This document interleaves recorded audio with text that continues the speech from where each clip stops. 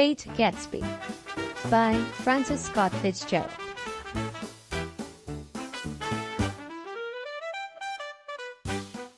Once again to Zelda. Then wear the gold hat, if that will move her. If you can bounce high, bounce for her too, till she cry, lover, gold-hatted, high-bouncing lover, I must have you. Thomas Park d'Anvilliers.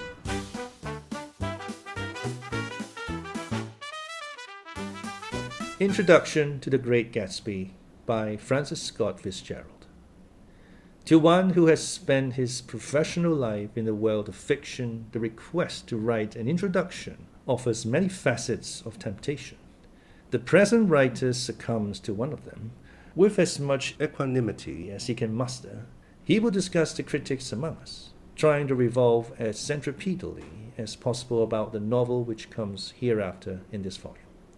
To be begun with, I must say that I have no cause to grumble about the press of any book of mine. If Jack didn't like this one, well then John did like it, so it all mounts up to the same total. But I think the writers of my time were spoiled in that regard, living in generous days when there was plenty of space on the page for endless ratiocination about fiction, a space largely created by Mencken because of his disgust for what passed as criticism before he arrived and made his public. They were encouraged by his bravery and his tremendous and profound love of letters. In his case, the jackals are already tearing at what they imprudently regard as a moribund lion, but I don't think many men of my age can regard him without reverence, nor fail to regret that he got off the train. To any new effort by a new man, he brought an attitude. He made many mistakes, such as his early undervaluation of Hemingway, but he came equipped. He never had to go back for his tools. And now that he has abandoned American fiction to its own devices, there is no one to take his place. If the present writer had seriously to attend some of the efforts of political diehards to tell him the values of a métier he has practiced since boyhood, well then, babies, you can take this number out and shoot him at dawn. But all that is less discouraging in the past few years than the growing cowardice of the reviewers. Underpaid and overworked, they seem not to care for books, and it has been saddening recently to see young talents in fiction expire from sheer lack of a stage to act on. West, McKee, and many others.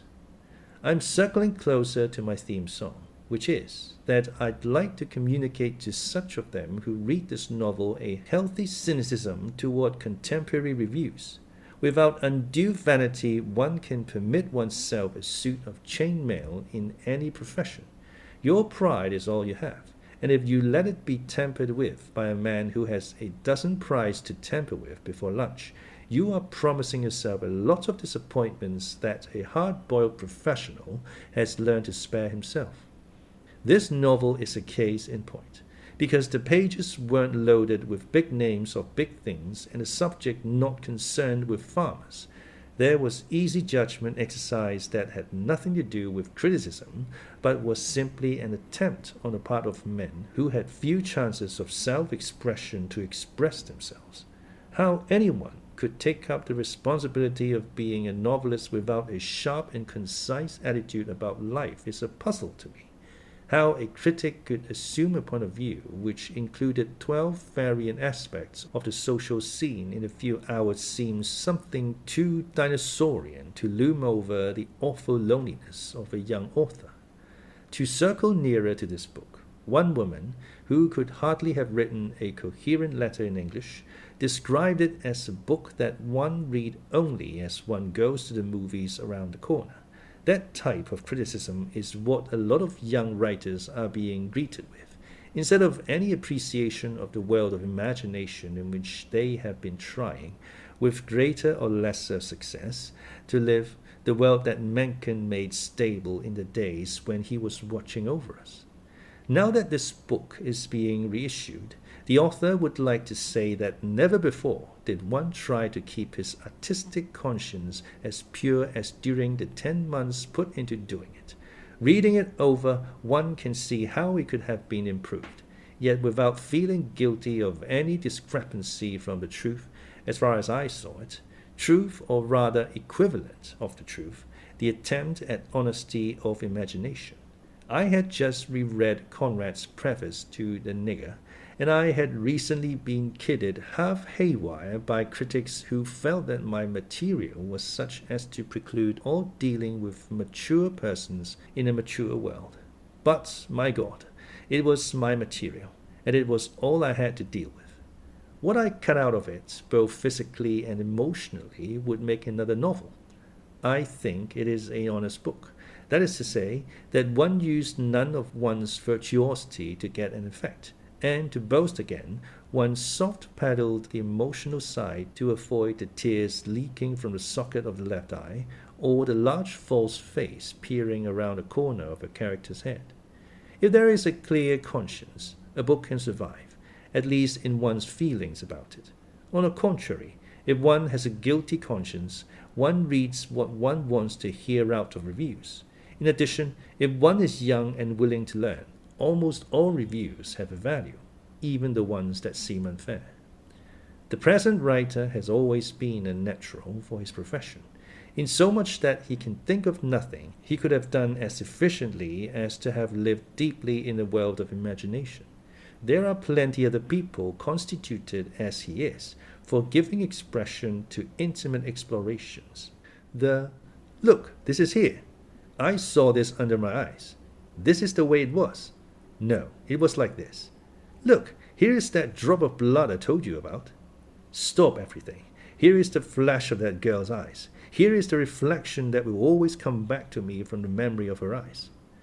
If one chooses to find that face again in the non-refracting surface of a washbowl, if one chooses to make the image more obscure with a little sweat, it should be the business of the critic to recognize the intention. No one felt like this before, says the young writer, but I felt like this. I have a pride akin to a soldier going into battle, without knowing whether there will be anybody there to distribute medals or even to record it. But remember also, young man, you are not the first person who has ever been alone and alone. Francis Scott Fitzgerald, Baltimore, Maryland, August 1934.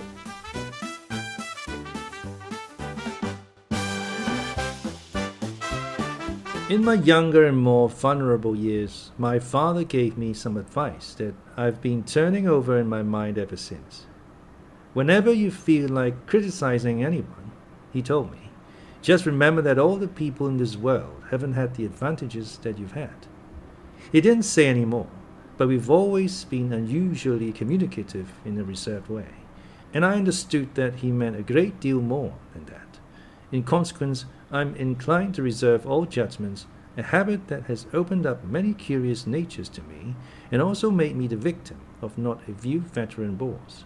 The abnormal mind is quick to detect and attach itself to this quality when it appears in a normal person, and so it came about that in college I was unjustly accused of being a politician, because I was privy to the secret griefs of wild, unknown men. Most of the confidences were unsought. Frequently I have feigned sleep, preoccupation, or a hostile levity when I realized by some unmistakable sign that an intimate revelation was quivering on the horizon. For the intimate revelations of young men, or at least the terms in which they express them, are usually plagiaristic and marred by obvious suppressions. Reserving judgments is a matter of infinite hope. I'm still a little afraid of missing something if I forget that. As my father snobbishly suggested, and I snobbishly repeat, a sense of the fundamental decencies is parceled out unequally at birth. And after boasting this way of my tolerance, I come to the admission that it has a limit. Conduct may be founded on the hard rock or the wet marshes, but after a certain point I don't care what it's founded on. When I came back from the East last autumn, I felt that I wanted the world to be in uniform and in a sort of moral attention forever. I wanted no more riotous excursions with privileged glimpses into the human heart. Only Gatsby, the man who gives his name to this book, was exempt from my reaction. Gatsby, who represented everything for which I have an unaffected scorn. If personality is an unbroken series of successful gestures, then there was something gorgeous about him, some heightened sensitivity to the promises of life, as if he were related to one of those intricate machines that register earthquakes 10,000 miles away. This responsiveness has nothing to do with that flabby impressionability which is dignified under the name of the creative temperament. It was an extraordinary gift for hope, a romantic readiness such as I have never found in any other person, and which it is not likely I shall ever find again.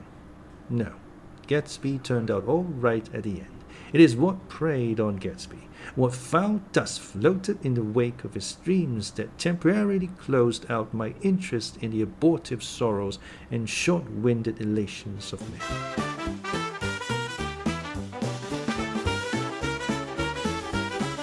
My family have been prominent, well-to-do people in this Middle Western city for 3 generations. The Carraways are something of a clan, and we have a tradition that we've descended from the Dukes of Buccleuch. But the actual founder of my line was my grandfather's brother, who came here in 51, sent a substitute to the Civil War, and started the wholesale hardware business that my father carries on today. I never saw this great-uncle, but I'm supposed to look like him, with special reference to the rather hard-boiled painting that hangs in father's office.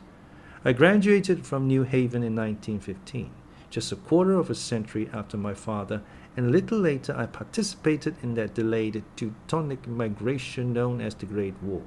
I enjoyed the counter-raid so thoroughly that I came back restless. Instead of being the warm center of the world, the Middle West now seemed like the ragged edge of the universe. So I decided to go east and learn the bond business. Everybody I knew was in the bond business, so I supposed it could support one more single man. All my aunts and uncles talked it over as if they were choosing a prep school for me, and finally said, "Why, yes," with very grave, hesitant faces. Father agreed to finance me for a year, and after various delays I came east, permanently, I thought, in the spring of 22. The practical thing was to find rooms in the city, but it was a warm season, and I had just left a country of wide lawns and friendly trees. So when a young man at the office suggested that we take a house together in a commuting town, it sounded like a great idea. He found a house, a weather-beaten cardboard bungalow at $80 a month, but at the last minute the firm ordered him to Washington, and I went out to the country alone. I had a dog. At least I had him for a few days until he ran away, and an old Dutch and a Finnish woman who made my bed and cooked breakfast and muttered Finnish wisdom to herself over the electric stove. It was lonely for a day or so until one morning some man, more recently arrived than I, stopped me on the road. "How do you get to the West Egg village?" he asked helplessly. I told him, and as I walked on I was lonely no longer. I was a guide, a pathfinder, an original settler. He had casually conferred on me the freedom of the neighborhood. And so, with the sunshine and the great bursts of leaves growing on the trees, just as things grow in fast movies, I had that familiar conviction that life was beginning over again with the summer. There was so much to read, for one thing, and so much fine health to be pulled down out of the young, breath-giving air. I bought a dozen volumes on banking and credit and investment securities, and they stood on my shelf in red and gold like new money from the mint, promising to unfold the shining secrets that only Midas and Morgan and Maecenas knew.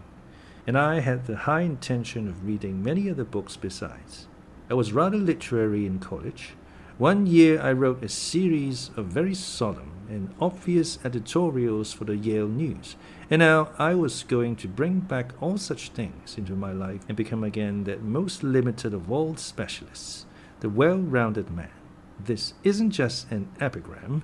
Life is much more successfully looked at from a single window, after all. It was a matter of chance that I should have rented a house in one of the strangest communities in North America. It was on that slender riotous island which extends itself due east of New York, and where there are, among other natural curiosities, two unusual formations of land. 20 miles from the city, a pair of enormous eggs, identical in contour and separated only by a courtesy bay, jut out into the most domesticated body of salt water in the Western Hemisphere, the great wet barnyard of Long Island Sound. They are not perfect offals, like the egg in the Columbus story. They are both crushed flat at the contact end, but their physical resemblance must be a source of perpetual wonder to the gulls that fly overhead. To the wingless, a more interesting phenomenon is their dissimilarity in every particular except shape and size. I lived at West Egg, the less fashionable of the two, though this is a most superficial tag to express the bizarre and not a little sinister contrast between them. My house was at the very tip of the egg, only 50 yards from the Sound, and squeezed between two huge places that rented for $12,000 or $15,000 a season. The one on my right was a colossal affair by any standard.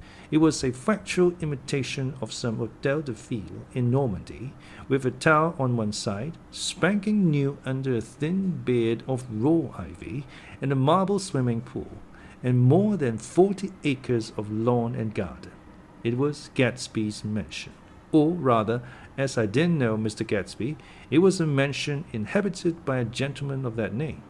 My own house was an eyesore, but it was a small eyesore, and it had been overlooked, so I had a view of the water, a partial view of my neighbor's lawn, and the consoling proximity of millionaires, all for $80 a month. Across the courtesy bay, the white palaces of fashionable East Egg glittered along the water, and the history of the summer really begins on the evening I drove over there to have dinner with the Tom Buchanans. Daisy was my second cousin once removed, and I'd known Tom in college, and just after the war I spent 2 days with them in Chicago. Her husband, among various physical accomplishments, had been one of the most powerful ends that ever played football at New Haven, a national figure in a way, one of those men who reached such an acute limited excellence at 21 that everything afterwards savors of anticlimax. His family were enormously wealthy. Even in college, his freedom with money was a matter for reproach. But now he'd left Chicago and come east in a fashion that rather took your breath away. For instance, he'd brought down a string of polo ponies from Lake Forest. It was hard to realize that a man in my own generation was wealthy enough to do that. Why they came east, I don't know. They had spent a year in France for no particular reason, and then drifted here and there unrestfully wherever people played polo and were rich together. This was a permanent move, said Daisy over the telephone, but I didn't believe it. I had no sight into Daisy's heart, but I felt that Tom would drift on forever seeking, a little wistfully, for the dramatic turbulence of some irrecoverable football game. And so it happened that on a warm, windy evening I drove over to East Egg to see two old friends whom I scarcely knew at all. Their house was even more elaborate than I expected, a cheerful red and white Georgian colonial mansion overlooking the bay. The lawn started at the beach and ran towards the front door for a quarter of a mile, jumping over sundials and brick walks and burning gardens. Finally, when it reached the house, drifting up the side in bright fines as though from the momentum of its run. The front was broken by a line of French windows, glowing now with reflected gold and wide open to the warm, windy afternoon, and Tom Buchanan, in riding clothes, was standing with his legs apart on the front porch. He had changed since his New Haven years. Now he was a sturdy, straw-haired man of 30, with a rather hard mouth and a supercilious manner. Two shining, arrogant eyes had established dominance over his face and gave him the appearance of always leaning aggressively forward. Not even the effeminate swank of his riding clothes could hide the enormous power of that body. He seemed to fill those glistening boots until he strained the top lacing, and you could see a great pack of muscles shifting when his shoulder moved under his thin coat. It was a body capable of enormous leverage, a cruel body. His speaking voice, a gruff, husky tenor, added to the impression of fractiousness he conveyed. There was a touch of paternal contempt in it, even toward people he liked, and there were men at New Haven who had hated his guts. Now, don't think my opinion on these matters is final, he seemed to say, just because I'm stronger and more of a man than you are. We were in the same senior society, and while we were never intimate, I always had the impression that he approved of me and wanted me to like him with some harsh, defiant wistfulness of his own. We talked for a few minutes on a sunny porch. "I've got a nice place here," he said, his eyes flashing about restlessly. Turning me around by one arm, he moved a broad flat hand along the front vista, including in its sweep a sunken Italian garden, a half-acre of deep pungent roses, and a snub-nosed motorboat that bumped the tide offshore. It belonged to Domain, the oil man. He turned me around again, politely and abruptly. "We'll go inside." We walked through a high hallway into a bright rosy-colored space, fragilely bound into the house by French windows at either end. The windows were ajar and gleaming white against the fresh grass outside that seemed to grow a little way into the house. A breeze blew through the room, blew curtains in at one end and out the other like pale flags, twisting them up toward the frosted wedding cake of the ceiling, and then rippled over the wine-colored rug, making a shadow on it as wind does on the sea. The only completely stationary object in the room was an enormous couch on which two young women were buoyed up as though upon an anchored balloon. They were both in white, and their dresses were rippling and fluttering as if they had just been blown back in after a short flight around the house. I must have stood for a few moments listening to the whip and snap of the curtains and a groan of a picture on the wall. Then there was a boom as Tom Buchanan shut the rear windows and the cold wind died out about the room, and the curtains and the rugs and the two young women ballooned slowly to the floor. The younger of the two was a stranger to me. She was extended full length at her end of the divan, completely motionless, and with her chin raised a little as if she were balancing something on it which was quite likely to fall. If she saw me out of the corner of her eyes, she gave no hint of it. Indeed, I was almost surprised into murmuring an apology for having disturbed her by coming in. The other girl, Daisy, made an attempt to rise. She leaned slightly forward with a conscientious expression. Then she laughed, an absurd, charming little laugh, and I laughed too and came forward into the room. "I'm paralyzed with happiness." She laughed again, as if she said something very witty, and held my hand for a moment, looking up into my face, promising that there was no one in the world she so much wanted to see. That was a way she had. She hinted in a murmur that the surname of the balancing girl was Baker. At any rate, Miss Baker's lips fluttered. She nodded at me almost imperceptibly, and then quickly tipped her head back again. The object she was balancing had obviously tottered a little and gave her something of a fright. Again, a sort of apology arose to my lips. Almost any exhibition of complete self-sufficiency draws a stunned tribute from me. I looked back at my cousin, who began to ask me questions in her low, thrilling voice. It was the kind of voice that the ear follows up and down, as if each speech is an arrangement of notes that will never be played again.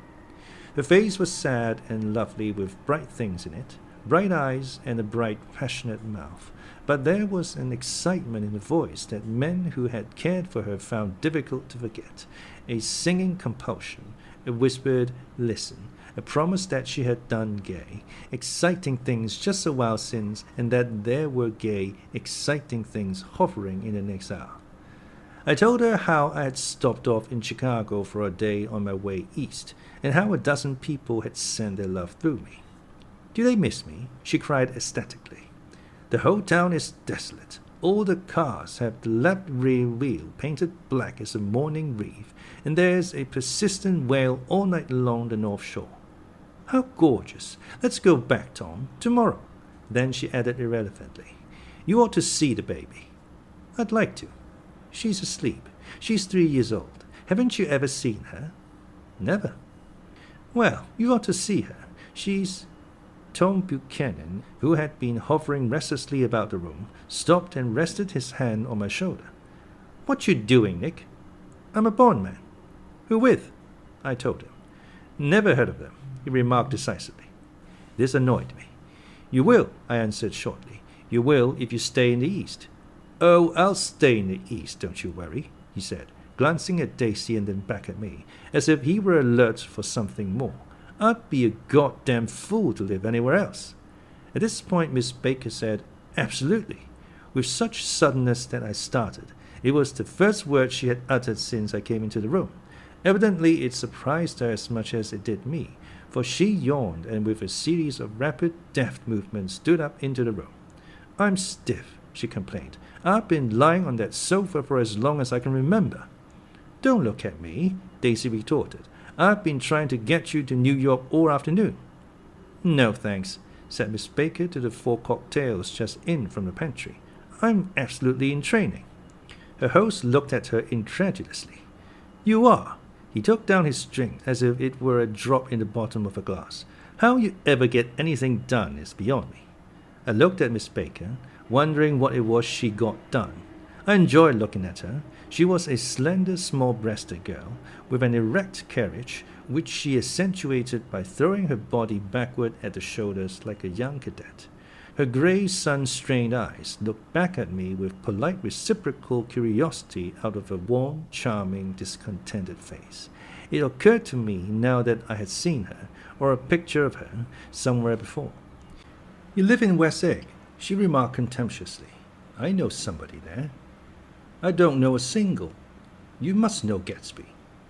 Gatsby? Demanded Daisy. What Gatsby? Before I could reply that he was my neighbor, dinner was announced. Wedging his tense arm imperatively under mine, Tom Buchanan compelled me from the room as though he were moving a checker to another square. Slenderly, languidly, their hands set lightly on their hips, the 2 young women preceded us out onto a rosy-colored porch open toward the sunset, where 4 candles flickered on the table in a diminished wind. Why candles? Objected Daisy, frowning. She snapped them out with her fingers. In 2 weeks it will be the longest day in the year. She looked at us all radiantly.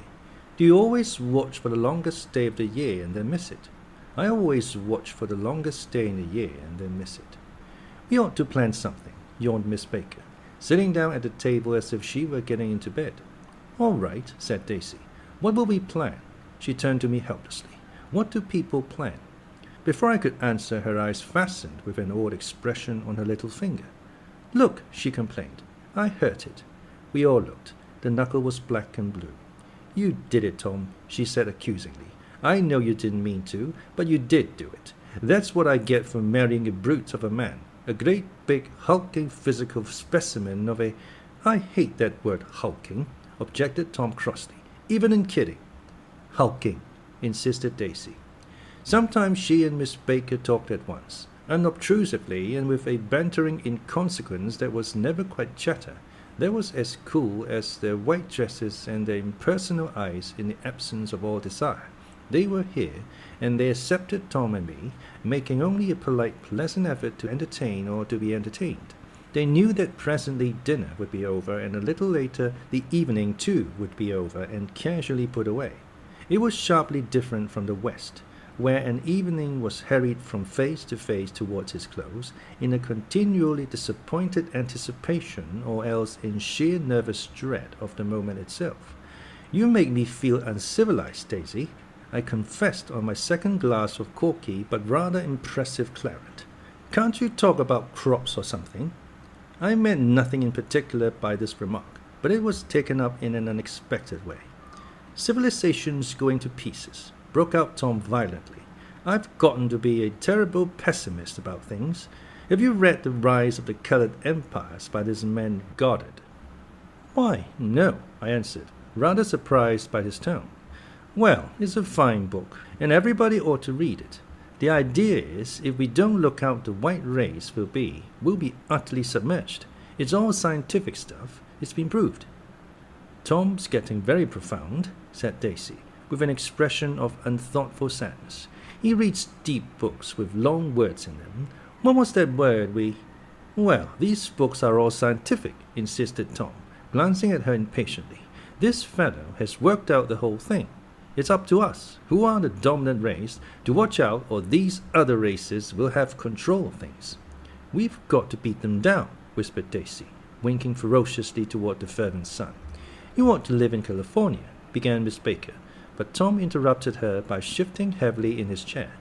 This idea is that we're Nordics. I am, and you are, and you are, and after an infinitesimal hesitation he included Daisy with a slight nod, and she winked at me again.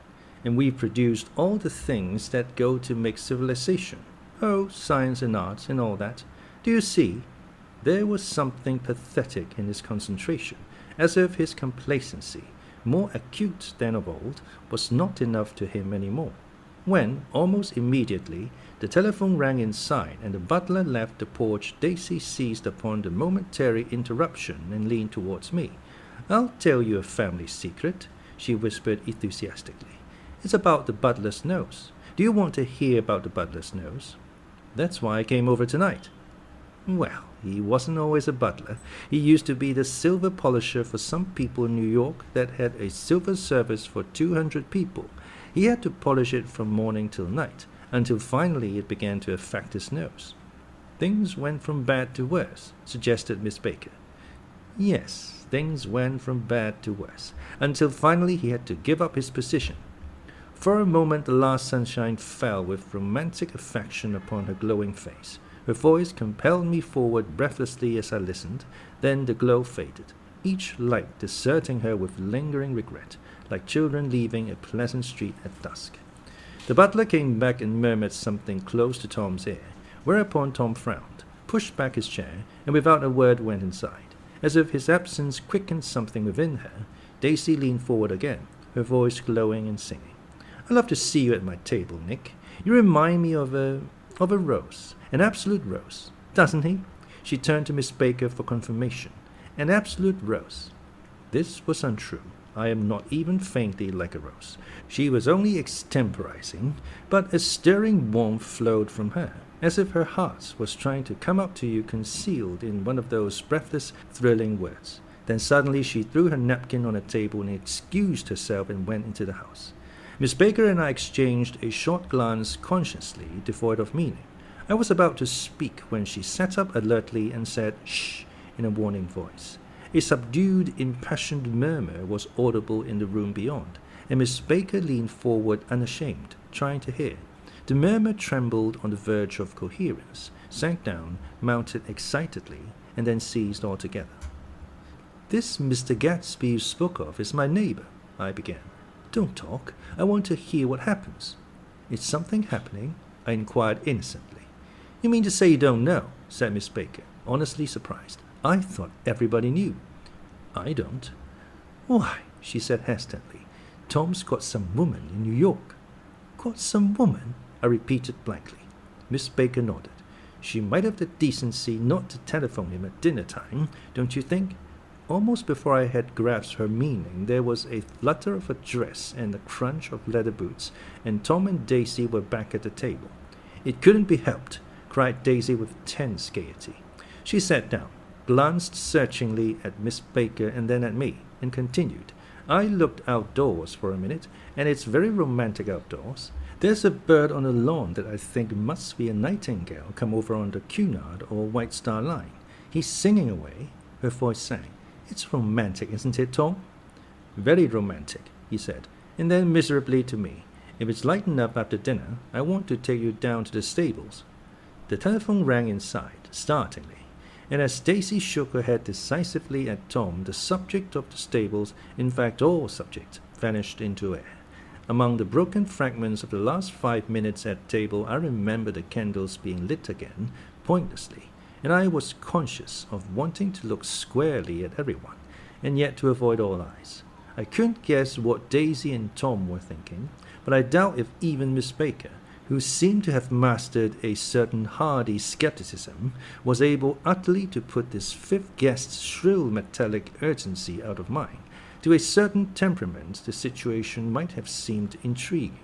My own instinct was to telephone immediately for the police. The horses, needless to say, were not mentioned again. Tom and Miss Baker, with several feet of twilight between them, strolled back into the library, as if to a vigil beside a perfectly tangible body, While trying to look pleasantly interested and a little deaf, I followed Daisy around a chain of connecting verandas to the porch in front. In its deep gloom, we sat down side by side on a wicker settee. Daisy took her face in her hands as if feeling its lovely shape, and her eyes moved gradually out into the velvet dusk. I saw that turbulent motions possessed her, so I asked what I thought would be some sedative questions about her little girl. "We don't know each other very well, Nick," she said suddenly, "even if we are cousins. You didn't come to my wedding." "I wasn't back from the war." "That's true," she hesitated. "Well, I've had a very bad time, Nick, and I'm pretty cynical about everything." Evidently she had reason to be. I waited, but she didn't say any more, and after a moment I returned rather feebly to the subject of her daughter. "I suppose she talks, and eats, and everything." "Oh, yes," she looked at me absently. "Listen, Nick, let me tell you what I said when she was born. Would you like to hear?" "Very much. It will show you how I've gotten to feel about things. Well, she was less than an hour old, and Tom was God knows where. I woke up out of the ether with an utterly abandoned feeling, and asked the nurse right away if it was a boy or a girl. She told me it was a girl, and so I turned my head away and wept. 'All right,' I said. 'I'm glad it's a girl, and I hope she'll be a fool. That's the best thing a girl can be in this world, a beautiful little fool.' You see, I think everything's terrible anyhow," she went on in a convinced way. "Everybody thinks so, the most advanced people. And I know. I've been everywhere and seen everything and done everything." Her eyes flashed around her in a defiant way, rather like Tom's, and she laughed with thrilling scorn. "Sophisticated. God, I'm sophisticated." The instant her voice broke off, ceasing to compel my attention, my belief, I felt the basic insincerity of what she had said. It made me uneasy, as though the whole evening had been a trick of some sort to extract a contributory emotion from me. I waited, and sure enough, in a moment she looked at me with an absolute smirk on her lovely face, as if she had asserted her membership in a rather distinguished secret society to which she and Tom belonged.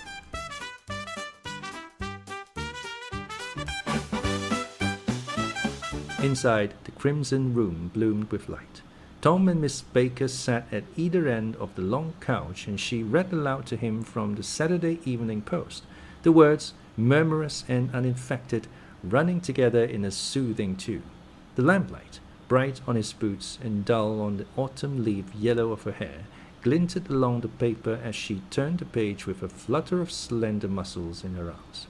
When we came in, she held us silent for a moment with a lifted hand. "To be continued," she said, tossing the magazine on the table, "in our very next issue." Her body asserted itself with a restless movement of her knee, and she stood up. 10 o'clock, she remarked, apparently finding the time on the ceiling. "Time for this good girl to go to bed." "Jordan's going to play in the tournament tomorrow," explained Daisy, "over at Westchester." "Oh, you're Jordan Baker." I knew now why her face was familiar. Its pleasing contemptuous expression had looked out at me from many rotogravure pictures of the sporting life at Asheville and Hot Springs and Palm Beach. I had heard some story of her too, a critical, unpleasant story, but what it was I had forgotten long ago. "Good night," she said softly. "Wake me at 8, won't you?" "If you'll get up." "I will. Good night, Mr. Carraway. See you anon." "Of course you will," confirmed Daisy. "In fact, I think I'll arrange a marriage. Come over often, Nick, and I'll sort of, fling you together. You know, lock you up accidentally in linen closets and push you out to sea in a boat, and all that sort of thing." "Good night," called Miss Baker from the stairs. "I haven't heard a word." "She's a nice girl," said Tom after a moment. "They oughtn't to let her run around the country this way." "Who oughtn't to?" inquired Daisy coldly. "Her family." "Her family is one aunt about 1,000 years old. Besides, Nick's going to look after her, aren't you, Nick? She's going to spend lots of weekends out here this summer. I think the home influence will be very good for her." Daisy and Tom looked at each other for a moment in silence. "Is she from New York?" I asked quickly. "From Louisville. Our white girlhood was passed together there. Our beautiful white." "Did you give Nick a little heart-to-heart talk on the veranda?" demanded Tom suddenly. "Did I?" She looked at me. "I can't seem to remember, but I think we talked about the Nordic race. Yes, I'm sure we did. It sort of crept up on us, and first thing you know. Don't believe everything you hear, Nick, he advised me. I said lightly that I had heard nothing at all, and a few minutes later I got up to go home. They came to the door with me and stood side by side in a cheerful square of light. As I started my motor, Daisy peremptorily called, "Wait! I forgot to ask you something, and it's important. We heard you were engaged to a girl out west." "That's right," corroborated Tom kindly. "We heard that you were engaged." "It's a libel. I'm too poor." "But we heard it," insisted Daisy, surprising me by opening up again in a flower-like way. "We heard it from 3 people, so it must be true." Of course, I knew what they were referring to, but I wasn't even vaguely engaged. The fact that gossip had published the bans was one of the reasons I had come east. You can't stop going with an old friend on account of rumors, and on the other hand, I had no intention of being rumored into marriage. Their interest rather touched me and made them less remotely rich. Nevertheless, I was confused and a little disgusted as I drove away. It seemed to me that the thing for Daisy to do was to rush out of the house, child in arms, but apparently there were no such intentions in her head. As for Tom, the fact that he had some woman in New York was really less surprising than that he had been depressed by a book. Something was making him nibble at the edge of stale ideas, as if his sturdy physical egotism no longer nourished his peremptory heart. Already it was deep summer on roadhouse roofs and in front of wayside garages where new red petrol pumps set out in pools of light, and when I reached my estate at West Egg, I ran the car under its shed and sat for a while on an abandoned grass roller in the yard. The wind had blown off, leaving a loud, bright night, with wings beating in the trees and a persistent organ sound as the full bellows of the earth blew the frogs full of life. The silhouette of a moving cat wavered across the moonlight, and, turning my head to watch it, I saw that I was not alone. 50 feet away, a figure had emerged from the shadow of my neighbor's mansion and was standing with his hands in his pockets regarding the silver pepper of the stars. Something in his leisurely movements and the secure position of his feet upon the lawn suggested that it was Mr. Gatsby himself, come out to determine what share was his of our local heavens. I decided to call to him. Miss Baker had mentioned him at dinner, and that would do for an introduction. But I didn't call to him, for he gave a sudden intimation that he was content to be alone. He stretched out his arms toward the dark water in a curious way, and, far as I was from him, I could have sworn he was trembling. Involuntarily I glanced seaward, and distinguished nothing except a single green light, minute and far away, that might have been the end of a dock. When I looked once more for Gatsby, he had vanished, and I was alone again in the unquiet darkness.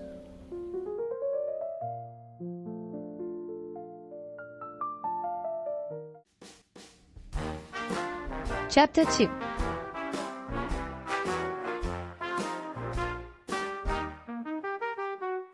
After halfway between West Egg and New York, the motor road hastily joins the railroad and runs beside it for a quarter of a mile, so as to shrink away from a certain desolate area of land. This is a valley of ashes, a fantastic farm where ashes grow like wheat into ridges and hills and grotesque gardens, where ashes take the forms of houses and chimneys and rising smoke, and finally, with a transcendent effort, of ash-grey men, who move dimly and already crumbling through the powdery air. Occasionally a line of grey cars crawls along an invisible track, gives out a ghastly creak, and comes to rest, and immediately the ash-grey men swarm up with leaden spades and stir up an impenetrable cloud which screens their obscure operations from your sight. But above the grey land and the spasms of bleak dust which drift endlessly over it, you perceive, after a moment, the eyes of Dr. T.J. Echoberg. The eyes of Dr. T.J. Echoberg are blue and gigantic. Their retinas are 1 yard high. They look out of no face, but, instead, from a pair of enormous yellow spectacles which pass over a non-existent nose. Evidently some wild wag of an oculist set them there to fatten his practice in the borough of Queens, and then sank down himself into eternal blindness. All forgot them and moved away. But his eyes, dimmed a little by many painless days, under sun and rain, brood on over the solemn dumping ground. The Valley of Ashes is bounded on one side by a small Vow River, and when the drawbridge is up to let barges through, the passengers on waiting trains can stare at the dismal scene for as long as half an hour. There is always a halt there of at least a minute, and it was because of this that I first met Tom Buchanan's mistress. The fact that he had won was insisted upon wherever he was known. His acquaintances resented the fact that he turned up in popular cafes with her and, leaving her at the table, sauntered about, chatting with whomsoever he knew.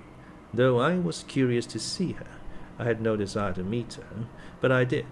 I went up to New York with Tom on a train one afternoon, and when we stopped by the ash heaps, he jumped to his feet and, taking hold of my elbow, literally forced me from the car. "We're getting off," he insisted. "I want you to meet my girl." I think he tanked up a good deal at luncheon, and his determination to have my company bordered on violence. The supercilious assumption was that on Sunday afternoon I had nothing better to do. I followed him over a low whitewashed railroad fence, and we walked back 100 yards along the road under Dr. Eckelberg's persistent stare. The only building in sight was a small block of yellow brick sitting on the edge of the wasteland, a sort of compact main street administering to it, and contiguous to absolutely nothing. One of the 3 shops it contained was for rent, and another was an all-night restaurant, approached by a trail of ashes. The third was a garage, repairs. George B. Wilson, cars bought and sold, and I followed Tom inside. The interior was unprosperous and bare. The only car visible was the dust-covered wreck of a Ford, which crouched in a dim corner. It had occurred to me that this shadow of a garage must be a blind, and that sumptuous and romantic apartments were concealed overhead, when the proprietor himself appeared in the door of an office, wiping his hands on a piece of waste. He was a blond, spiritless man, anemic and faintly handsome. When he saw us, a damp gleam of hope sprang into his light blue eyes. "Hello, Wilson, old man," said Tom, slapping him jovially on the shoulder. "How's business?" "I can't complain," answered Wilson unconvincingly. "When are you going to sell me that car?" "Next week. I've got my man working on it now." "Works pretty slow, don't he?" "No, he doesn't," said Tom coldly. "And if you feel that way about it, maybe I'd better sell it somewhere else after all." "I don't mean that," explained Wilson quickly. "I just meant—" His voice faded off, and Tom glanced impatiently around the garage. Then I heard footsteps on the stairs, and in a moment the thickish figure of a woman blocked out the light from the office door. She was in the middle 30s, and faintly stout, but she carried her flesh sensuously, as some women can. Her face, above a spotted dress of dark blue crepe de chine, contained no facet or gleam of beauty, but there was an immediately perceptible vitality about her, as if the nerves of her body were continually smouldering. She smiled slowly, and, walking through her husband as if he were a ghost, shook hands with Tom, looking him flush in the eye. Then she wet her lips, and without turning around spoke to her husband in a soft, coarse voice. "Get some chairs, why don't you, so somebody can sit down?" "Oh, sure," agreed Wilson hurriedly, and went toward the little office, mingling immediately with the cement color of the walls. A white ashen dust veiled his dark suit and his pale hair as it veiled everything in the vicinity, except his wife, who moved close to Tom. "I want to see you," said Tom intently. "Get on the next train." "All right. I'll meet you by the newsstand on the lower level." She nodded and moved away from him just as George Wilson emerged with 2 chairs from his office door. We waited for her down the road and out of sight. It was a few days before the 4th of July, and a grey, scrawny Italian child was setting torpedoes in a row along the railroad track. "Terrible place, isn't it?" said Tom, exchanging a frown with Dr. Eckelberg. "Awful. It does her good to get away." "Doesn't her husband object?" "Wilson? He thinks she goes to see her sister in New York. He's so dumb he doesn't know he's alive." So Tom Buchanan and his girl and I went up together to New York, or not quite together, for Mrs. Wilson sat discreetly in another car. Tom deferred that much to the sensibilities of those East Eggers who might be on the train. She had changed her dress to a brown-figured muslin, which stretched over her rather wide hips as Tom helped her to the platform in New York. At the newsstand she bought a copy of Town Tattle and a moving picture magazine, and in the station drug store some old cream and a small flask of perfume.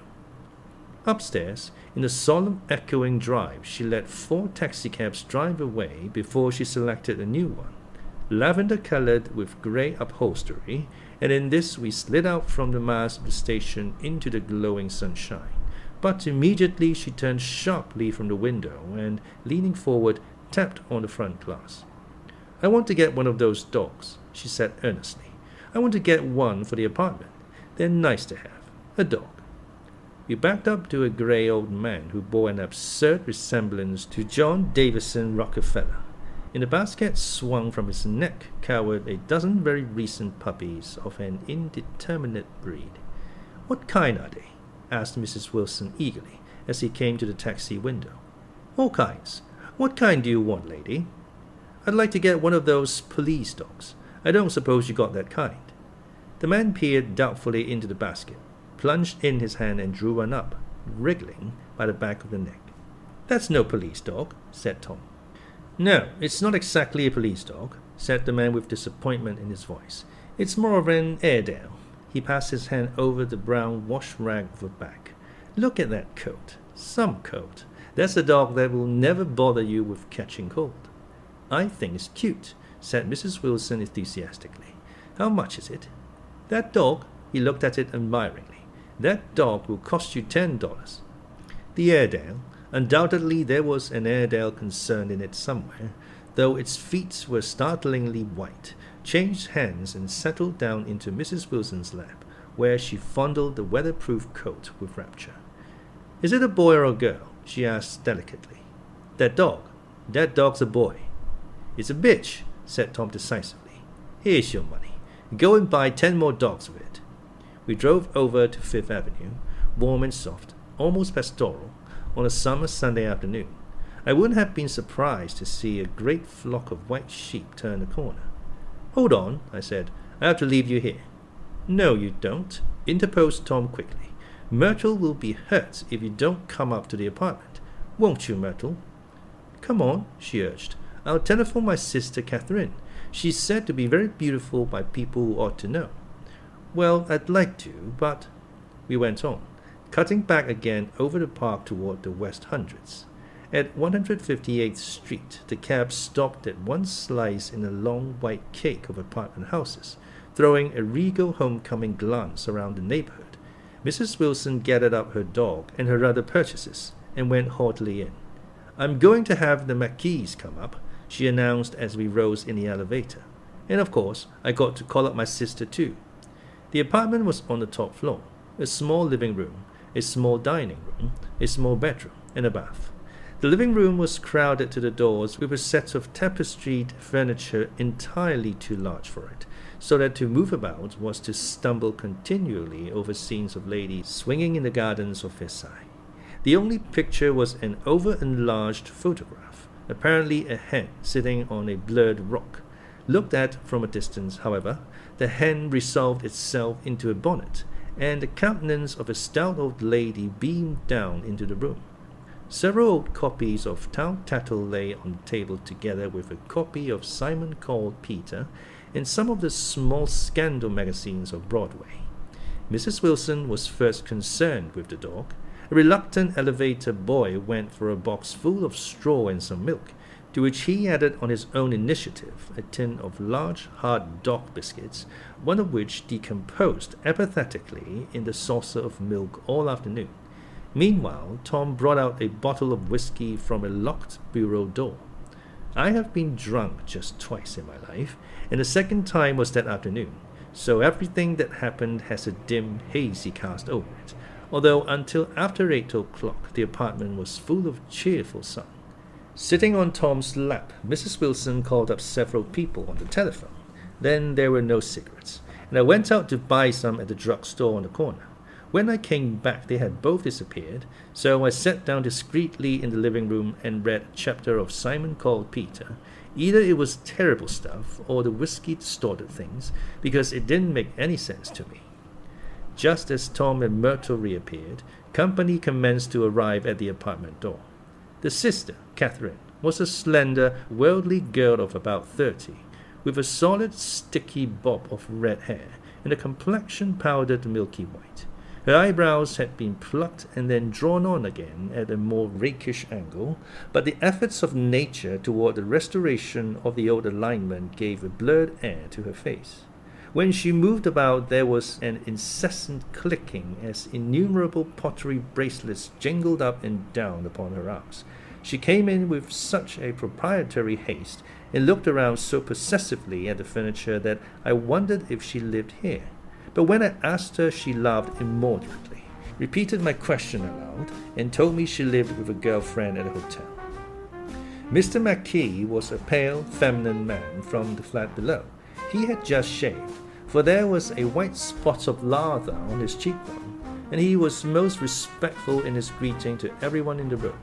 He informed me that he was in the artistic game, and I gathered later that he was a photographer and had made the dim enlargement of Mrs. Wilson's mother, which hovered like an ectoplasm on the wall. His wife was shrill, languid, handsome, and horrible. She told me with pride that her husband had photographed her 127 times since they had been married. Mrs. Wilson had changed her costume some time before, and was now attired in an elaborate afternoon dress of cream-colored chiffon, which gave out a continual rustle as she swept about the room. With the influence of the dress, her personality had also undergone a change. The intense vitality that had been so remarkable in the garage was converted into impressive hauteur. Her laughter, her gestures, her assertions became more violently affected moment by moment, and as she expanded, the room grew smaller around her until she seemed to be revolving on a noisy, creaking pivot through the smoky air. "My dear," she told her sister in a high, mincing shout, "most of these fellas will cheat you every time. All they think of is money.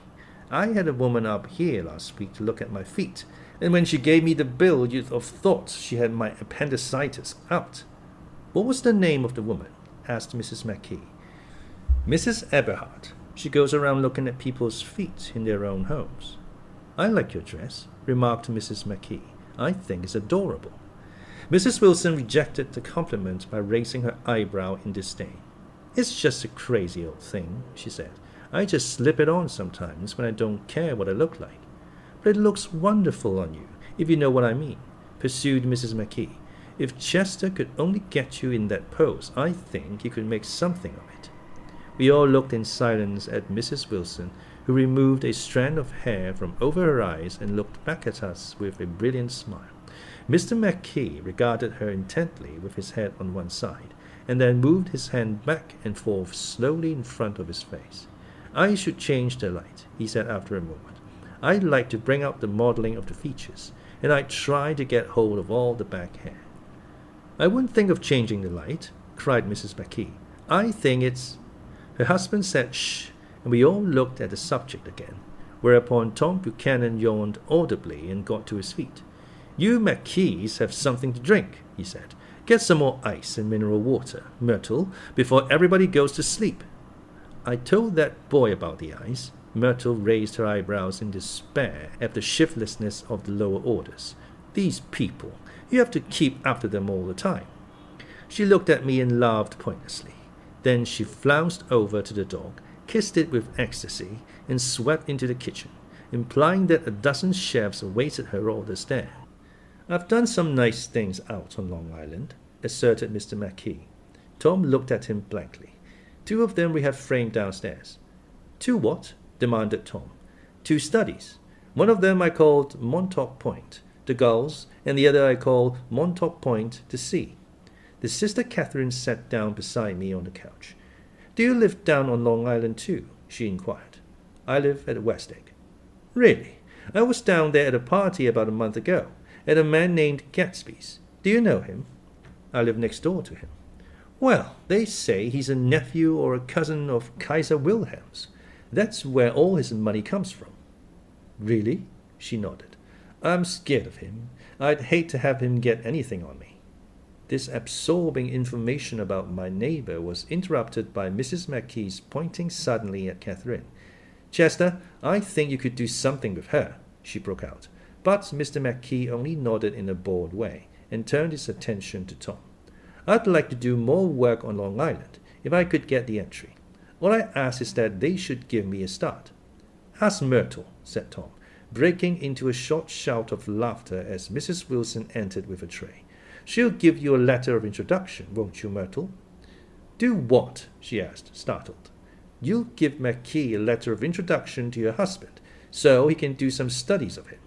His lips moved silently for a moment as he invented. George B. Wilson at the gasoline pump, or something like that.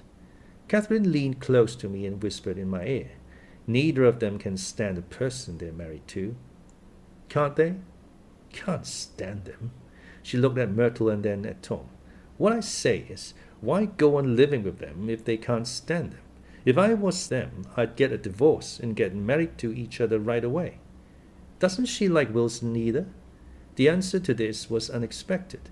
It came from Myrtle, who had overheard the question, and it was violent and obscene. You see, cried Catherine triumphantly. She lowered her voice again. It's really his wife that's keeping them apart. She's a Catholic, and they don't believe in divorce. Daisy was not a Catholic, and I was a little shocked at the elaborateness of the lie. When they do get married, continued Catherine, they're going west to live for a while until it blows over. It'd be more discreet to go to Europe. Oh, do you like Europe? She exclaimed surprisingly. I just got back from Monte Carlo. Really? Just last year. I went over there with another girl. Stay long? No, we just went to Monte Carlo and back.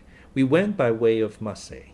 We had over $1,200 when we started, but we got gypped out of it all in 2 days in the private rooms. We had an awful time getting back, I can tell you. God, how I hated that town. The late afternoon sky bloomed in the window for a moment like the blue honey of the Mediterranean. Then the shrill voice of Mrs. McKee called me back into the room. I almost made a mistake too, she declared vigorously. I almost married the little kike who'd been after me for years. I knew he was below me. Everybody kept saying to me, Lucille, that man's way below you. But I hadn't met Chester. He would have got me sure. Yes, but listen, said Myrtle Wilson, nodding her head up and down. At least you didn't marry him. I know I didn't. Well, I married him, said Myrtle ambiguously, and that's the difference between your case and mine. Why did you, Myrtle? Demanded Catherine. Nobody forced you to. Myrtle considered. I married him because I thought he was a gentleman, she said finally. I thought he knew something about breeding, but he wasn't fit to lick my shoe. You were crazy about him for a while, said Catherine. Crazy about him, cried Myrtle incredulously. Who said I was crazy about him? I never was any more crazy about him than I was about that man there. She pointed suddenly at me, and everyone looked at me accusingly. I tried to show by my expression that I expected no affection. The only crazy I was when I married him. I knew right away I made a mistake. He borrowed somebody's best suit to get married in, and never even told me about it. And the man came after it one day when he was out. Oh, is that your suit? I said. This is the first I ever heard about it. But I gave it to him, and then I lay down and cried to beat the band all afternoon. She really ought to get away from him, resumed Catherine to me. They've been living over that garage for 11 years, and Tom's the first sweetie she ever had. The bottle of whiskey, the second one, was now in constant demand by all present, excepting Catherine, who felt just as good on nothing at all. Tom rang for the janitor and sent him for some celebrated sandwiches, which were a complete supper in themselves. I wanted to get out and walk eastward toward the park through the soft twilight, but each time I tried to go, I became entangled in some wild, strident argument which pulled me back, as if with ropes, into my chair. Yet high over the city our line of yellow windows must have contributed their share of human secrecy to the casual watcher in the darkening streets, and I saw him too, looking up and wondering. I was within and without, simultaneously enchanted and repelled by the inexhaustible variety of life. Myrtle pulled her chair close to mine, and suddenly her warm breath poured over me the story of her first meeting with Tom. It was on the two little seats facing each other that are always the last ones left on a train. I was going up to New York to see my sister and spend the night.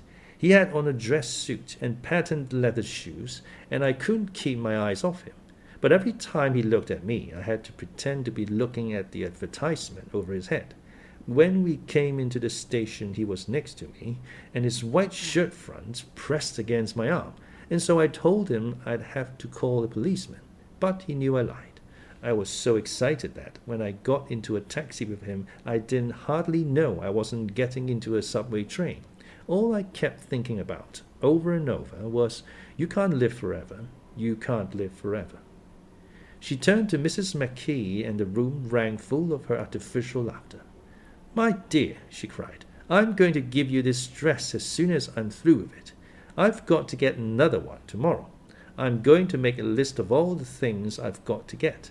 A massage and a wave, and a collar for the dog, and one of those cute little ashtrays where you touch a spring, and a wreath with a black silk bow for Mother's grave that will last all summer. I got to write down a list so I won't forget all the things I got to do." It was 9 o'clock.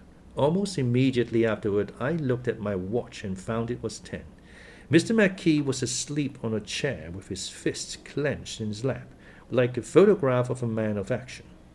Taking out my handkerchief, I wiped from his cheek the spot of dried lather that had worried me all the afternoon. The little dog was sitting on the table, looking with blind eyes through the smoke, and from time to time groaning faintly. People disappeared, reappeared, made plans to go somewhere, and then lost each other, searched for each other, found each other a few feet away. Sometime toward midnight, Tom Buchanan and Mrs. Wilson stood face to face discussing, in impassioned voices, whether Mrs. Wilson had any right to mention Daisy's name. "Daisy, Daisy, Daisy," shouted Mrs. Wilson. "I'll say it whenever I want to. Daisy, Making a short death movement, Tom Buchanan broke her nose with his open hand. Then there were bloody towels upon the bathroom floor, and women's voices scolding, and high over the confusion a long broken wail of pain. Mr. McKee awoke from his doze and started in a daze toward the door. When he had gone halfway, he turned around and stared at the scene, his wife and Catherine scolding and consoling as they stumbled here and there among the crowded furniture with articles of aid, and the despairing figure on the couch, bleeding fluently, and trying to spread a copy of Town Tattle over the tapestry scenes of Versailles. Then Mr. McKee turned and continued on out the door. Taking my hat from the chandelier, I followed. "Come to lunch someday," he suggested, as we groaned down in the elevator. "Where?" "Anywhere." "Keep your hands off the lever," snapped the elevator boy. "I beg your pardon," said Mr. McKee with dignity. "I didn't know I was touching it." "All right," I agreed. "I'll be glad to." I was standing beside his bed, and he was sitting up between the sheets, clad in his underwear, with a great portfolio in his hands. Beauty and the Beast, loneliness, old grocery horse, broken bridge. Then I was lying half asleep in the cold lower level of the Pennsylvania station, staring at the Morning Tribune and waiting for the 4 o'clock train.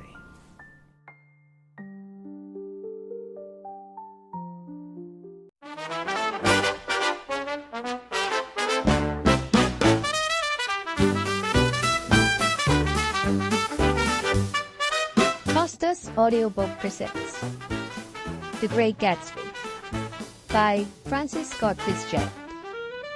Chapter 3. There was music from my neighbor's house through the summer nights. In his blue gardens, men and girls came and went like moths among the whisperings and the champagne and the stars. At high tide in the afternoon, I watched his guests diving from the tow of his raft, or taking the sun on the hot sand of his beach while his 2 motorboats slid the waters of the Sound, drawing aquaplanes over cataracts of foam. On weekends, his Rolls-Royce became an omnibus, bearing parties to and from the city between 9 in the morning and long past midnight, while his station wagon scampered like a brisk yellow buck to meet all trains. And on Mondays, 8 servants, including an extra gardener, toiled all day with mops and scrubbing brushes and hammers and garden shears, repairing the ravages of the night before. Every Friday, 5 crates of oranges and lemons arrived from the fruiterer in New York. Every Monday, these same oranges and lemons left his back door in a pyramid of pulpless halves. There was a machine in the kitchen which could extract the juice of 200 oranges in half an hour if a little button was pressed 200 times by a butler's thumb. At least once a fortnight, a corps of caterers came down with several hundred feet of canvas and enough colored lights to make a Christmas tree of Gatsby's enormous garden. On buffet tables, garnished with glistening hors d'oeuvre, spice-baked hams crowded against salads of harlequin designs, and pastry pigs and turkeys bewitched to a dark gold. In the main hall, a bar with a real brass rail was set up, and stocked with gins and liquors and with cordials so long forgotten that most of his female guests were too young to know one from another. By 7 o'clock the orchestra has arrived. No thin 5-piece affair, but a whole pitful of oboes and trombones and saxophones and viols and cornets and piccolos and low and high drums. The last swimmers have come in from the beach now and are dressing upstairs. The cars from New York are parked 5 deep in the drive, and already the halls and salons and verandas are gaudy with primary colors, and hair bobbed in strange new ways, and shawls beyond the dreams of Castile. The bar is in full swing, and floating rounds of cocktails permeate the garden outside, until the air is alive with chatter and laughter, and casual innuendo and introductions forgotten on the spot, and enthusiastic meetings between women who never knew each other's names. The lights grow brighter as the earth lurches away from the sun, and now the orchestra is playing yellow cocktail music, and the opera of voices pitches a key higher. Laughter is easier minute by minute, spilled with prodigality, tipped out at a cheerful word. The groups change more swiftly, swell with new arrivals, dissolve and form in the same breath. Already there are wanderers, confident girls who weave here and there among the stouter and more stable, become for a sharp, joyous moment the center of a group, and then, excited with triumph, glide on through the sea change of faces and voices and color under the constantly changing light. Suddenly, one of these gypsies, in trembling opal, seizes a cocktail out of the air, dumps it down for courage, and, moving her hands like Frisco, dances out alone on a canvas platform. A momentary hush. The orchestra leader varies his rhythm obligingly for her, and there is a burst of chatter as the erroneous news goes round that she is Gilda Gray's understudy from the Follies. The party has begun. I believe that on the first night I went to Gatsby's house, I was one of the few guests who had actually been invited. People were not invited. They went there. They got into automobiles which bore them out to Long Island, and somehow they ended up at Gatsby's door. Once there, they were introduced by somebody who knew Gatsby, and after that they conducted themselves according to the rules of behavior associated with an amusement park. Sometimes they came and went without having met Gatsby at all, came for the party with a simplicity of heart that was its own ticket of admission. I had been actually invited. A chauffeur in a uniform of robin's egg blue crossed my lawn early that Saturday morning with a surprisingly formal note from his employer. The honor would be entirely Gatsby's. It said if I would attend his little party that night. He had seen me several times and had intended to call on me long before, but a peculiar combination of circumstances had prevented it. Signed J. Gatsby in a majestic hand. Dressed up in white flannels, I went over to his lawn a little after 7, and wandered around rather ill at ease among swells and eddies of people I didn't know, though here and there was a face I had noticed on the commuting train. I was immediately struck by the number of young Englishmen dotted about, all well-dressed, all looking a little hungry, and all talking in low, earnest voices to solid and prosperous Americans. I was sure that they were selling something, bonds or insurance or automobiles. They were at least agonizingly aware of the easy money in the vicinity and convinced that it was theirs for a few words in the right key. As soon as I arrived, I made an attempt to find my host, but the 2 or 3 people of whom I asked his whereabouts stared at me in such an amazed way, and denied so vehemently any knowledge of his movements, that I slunk off in the direction of the cocktail table, the only place in the garden where a single man could linger without looking purposeless and alone. I was on my way to get roaring drunk from sheer embarrassment when Jordan Baker came out of the house and stood at the head of the marble steps, leaning a little backward and looking with contemptuous interest down into the garden. Welcome or not, I found it necessary to attach myself to someone before I should begin to address cordial remarks to the passers-by. "Hello," I roared, advancing toward her. My voice seemed unnaturally loud across the garden. "I thought you might be here," she responded absently as I came up. "I remembered you lived next door to—" She held my hand impersonally, as a promise that she'd take care of me in a minute, and gave ear to 2 girls in thin yellow dresses, who stopped at the foot of the steps. "Hello," they cried together. "Sorry you didn't win." That was for the golf tournament. She had lost in the finals the week before. "You don't know who we are," said one of the girls in yellow, "but we met you here about a month ago." "You've dyed your hair since then," remarked Jordan, and I started. But the girls had moved casually on, and her remark was addressed to the premature moon, produced like the supper, no doubt, out of a caterer's basket. With Jordan's slender golden arm resting in mine, we descended the steps and sauntered about the garden. A tray of cocktails floated at us through the twilight, and we sat down at a table with the 2 girls in yellow and 3 men, each one introduced to us as Mr. Mumble.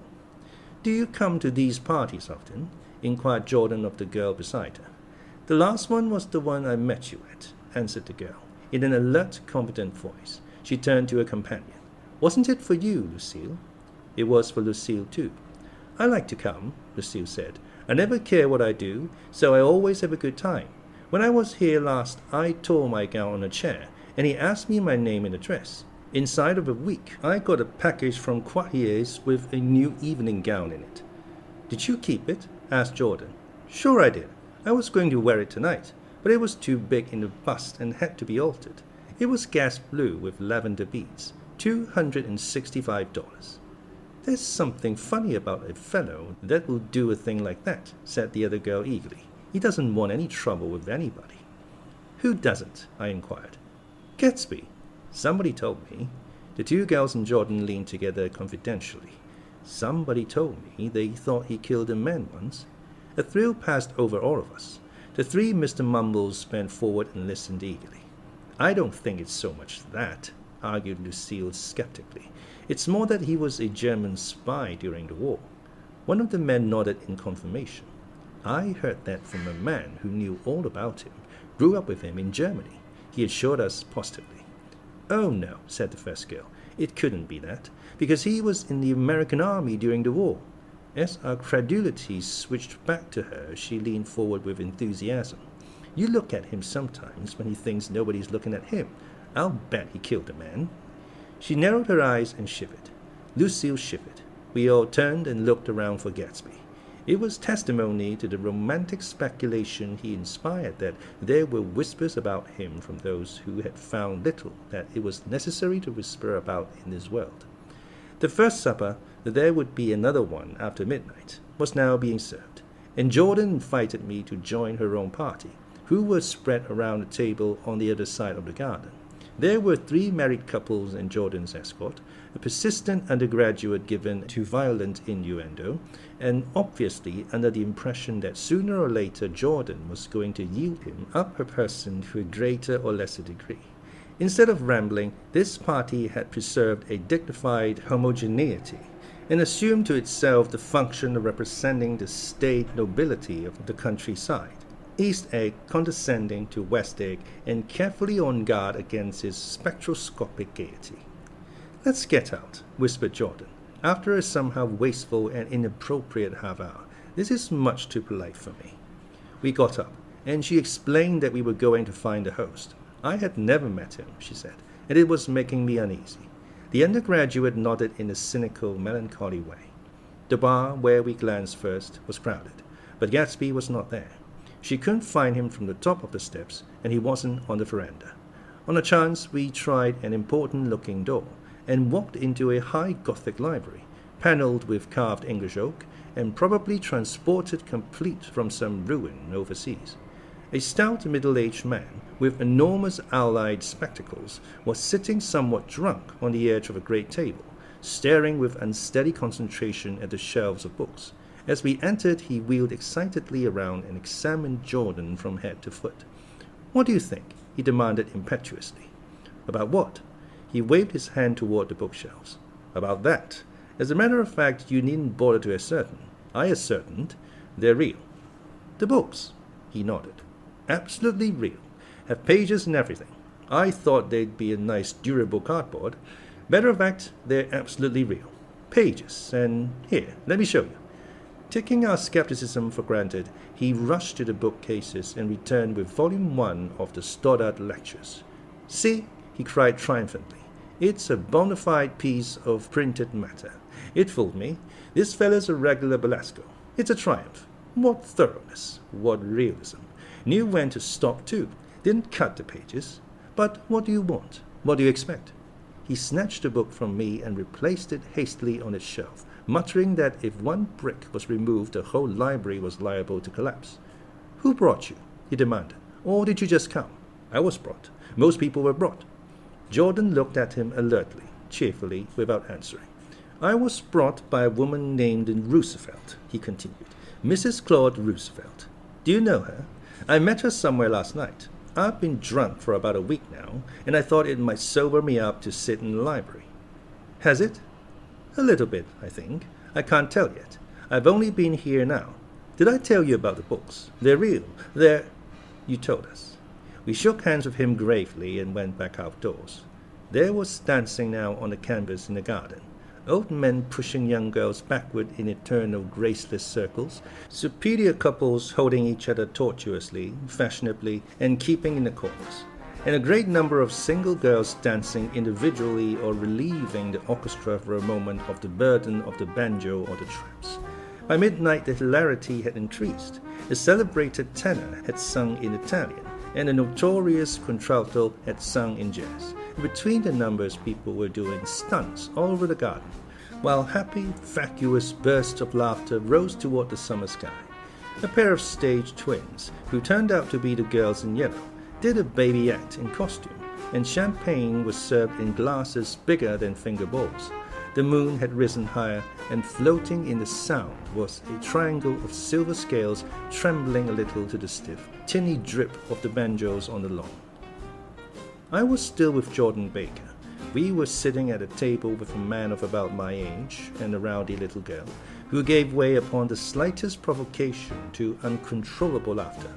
I was enjoying myself now. I had taken 2 finger bowls of champagne, and the scene had changed before my eyes into something significant, elemental, and profound. At a lull in the entertainment, the man looked at me and smiled. "Your face is familiar," he said politely. "Weren't you in the 1st Division during the war?" "Why, yes. I was in the 28th Infantry. I was in the 16th until June 1918. I knew I'd seen you somewhere before." We talked for a moment about some wet, grey little villages in France. Evidently he lived in this vicinity, for he told me that he had just bought a hydroplane and was going to try it out in the morning. "Want to go with me, old spot? Just near the shore along the Sound."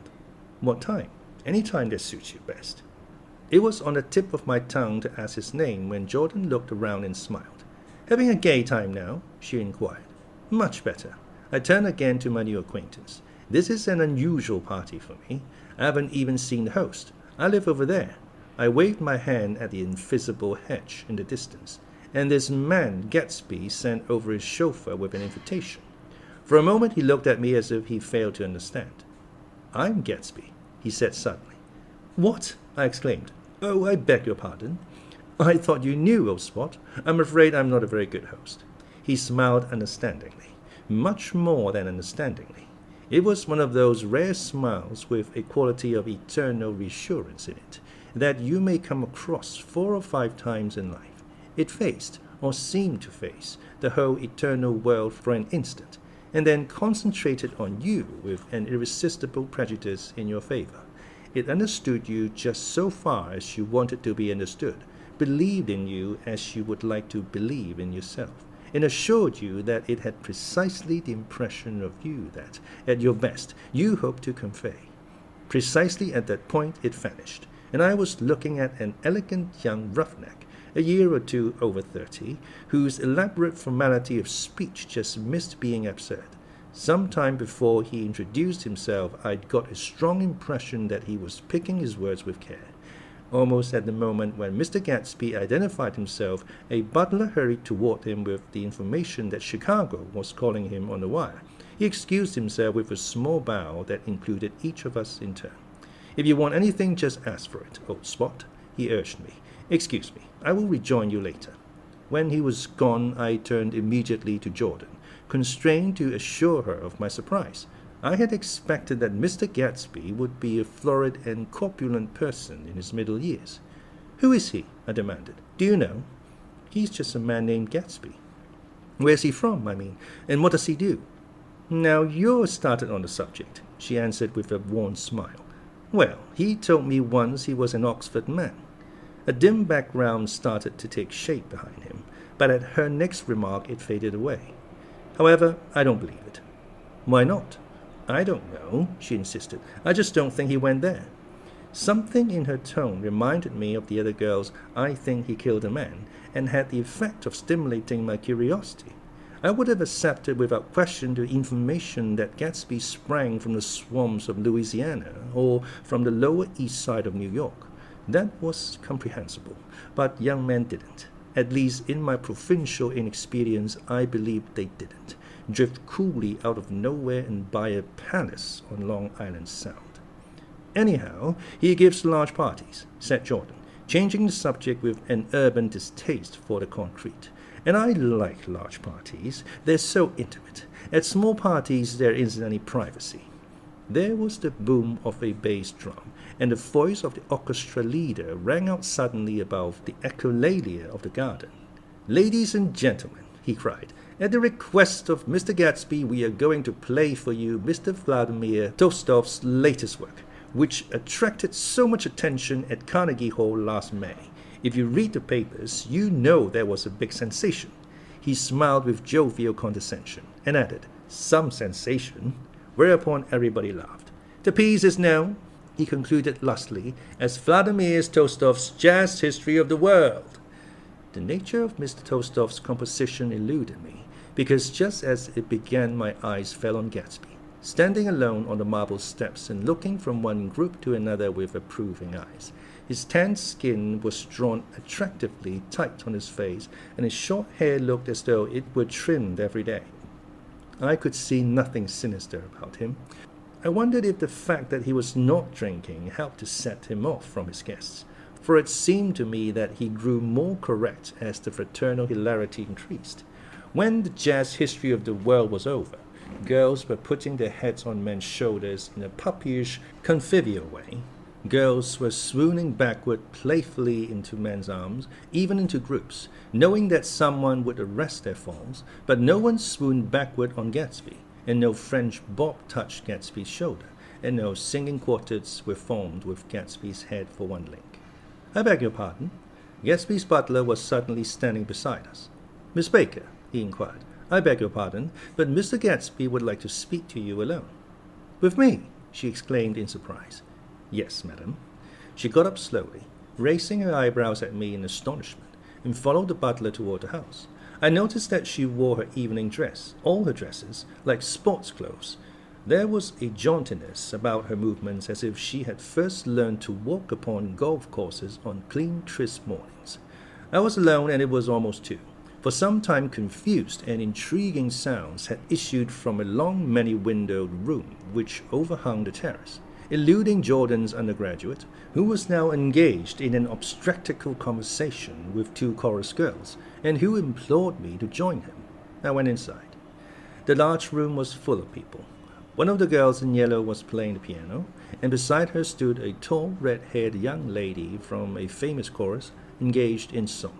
She had drunk a quantity of champagne, and during the course of her song she had decided ineptly that everything was very, very sad. She was not only singing, she was weeping too. Whenever there was a pause in the song, she filled it with gasping, broken sobs, and then took up the lyric again in a quavering soprano. The tears coursed down her cheeks, not freely, however, for when they came into contact with her heavily beaded eyelashes, they assumed an inky color, and pursued the rest of their way in slow black rivulets. A humorous suggestion was made that she sing the notes on her face, whereupon she threw up her hands, sank into a chair, and went off into a deep finest sleep. She had a fight with a man who says he's her husband, explained a girl at my elbow. I looked around. Most of the remaining women were now having fights with men said to be their husbands. Even Jordan's party, the quartet from East Egg, were rent asunder by dissension. One of the men was talking with curious intensity to a young actress, and his wife, after attempting to laugh at the situation in a dignified and indifferent way, broke down entirely and resorted to flank attacks. At intervals she appeared suddenly at his side like an angry diamond, and hissed, "You promised," into his ear. The reluctance to go home was not confined to wayward men. The hall was at present occupied by 2 deplorably sober men and their highly indignant wives. The wives were sympathizing with each other in slightly raised voices. Whenever he sees I'm having a good time, he wants to go home. Never heard anything so selfish in my life. We're always the first ones to leave. So are we. Well, we're almost the last tonight, said one of the men sheepishly. The orchestra left half an hour ago. In spite of the wives' agreement that such malevolence was beyond credibility, the dispute ended in a short struggle, and both wives were lifted kicking into the night. As I waited for my hats in the hall, the door of the library opened, and Jordan, Baker, and Gatsby came out together. He was saying some last word to her, but the eagerness in his manner tightened abruptly into formality as several people approached him to say goodbye. Jordan's party were calling impatiently to her from the porch, but she lingered for a moment to shake hands. "I've just heard the most amazing thing," she whispered. "How long were we in there?" "Why, about an hour." "It was simply amazing," she repeated abstractedly. "But I swore I wouldn't tell it, and here I am tantalizing you." She yawned gracefully in my face. "Please come and see me. Phone book, under the name of Mrs. Sigourney Howard, my aunt." She was hurrying off as she talked. Her brown hand waved a jaunty salute as she melted into her party at the door. Rather ashamed that on my first appearance I had stayed so late, I joined the last of Gatsby's guests, who were clustered around him. I wanted to explain that I'd hunted for him early in the evening and to apologize for not having known him in the garden. "Don't mention it," he enjoined me eagerly. "Don't give it another thought, old sport." The familiar expression held no more familiarity than the hand which reassuringly brushed my shoulder. "And don't forget we are going up in the hydroplane tomorrow morning at 9 o'clock. Then the butler, behind his shoulder. "Philadelphia wants you on the phone, sir." "All right, in a minute. Tell them I'll be right there. Good night." "Good night. Good night," he smiled, and suddenly there seemed to be a pleasant significance in having been among the last to go, as if he had desired it all the time. "Good night, old sport. Good night." But as I walked down the steps, I saw that the evening was not quite over. 50 feet from the door, a dozen headlights illuminated a bizarre and tumultuous scene. In a ditch beside the road, right side up, but violently shorn of one wheel, rested a new coupe which had left Gatsby's drive not 2 minutes before. The sharp jut of a wall accounted for the detachment of the wheel, which was now getting considerable attention from half a dozen curious chauffeurs. However, as they had left their cars blocking the road, a harsh, discordant din from those in the rear had been audible for some time, and added to the already violent confusion of the scene. A man in a long duster had dismounted from the wreck and now stood in the middle of the road, looking from the car to the tire and from the tire to the observers in a pleasant, puzzled way. See, he explained, it went in the ditch. The fact was infinitely astonishing to him, and I recognized first the unusual quality of wonder, and then the man. It was the late patron of Gatsby's library. How did it happen? He shrugged his shoulders. I know nothing whatever about mechanics, he said decisively. But how did it happen? Did you run into the wall? Don't ask me, said Owl Eyes, washing his hands of the whole matter. I know very little about driving, next to nothing. It happened, and that's all I know. Well, if you're a poor driver, you oughtn't to try driving at night. But I wasn't even trying, he explained indignantly. I wasn't even trying. An odd hush fell upon the bystanders. Do you want to commit suicide?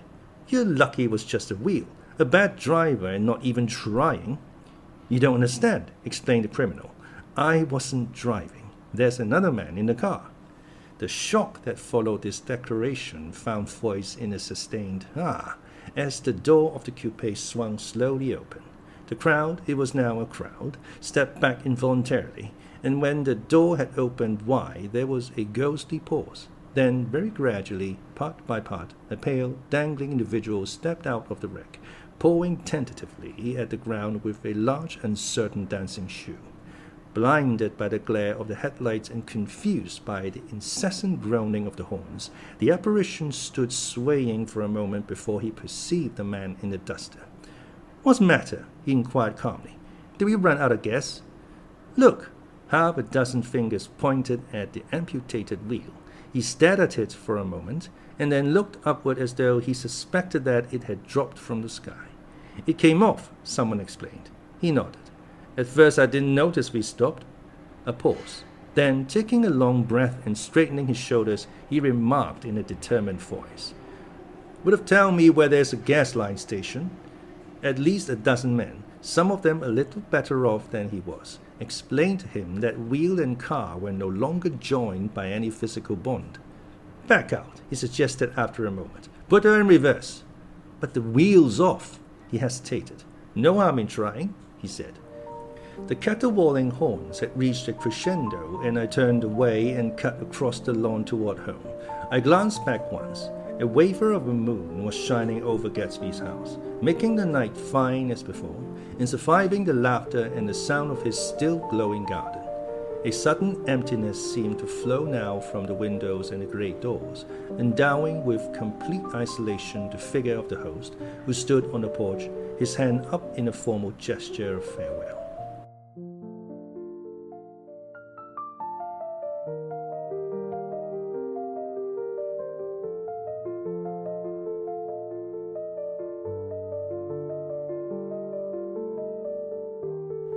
Reading over what I've written so far, I see I have given the impression that the events of 3 nights several weeks apart were all that absorbed me.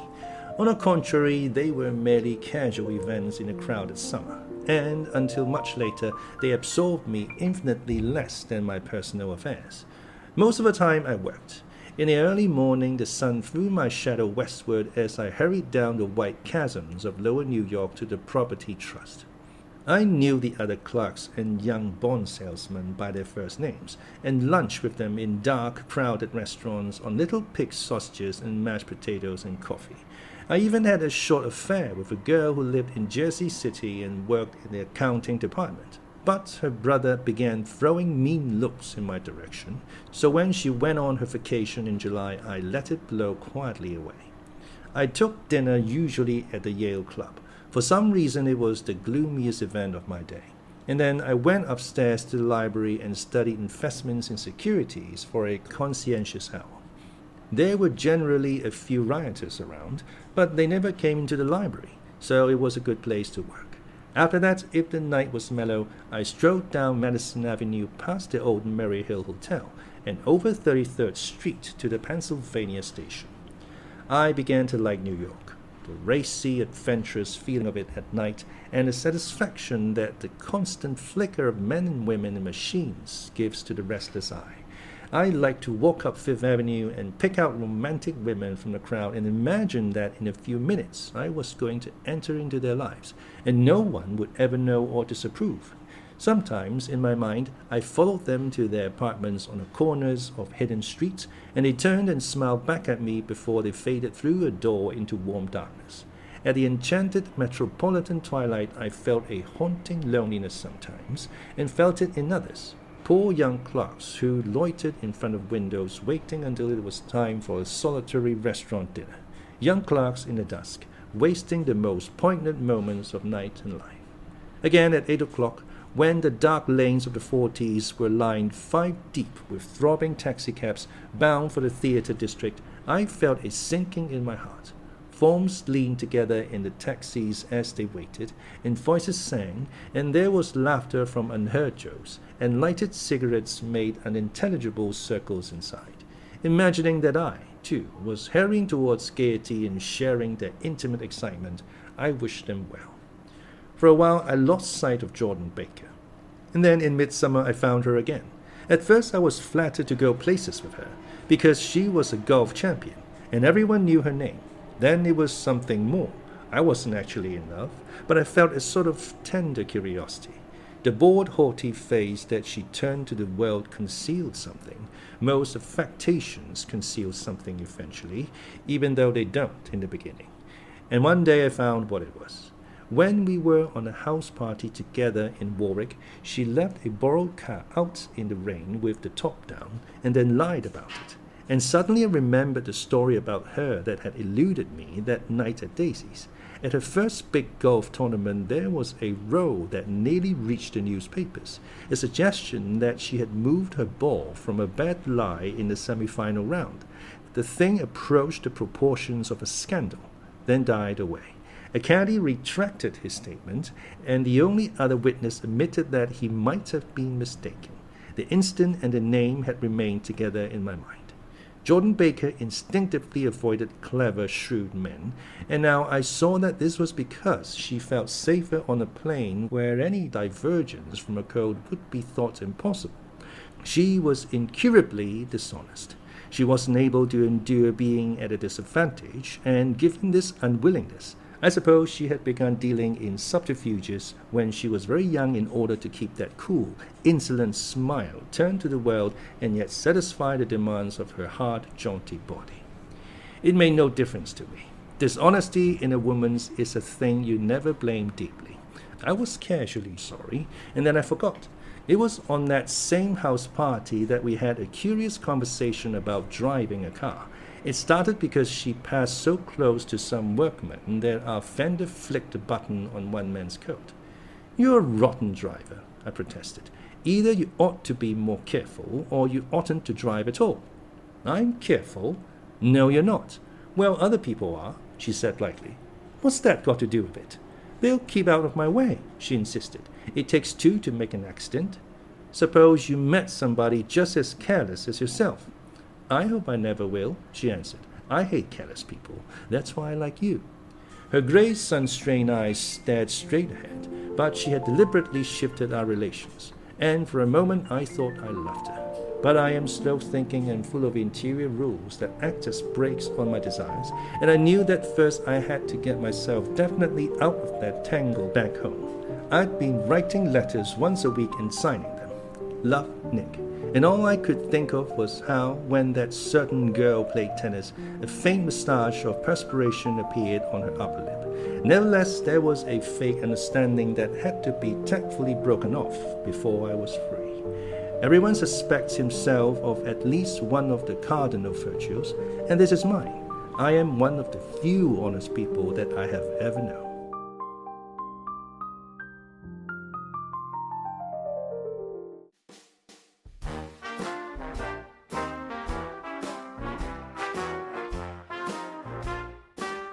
Chapter 4. On Sunday morning, while church bells rang in the villages along shore, the world and its mistress returned to Gatsby's house and twinkled hilariously on his lawn. "He's a bootlegger," said the young ladies, moving somewhere between his cocktails and his flowers. One time he killed a man who had found out that he was nephew to von Hindenburg and second cousin to the devil. "Reach me a rose, honey, and pour me a last drop into that there crystal glass." Once I wrote down on the empty spaces of the timetable the names of those who came to Gatsby's house that summer. It is an old timetable now, disintegrating at its folds, and it headed this schedule in effect July 5th, 1922. But I can still read the grey names, and they will give you a better impression than my generalities of those who accepted Gatsby's hospitality and paid him the subtle tribute of knowing nothing whatever about him. From East Egg, then, came the Chester Bakers and the Leaches, and a man called Bunsen, whom I knew at Yale, and Dr. Webster Sibbett, who was drowned last summer up in Maine, and the Hornbeams and the Willie Voltaires, and a whole clan named the Blackbuck, who always gathered in a corner and flipped up their noses like goats at whosoever came near, and the Ismays and the Christies, and Edgar Beaver, whose hair, they say, turned cotton white one winter afternoon for no good reason at all. Clarence Endive was from East Egg, as I remember. He came only once, in white knickerbockers, and had a fight with a bum named Etty in the garden. From farther out on the island came the Cheadles and O.R.P. Schraders, and the Stonewall Jackson Abrams of Georgia, and the Fishguards and the Ripley Snells.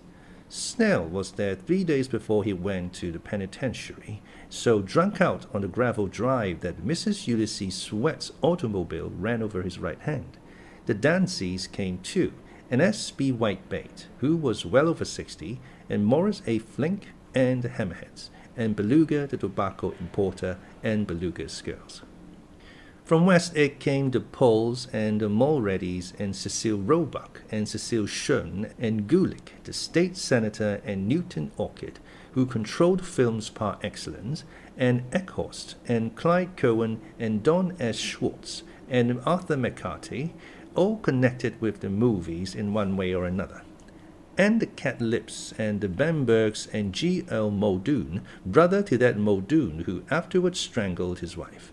Da Fontano, the promoter, came there, and Ed Legros and James B. Ferret and the De Jongs and Ernest Lilly, they came to gamble. And when Ferret wandered into the garden, it meant he was cleaned out, and associated traction would have to fluctuate profitably next day.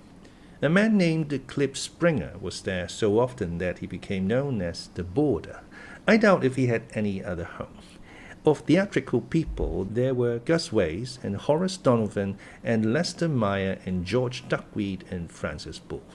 Also from New York were the Crones and the Backhisens and the Dannikers and Russell Batty and the Corrigans and the Callahers and the Dewars and the Scullys and S.W. Belcher and the Smirks and the Young Quinns, divorced now, and Henry L. Palmetto, who killed himself by jumping in front of a subway train in Times Square.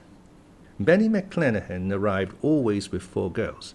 They were never quite the same ones in physical person, but they were so identical one with another that it inevitably seemed they had been there before. I have forgotten their names.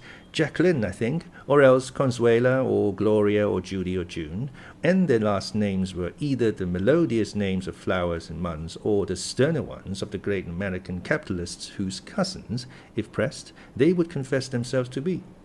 In addition to all these, I can remember that Faustina O'Brien came there at least once, and the Baedeker girls and young Brewer, who had his nose shot off in the war, and Mr. Albruxberger and Miss Hagg, his fiancée, and Ardita Fitzpeters and Mr. P. Jewett, once head of the American Legion, and Miss Claudia Hibb, with a man reputed to be her chauffeur, and a prince of something, whom we called the Duke, and whose name, if I ever knew it, I have forgotten.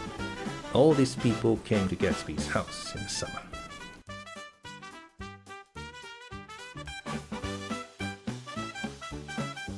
At 9 o'clock one morning late in July, Gatsby's gorgeous car lurched up the rocky drive to my door and gave out a burst of melody from its 3-noted horn. It was the first time he had called on me, though I had gone to 2 of his parties, mounted in his hydroplane, and, at his urgent invitation, made frequent use of his speech. "Good morning, old spot. You've having lunch with me today, and I thought we'd ride up together." He was balancing himself on the dashboard of his car with that resourcefulness of movement that is so peculiarly American. That comes, I suppose, with the absence of lifting work in youth, and even more, with the formless grace of our nervous, sporadic games. This quality was continually breaking through his punctilious manner in the shape of restlessness. He was never quite still. There was always a tapping foot somewhere or the impatient opening and closing of a hand. He saw me looking with admiration at his car. "It's pretty, isn't it, old spot?" He jumped off to give me a better view. "Haven't you ever seen it before?" I'd seen it. Everybody had seen it. It was a rich cream color, bright with nickel, swollen here and there in its monstrous length with triumphant hat boxes and supper boxes and tool boxes, and terraced with a labyrinth of windshields that mirrored a dozen suns. Sitting down behind many layers of glass in a sort of green leather conservatory, we started to town. I had talked with him perhaps half a dozen times in the past month and found, to my disappointment, that he had little to say. So my first impression that he was a person of some undefined consequence had gradually faded, and he had become simply the proprietor of an elaborate roadhouse next door. And then came that disconcerting ride. We hadn't reached West Egg Village before Gatsby began leaving his elegant sentences unfinished and slapping himself indecisively on the knee of his caramel-colored suit. "Look here, old spot," he broke out surprisingly. "What's your opinion of me, anyhow?" A little overwhelmed, I began the generalized evasions which that question deserves. "Well, I'm going to tell you something about my life," he interrupted. "I don't want you to get a wrong idea of me from all these stories you hear." So he was aware of the bizarre accusations that flavored conversation in his halls. "I'll tell you God's truth." His right hand suddenly ordered divine retribution to stand by. "I am the son of some wealthy people in the Middle West. All dead now. I was brought up in America, but educated at Oxford, because all my ancestors have been educated there for many years. It is a family tradition." He looked at me sideways, and I knew why Jordan Baker had believed he was lying. He hurried the phrase "educated at Oxford," or swallowed it, or choked on it, as though it had bothered him before. And with this doubt, his whole statement fell to pieces, and I wondered if there wasn't something a little sinister about him after all. "What part of the Midwest?" I inquired casually. "San Francisco." "I see. My family all died, and I came into a good deal of money." His voice was solemn, as if the memory of that sudden extinction of a clan still haunted him. For a moment I suspected that he was pulling my leg, but a glance at him convinced me otherwise.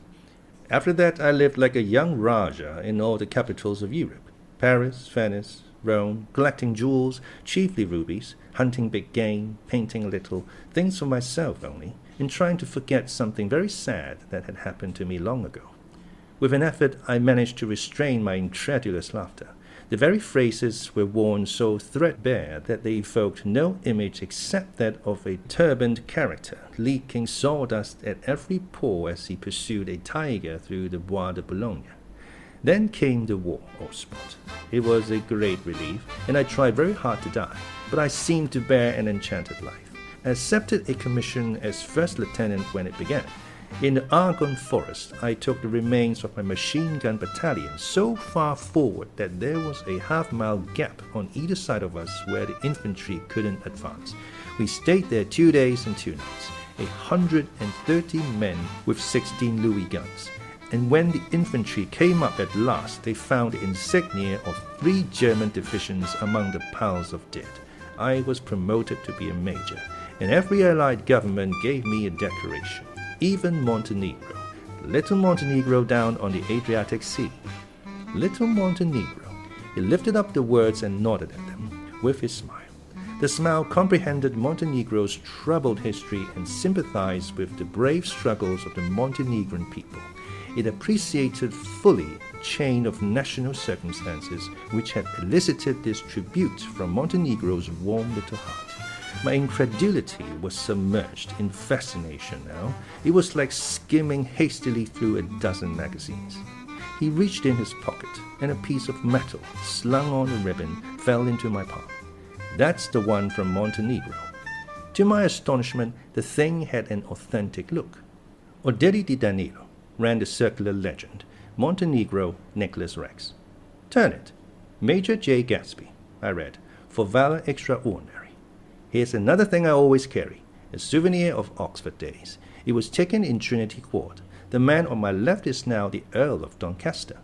It was a photograph of half a dozen young men in blazers, loafing in an archway through which were visible a host of spires.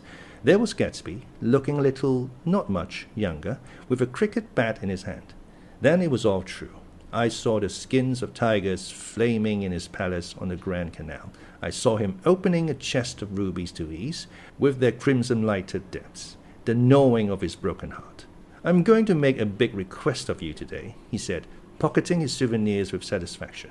"So I thought you ought to know something about me. I didn't want you to think I was just some nobody.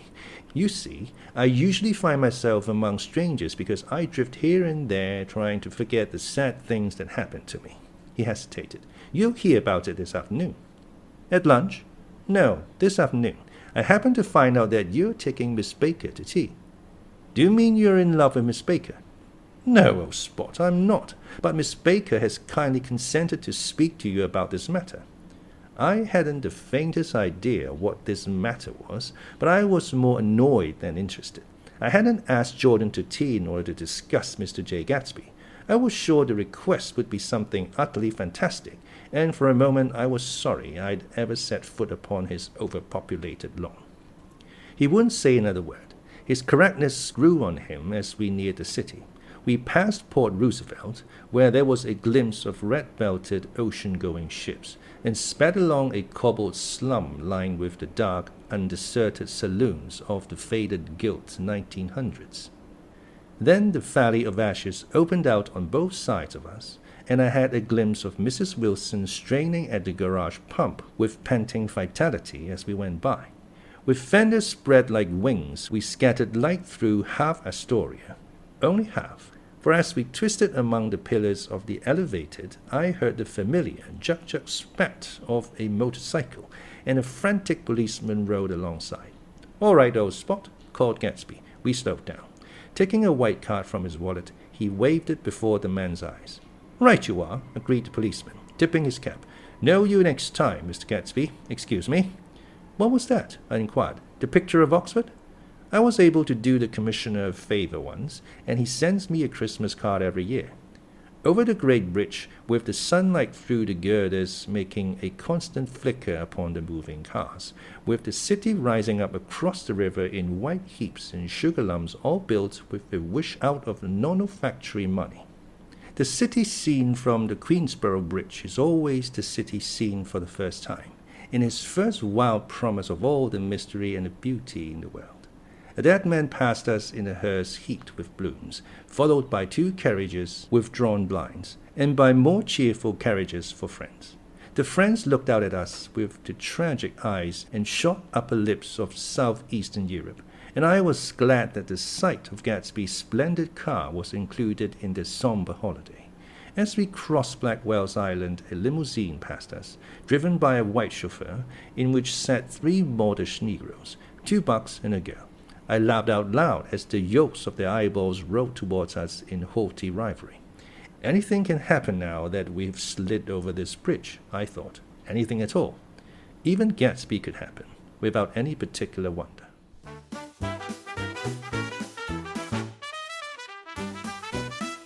Roaring noon.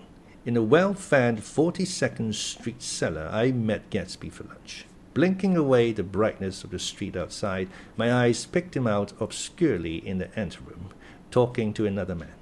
"Mr. Carraway, this is my friend Mr. Wolfsheim." A small, flat-nosed Jew raised his large head and regarded me with 2 fine growths of hair which luxuriated in either nostril. After a moment I discovered his tiny eyes in the half-darkness. "So I took one look at him," said Mr. Wolfsheim, shaking my hand earnestly. "And what do you think I did?" "What?" I inquired politely. But evidently he was not addressing me, for he dropped my hand and covered Gatsby with his expressive nose. I handed the money to Catspaw, and I said, "All right, Catspaw, don't pay him a penny till he shuts his mouth." He shut it then and there. Gatsby took an arm of each of us and moved forward into the restaurant, whereupon Mr. Wolfsheim swallowed a new sentence he was starting and lapsed into a somnambulatory abstraction. "Highballs?" asked the head waiter. "This is a nice restaurant here," said Mr. Wolfsheim. looking at the Presbyterian nymphs on the ceiling. But I like across the street better. Yes, highballs, agreed Gatsby, and then to Wolfsheim. It's too hot over there. Hot and small, yes, said Mr. Wolfsheim, but full of memories. What place is that? I asked. The old Metropole. The old Metropole, brooded Mr. Wolfsheim gloomily, filled with faces dead and gone, filled with friends gone now forever. I can't forget so long as I lived the night they shot Rosie Rosenthal there. It was 6 of us at the table, and Rosie had eaten and drunk a lot all evening. When it was almost morning, the waiter came up to him with a funny look and says somebody wants to speak to him outside. All right, says Rosie, and begins to get up, and I pulled him down in his chair. Let the bastards come in here if they want you, Rosie, but don't you, so help me, move outside this room. It was 4 o'clock in the morning then, and if we'd have raised the blinds, we'd have seen daylight. Did he go? I asked innocently. Sure he went. Mr. Wolfsheim's nose flashed at me indignantly. He turned around in the door and says, Don't let that waiter take away my coffee. Then he went out on the sidewalk, and they shot him 3 times in his full belly and drove away. 4 of them were electrocuted, I said, remembering. 5 with Baker. His nostrils turned to me in an interested way. I understand you're looking for a business connection. The juxtaposition of these 2 remarks was startling. Gatsby answered for me. Oh, no, he exclaimed. This isn't the man. No? Mr. Wolfsheim seemed disappointed. This is just a friend. I told you we'd talk about that some other time. I beg your pardon, said Mr. Wolfsheim. I had the wrong man. A succulent hash arrived, and Mr. Wolfsheim, forgetting the more sentimental atmosphere of the old Metropole, began to eat with ferocious delicacy. His eyes, meanwhile, roved very slowly all round the room. He completed the arc by turning to inspect the people directly behind. I think that, except for my presence, he would have taken one short glance beneath our own table. Look here, old spot, said Gatsby, leaning toward me.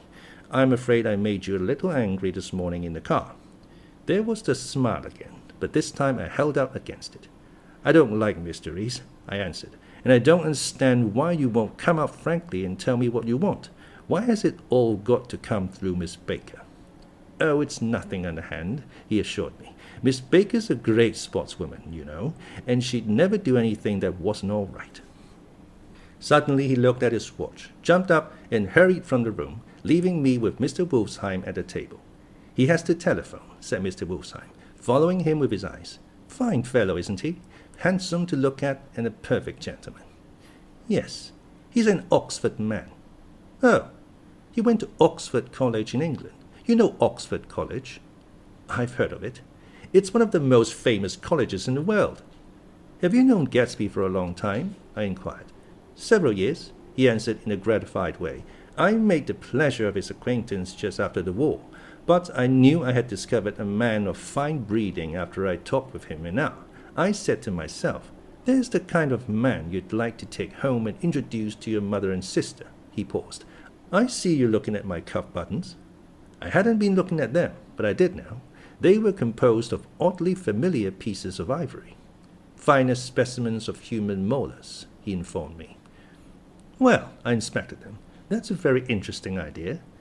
Yeah, he flipped his sleeves up under his coat. Yeah, Gatsby's very careful about women.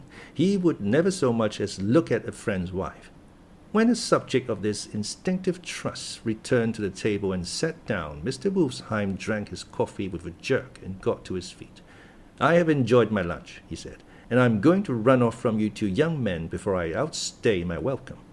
Don't hurry, Mayor, said Gatsby, without enthusiasm. Mr. Wolfsheim raised his hand in a sort of benediction. You're very polite, but I belong to another generation, he announced solemnly. You sit here and discuss your sports and your young ladies and your... He supplied an imaginary noun with another wave of his hand. As for me, I'm 50 years old, and I won't impose myself on you any longer. As he shook hands and turned away, his tragic nose was trembling. I wondered if I had said anything to offend him. He becomes very sentimental sometimes, explained Gatsby. This is one of his sentimental days. He's quite a character around New York, a denizen of Broadway. Who is he anyhow? An actor? No. A dentist? Mayor Wolfsheim? No, he's a gambler. Gatsby hesitated, then added coolly. He's the man who fixed the World Series back in 1919. Fixed the World Series, I repeated. The idea staggered me. I remembered, of course, that the World Series had been fixed in 1919, but if I had thought of it at all, I would have thought of it as a thing that merely happened, the end of some inevitable chain. It never occurred to me that one man could start to play with the faith of 50 million people, with the single-mindedness of a burglar blowing a safe. How did he happen to do that? I asked after a minute. He just saw the opportunity. Why isn't he in jail? They can't get him, old spot. He's a smart man. I insisted on paying the check. As the waiter brought my change, I caught sight of Tom Buchanan across the crowded room. Come along with me for a minute, I said. I've got to say hello to someone. When he saw us, Tom jumped up and took half a dozen steps in our direction. Where have you been? He demanded eagerly. Daisy's furious because you haven't called up. This is Mr. Gatsby, Mr. Buchanan. They shook hands briefly, and a strained, unfamiliar look of embarrassment came over Gatsby's face. How have you been, anyhow? Demanded Tom of me. How do you happen to come up this far to eat? I've been having lunch with Mr. Gatsby. I turned toward Mr. Gatsby, but he was no longer there.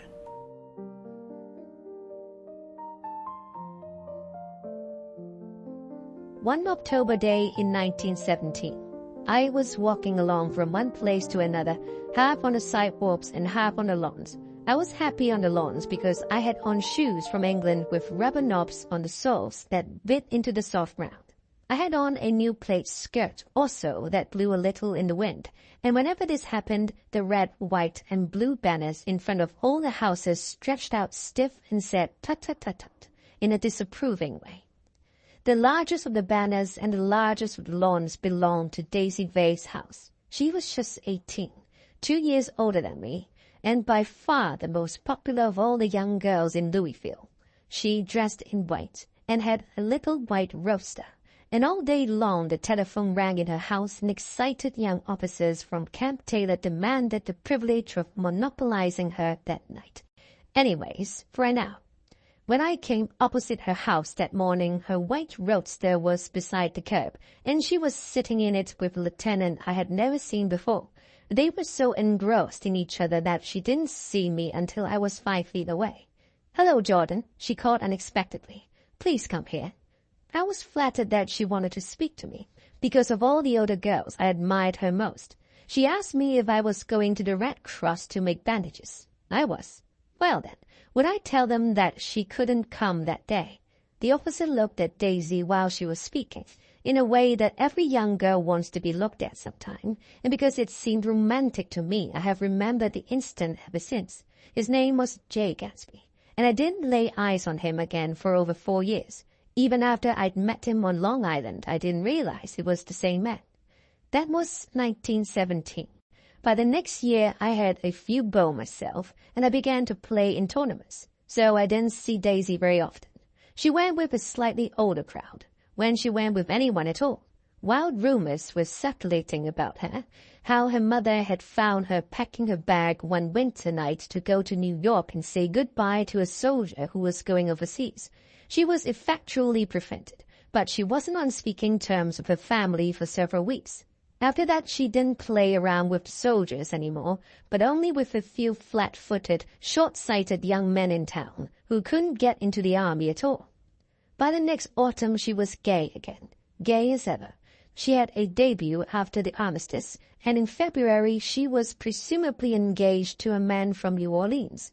In June, she married Tom Buchanan of Chicago, with more pomp and circumstance than Louisville ever knew before. He came down with 100 people in 4 private cars and hired a whole floor of the Mulbach Hotel, and the day before the wedding he gave her a string of pearls valued at $350,000. I was a bridesmaid. I came to her room half an hour before the bridal dinner and found her lying on her bed as lovely as the June nights in a flowered dress and as drunk as a monkey. She had a bottle of Sauterne in one hand and a letter in the other. "Congratulate me," she muttered. "Never had a drink before, but oh, how I do enjoy it." "What's the matter, Daisy?" I was scared, I can tell you. I'd never seen a girl like that before. "Here, dearies." She groped around in the wastebasket she had with her on the bed and pulled out a string of pearls. "Take them downstairs and give them back to whoever they belong to. Tell them all Daisy's changed her name. Say Daisy's changed her mind." She began to cry. She cried and cried. I rushed out and found her mother's maid, and we locked the door and got her into a cold bath. She wouldn't let go of the letter. She took it into the tub with her and squeezed it up in a wet bowl, and only let me leave it in the soap dish when she saw that it was coming to pieces like snow. But she didn't say another word. We gave her spirits of ammonia and put ice on her forehead and hooked her back into her dress. And half an hour later, when we walked out of the room, the pearls were around her neck and the incident was over. Next day at 5 o'clock, she married Tom Buchanan without so much as a shiver and started off on a 3-month trip to the South Seas. I saw them in Santa Barbara when they came back, and I thought I'd never seen a girl so mad about her husband. If he left the room for a minute, she'd look around uneasily and say, "Where's Tom gone?" and wear the most abstracted expression until she saw him coming in the door. She used to sit on the sand with his head in her lap by the hour, rubbing her fingers over his eyes and looking at him with unfathomable delight. It was touching to see them together. It made you laugh in a hushed, fascinated way. That was in August. A week after I left Santa Barbara, Tom ran into a wagon on the Ventura Road one night and ripped the front wheel off his car. The girl who was with him got into the papers too, because her arm was broken. She was one of the chambermaids in the Santa Barbara hotel. The next April, Daisy had her little girl, and they went to France for a year. I saw them one spring in Cannes, and later in Deauville, and then they came back to Chicago to settle down. Daisy was popular in Chicago, as you know. They moved with a fast crowd, all of them young and rich and wild, but she came out with an absolutely terrific reputation, perhaps because she doesn't drink. It's a great advantage not to drink among hard-drinking people. You can hold your tongue, and moreover, you can time any little irregularity of your own so that everybody else is so blind that they don't see or care. Perhaps Daisy never went in for amour at all, and yet there's something in that voice of hers. Well, about 6 weeks ago, she heard the name Gatsby for the first time in years. It was when I asked you, "Do you remember?" if you knew Gatsby in West Egg. After you had gone home, she came into my room and woke me up and said, "What Gatsby?" And when I described him, I was half asleep. She said in the strangest voice that it must be the man she used to know. It wasn't until then that I connected this Gatsby with the officer in her white car.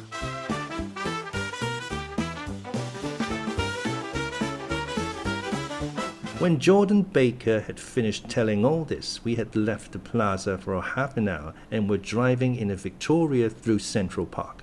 The sun had gone down behind the tall apartments of the movie stars in the West 50s, and the clear voices of children, already gathered like crickets on the grass, rose through the hot twilight. "I'm the Sheikh of Araby. Your love belongs to me. At night when you're asleep, into your tent I'll creep." "It was a strange coincidence," I said, "but it wasn't a coincidence at all." "Why not? Gatsby bought that house so that Daisy would be just across the bay." Then it had not been merely the stars to which he had aspired on that June night. He came alive to me, delivered suddenly from the womb of his purposeless splendor. "He wants to know," continued Jordan, "if you'll invite Daisy to your house some afternoon and then let him come over." The modesty of the demand shook me. He had waited 5 years and bought a mansion where he dispensed starlight to casual moths, so that he could come over some afternoon to a stranger's garden. Did I have to know all this before he could ask such a little thing? He's afraid. He's waited so long. He thought you might be offended. You see, he's regular tough underneath it all. Something worried me. Why didn't he ask you to arrange a meeting? He wants her to see his house, she explained, and your house is right next door. Oh, I think he half expected her to wander into one of his parties some night, went on Jordan, but she never did. Then he began asking people casually if they knew her, and I was the first one he found. It was that night he sent for me at his dance, and you should have heard the elaborate way he worked up to it. Of course, I immediately suggested a luncheon in New York, and I thought he'd go mad. "I don't want to do anything out of the way," he kept saying. "I want to see her right next door." When I said you were a particular friend of Tom's, he started to abandon the whole idea. He doesn't know very much about Tom, though he says he's read a Chicago paper for years just on the chance of catching a glimpse of Daisy's name. It was dark now, and as we dipped under a little bridge, I put my arm around Jordan's golden shoulder and drew her toward me and asked her to dinner. Suddenly I wasn't thinking of Daisy and Gatsby anymore, but of this clean, hard, limited person who dealt in universal skepticism and who leaned back jauntily just within the circle of my arm. A phrase began to beat in my ears with a sort of heady excitement. There are only the pursued, the pursuing, the busy, and the tired. And Daisy ought to have something in her life, murmured Jordan to me. Does she want to see Gatsby? She's not to know about it. Gatsby doesn't want her to know. You're just supposed to invite her to tea. We passed the barrier of dark trees, and then the facade of 59th Street, a block of delicate pale light, beamed down into the park. Unlike Gatsby and Tom Buchanan, I had no girl whose disembodied face floated along the dark cornices and blinding signs, and so I drew up the girl beside me, tightening my arms. Her worn, scornful mouth smiled, and so I drew her up again closer, this time to my face.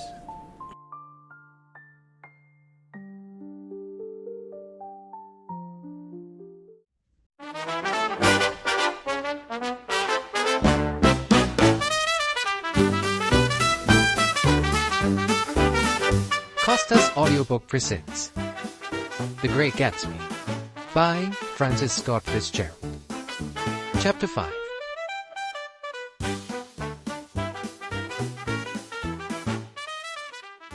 When I came home to West Egg that night, I was afraid for a moment that my house was on fire.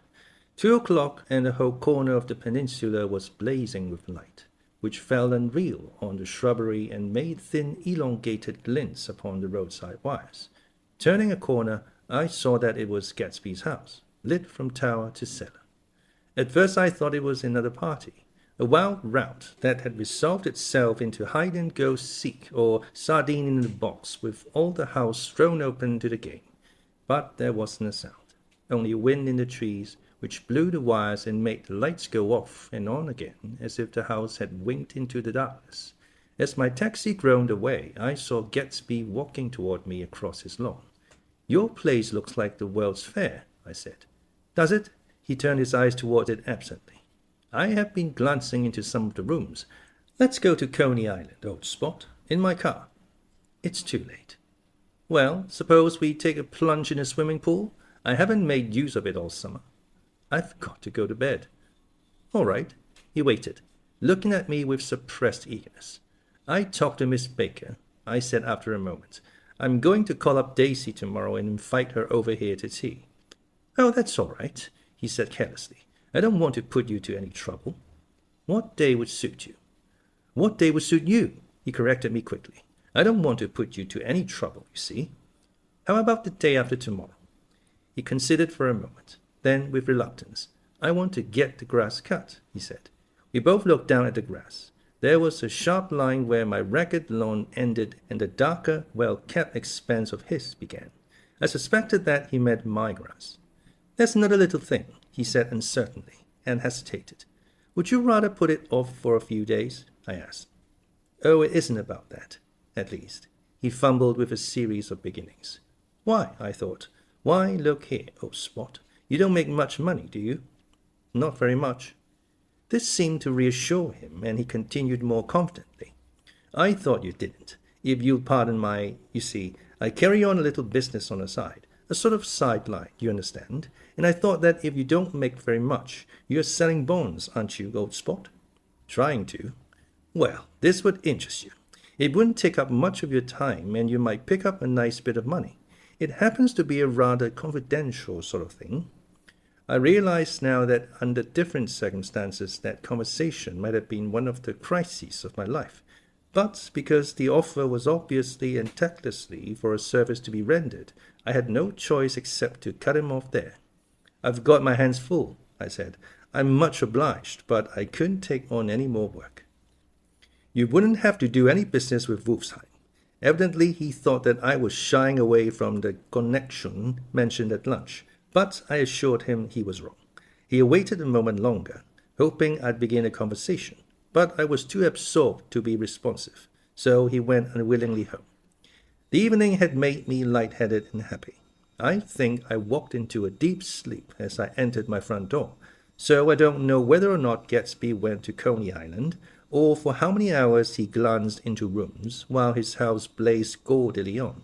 I called up Daisy from the office next morning and invited her to come to tea. "Don't bring Tom," I warned her. "What? Don't bring Tom? Who is Tom?" she asked innocently. The day agreed upon was pouring rain.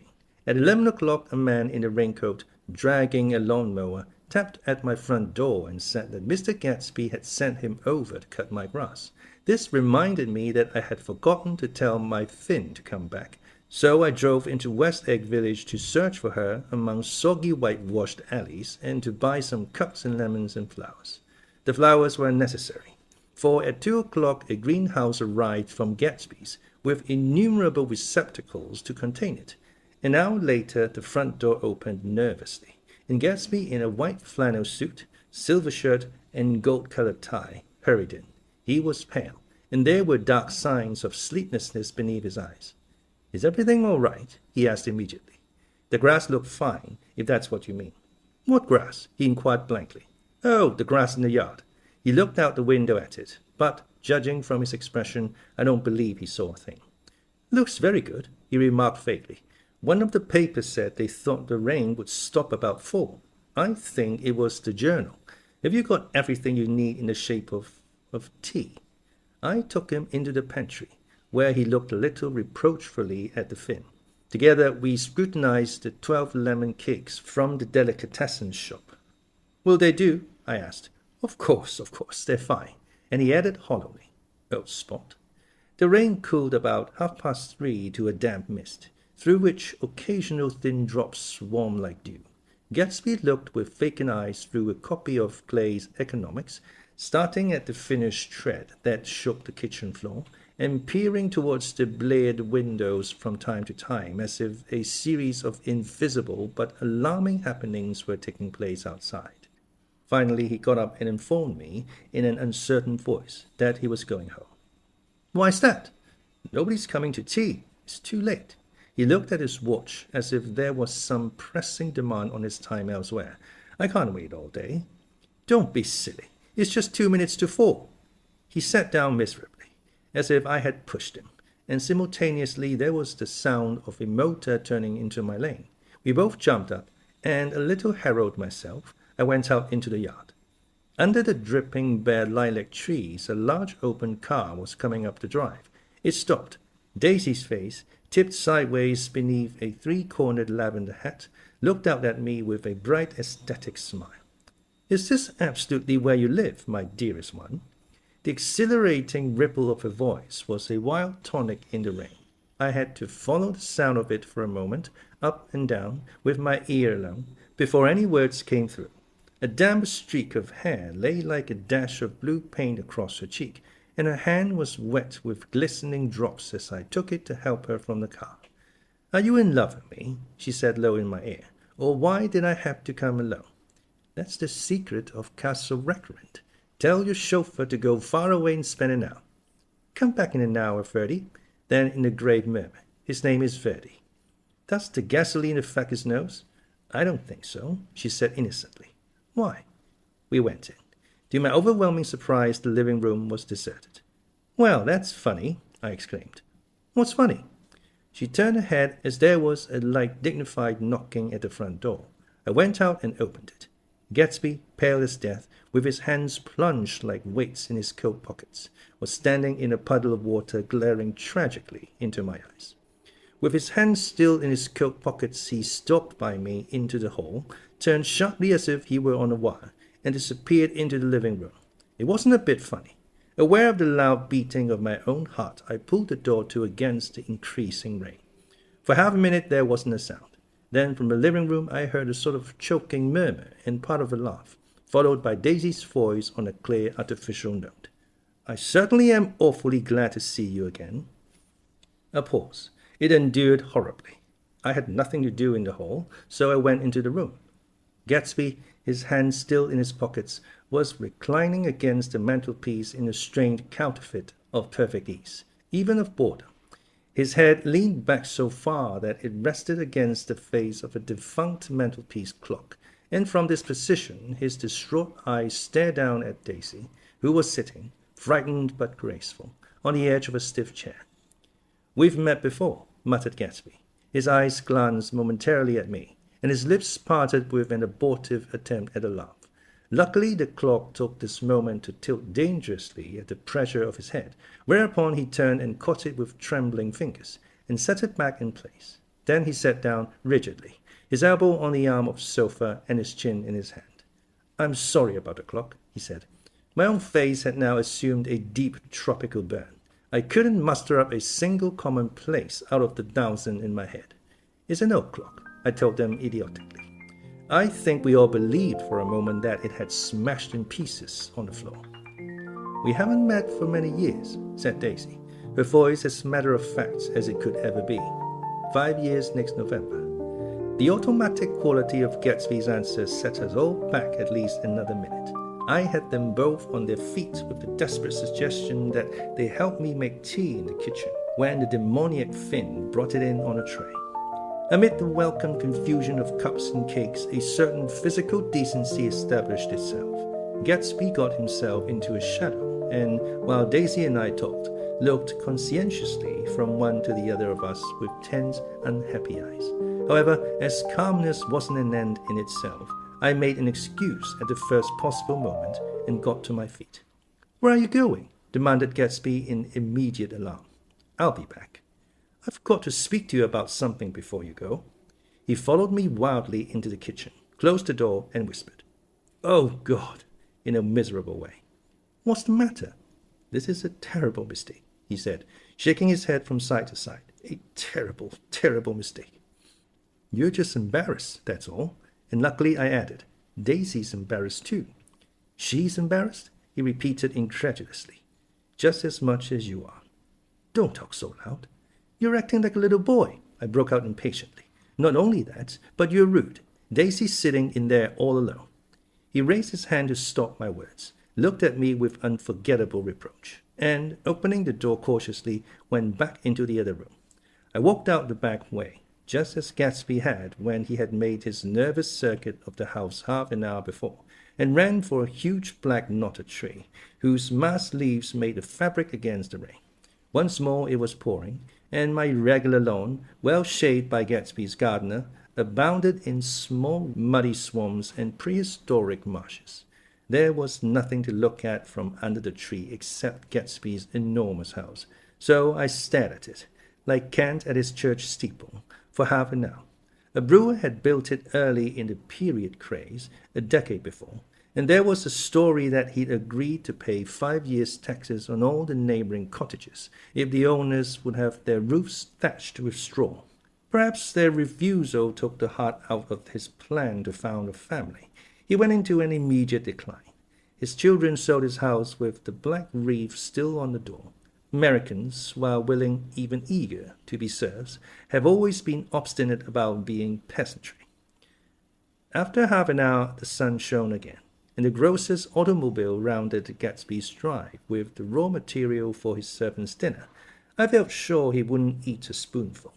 A maid began opening the upper windows of his house, appeared momentarily in each, and leaning from the large central bay, spat meditatively into the garden. It was time I went back. While the rain continued, it had seemed like the murmur of their voices, rising and swelling a little now and then with gusts of emotion. But in the new silence, I felt that silence had fallen within the house too. I went in. After making every possible noise in the kitchen, short of pushing over the stove, but I don't believe they heard a sound. They were sitting at either end of the couch, looking at each other as if some question had been asked. All was in the air, and every vestige of embarrassment was gone. Daisy's face was smeared with tears, and when I came in, she jumped up and began wiping at it with her handkerchief before a mirror. But there was a change in Gatsby that was simply confounding. He literally glowed. Without a word or a gesture of exultation, a new well-being radiated from him and filled the little room. "Oh, hello, old spot," he said, as if he hadn't seen me for years. I thought for a moment he was going to shake hands. "It stopped raining." "Has it?" When he realized what I was talking about, that there were twinkle bells of sunshine in the room, he smiled like a weatherman, like an ecstatic patron of recurrent light, and repeated the news to Daisy. "What do you think of that? It stopped raining." "I'm glad, Jay." Her throat, full of aching, grieving beauty, told only of her unexpected joy. "I want you and Daisy to come over to my house," he said. "I'd like to show her around." "You're sure you want me to come?" "Absolutely, old spot." Daisy went upstairs to wash her face. Too late, I thought, with humiliation of my towels, while Gatsby and I waited on the lawn. "My house looks well, doesn't it?" he demanded. "See how the whole front of it catches the light?" I agreed that it was splendid. Yes, his eyes went over it. Every arched door and square tile. It took me just 3 years to earn the money that bought it. "I thought you inherited your money."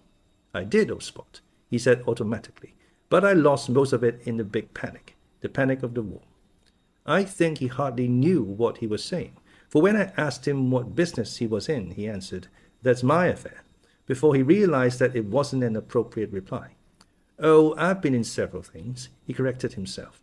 "I was in the drug business, and then I was in the oil business. But I'm not in either one now." He looked at me with more attention. "Do you mean you've been thinking over what I proposed the other night?" Before I could answer, Daisy came out of the house, and 2 rows of brass buttons on her dress gleamed in the sunlight. "That huge place there," she cried, pointing. "Do you like it?" "I love it, but I don't see how you live there all alone." "I keep it always full of interesting people, night and day. People who do interesting things, celebrated people." Instead of taking the shortcut along the Sound, we went down to the road and entered by the big postern.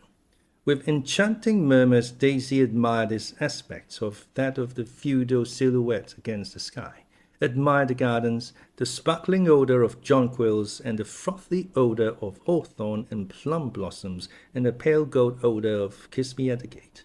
It was strange to reach the marble steps and find no stir of bright dresses in and out the door, and hear no sound but bird voices in the trees. And inside, as we wandered through Marie Antoinette music rooms and restoration salons, I felt that there were guests concealed behind every couch and table, under orders to be breathlessly silent until we had passed through. As Gatsby closed the door of the Merton College Library, I could have sworn I heard the owl-eyed men break into ghostly laughter. We went upstairs, through period bedrooms swathed in rose and lavender silk and vivid with new flowers, through dressing rooms and pool rooms, and bathrooms with sunken baths, intruding into one chamber where a disheveled man in pajamas was doing liver exercises on the floor. It was Mr. Clip Springer, the boarder. I had seen him wandering hungrily about the beach that morning. Finally, we came to Gatsby's own apartment, a bedroom and a bath, and an Adams study, where we sat down and drank a glass of some chartreuse he took from a cupboard in the wall. He hadn't once ceased looking at Daisy, and I think he revalued everything in his house according to the measure of response it drew from her well-loved eyes. Sometimes, too, he stared around at his possessions in a dazed way, as though in her actual and astounding presence none of it was any longer real. Once he nearly toppled down a flight of stairs. His bedroom was the simplest room of all, except where the dresser was garnished with a toilet set of pure dull gold. Daisy took the brush with delight and smoothed her hair, whereupon Gatsby sat down and shaded his eyes and began to laugh. "It's the funniest thing, old spot," he said hilariously. "I can't, when I try to." He had passed visibly through 2 states and was entering upon a third. After his embarrassment and his unreasoning joy, he was consumed with wonder at her presence. He had been full of the idea so long, dreamed it right through to the end, waited with his teeth set, so to speak, at an inconceivable pitch of intensity. Now, in the reaction, he was running down like an overwound clock. Recovering himself in a minute, he opened for us 2 hulking patent cabinets which held his mass suits and dressing gowns and ties, and his shirts piled like bricks in stacks a dozen high. "I've got a man in England who buys me clothes. He sends over a selection of things at the beginning of each season, spring and fall." He took out a pile of shirts and began throwing them. one by one, before us, shirts of sheer linen and thick silk and fine flannel, which lost their folds as they fell and covered the table in many-colored disarray. While we admired, he brought more, and the soft, rich heap mounted higher, shirts with stripes and scrolls and plaids and coral and apple green and lavender and faint orange, with monograms of Indian blue. Suddenly, with a strange sound, Daisy bent her head into the shirts and began to cry stormily. "They're such beautiful shirts," she sobbed, her voice muffled in the thick folds. "It makes me sad because I've never seen such beautiful shirts before."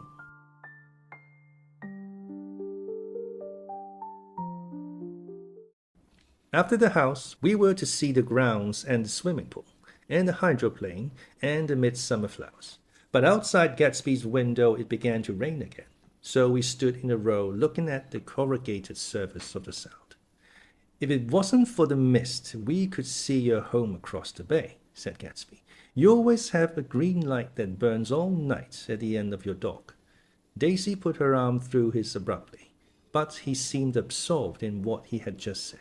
Possibly it had occurred to him that the colossal significance of that light had now vanished forever. Compared to the great distance that had separated him from Daisy, it had seemed very near to her, almost touching her. It had seemed as close as a star to the moon. Now there was again a green light on the dock. His count of enchanted objects had diminished by one. I began to walk about the room, examining various indefinite objects in the half-darkness. A large photograph of an elderly man in yachting costume attracted me, hung on the wall over his desk. "Who's this?" That's Mr. Dan Cody, old Spot." The name sounded faintly familiar. "He's dead now. He used to be my best friend years ago." There was a small picture of Gatsby, also in yachting costume, on the bureau. Gatsby with his head thrown back defiantly, taken apparently when he was about 18. "I adore it," exclaimed Daisy. "The pompadour. You never told me you had a pompadour or a yacht." "Look at this," said Gatsby quickly. "Here's a lot of clippings about you." They stood side by side examining it. I was going to ask to see the rubies when the phone rang, and Gatsby took up the receiver. "Yes. Well, I can't talk now, old Spot. I said a small town. He must know what a small town is. Well, he's no use to us if Detroit is his idea of a small town." He rang off. "Come here quick," cried Daisy at the window. The rain was still falling, but the darkness had parted in the west, and there was a pink and golden billow of foamy clouds above the sea. "Look at that," she whispered, and then after a moment, "I'd like to just get one of those pink clouds and put you in it and push you around." I tried to go then, but they won't hear of it. Perhaps my presence made them feel more satisfactorily alone. "I know what we'll do," said Gatsby. "We'll have Clip Springer play the piano." He went out of the room calling "Ewing," and returning in a few minutes accompanied by an embarrassed, slightly worn young man with shell-rimmed glasses and scanty blonde hair. He was now decently clothed in a sport shirt, open at the neck, sneakers, and duck trousers of a nebulous hue. "Did we interrupt your exercise?" inquired Daisy politely. "I was asleep," cried Mr. Clip Springer, in a spasm of embarrassment. "That is, I'd been asleep, then I got up." "Clip Springer plays the piano," said Gatsby, cutting him off. "Don't you, Ewing, old Spot?" "I don't play well. I don't hardly play at all. I'm all out of "We'll go downstairs," interrupted Gatsby. He flipped a switch. The grey windows disappeared as the house glowed full of light. In the music room, Gatsby turned on a solitary lamp beside the piano. He lit Daisy's cigarette from a trembling match, and sat down with her on a couch far across the room, where there was no light save what the gleaming floor bounced in from the hall. When Clip Springer had played the Love Nest, he turned around on the bench and searched unhappily for Gatsby in the gloom. "I'm all out of practice, you see. I told you I couldn't play. I'm all out of "Don't talk so much, old Spot," commanded Gatsby. "Play." In the morning, in the evening, Amy got fun. Outside the wind was loud, and there was a faint flow of thunder along the Sound. All the lights were going on in West Egg now. The electric trains, men carrying, were plunging home through the rain from New York. It was the hour of a profound human change, and excitement was generating on the air. One thing sure and nothing surer. The rich get richer and the poor get children. In the meantime, in between time. As I went over to say goodbye, I saw that the expression of bewilderment had come back into Gatsby's face, as though a faint doubt had occurred to him as to the quality of his present happiness. Almost 5 years. There must have been moments even that afternoon when Daisy tumbled short of his dreams, not through her own fault, but because of the colossal fatality of his illusion. It had gone beyond her, beyond everything. He had thrown himself into it with a creative passion, adding to it all the time, decking it out with every bright feather that drifted his way. No amount of fire or freshness can challenge what a man can store up in his ghostly heart. As I watched him, he adjusted himself a little, visibly. His hand took hold of hers, and as she said something low in his ear, he turned toward her with a rush of emotion. I think that voice held him most, with its fluctuating, feverish warmth, because it couldn't be overdreamed. That voice was a deathless song. They had forgotten me, but Daisy glanced up and held out her hand. Gatsby didn't know me now at all. I looked once more at them, and they looked back at me, remotely, possessed by intense life. Then I went out of the room and down the marble steps into the rain, leaving them there together.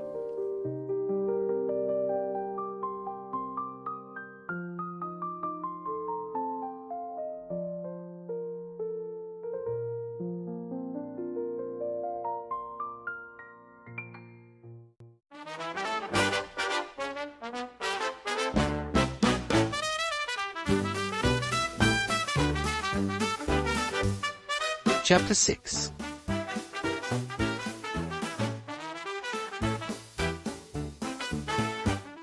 About this time, an ambitious young reporter from New York arrived one morning at Gatsby's door and asked him if he had anything to say.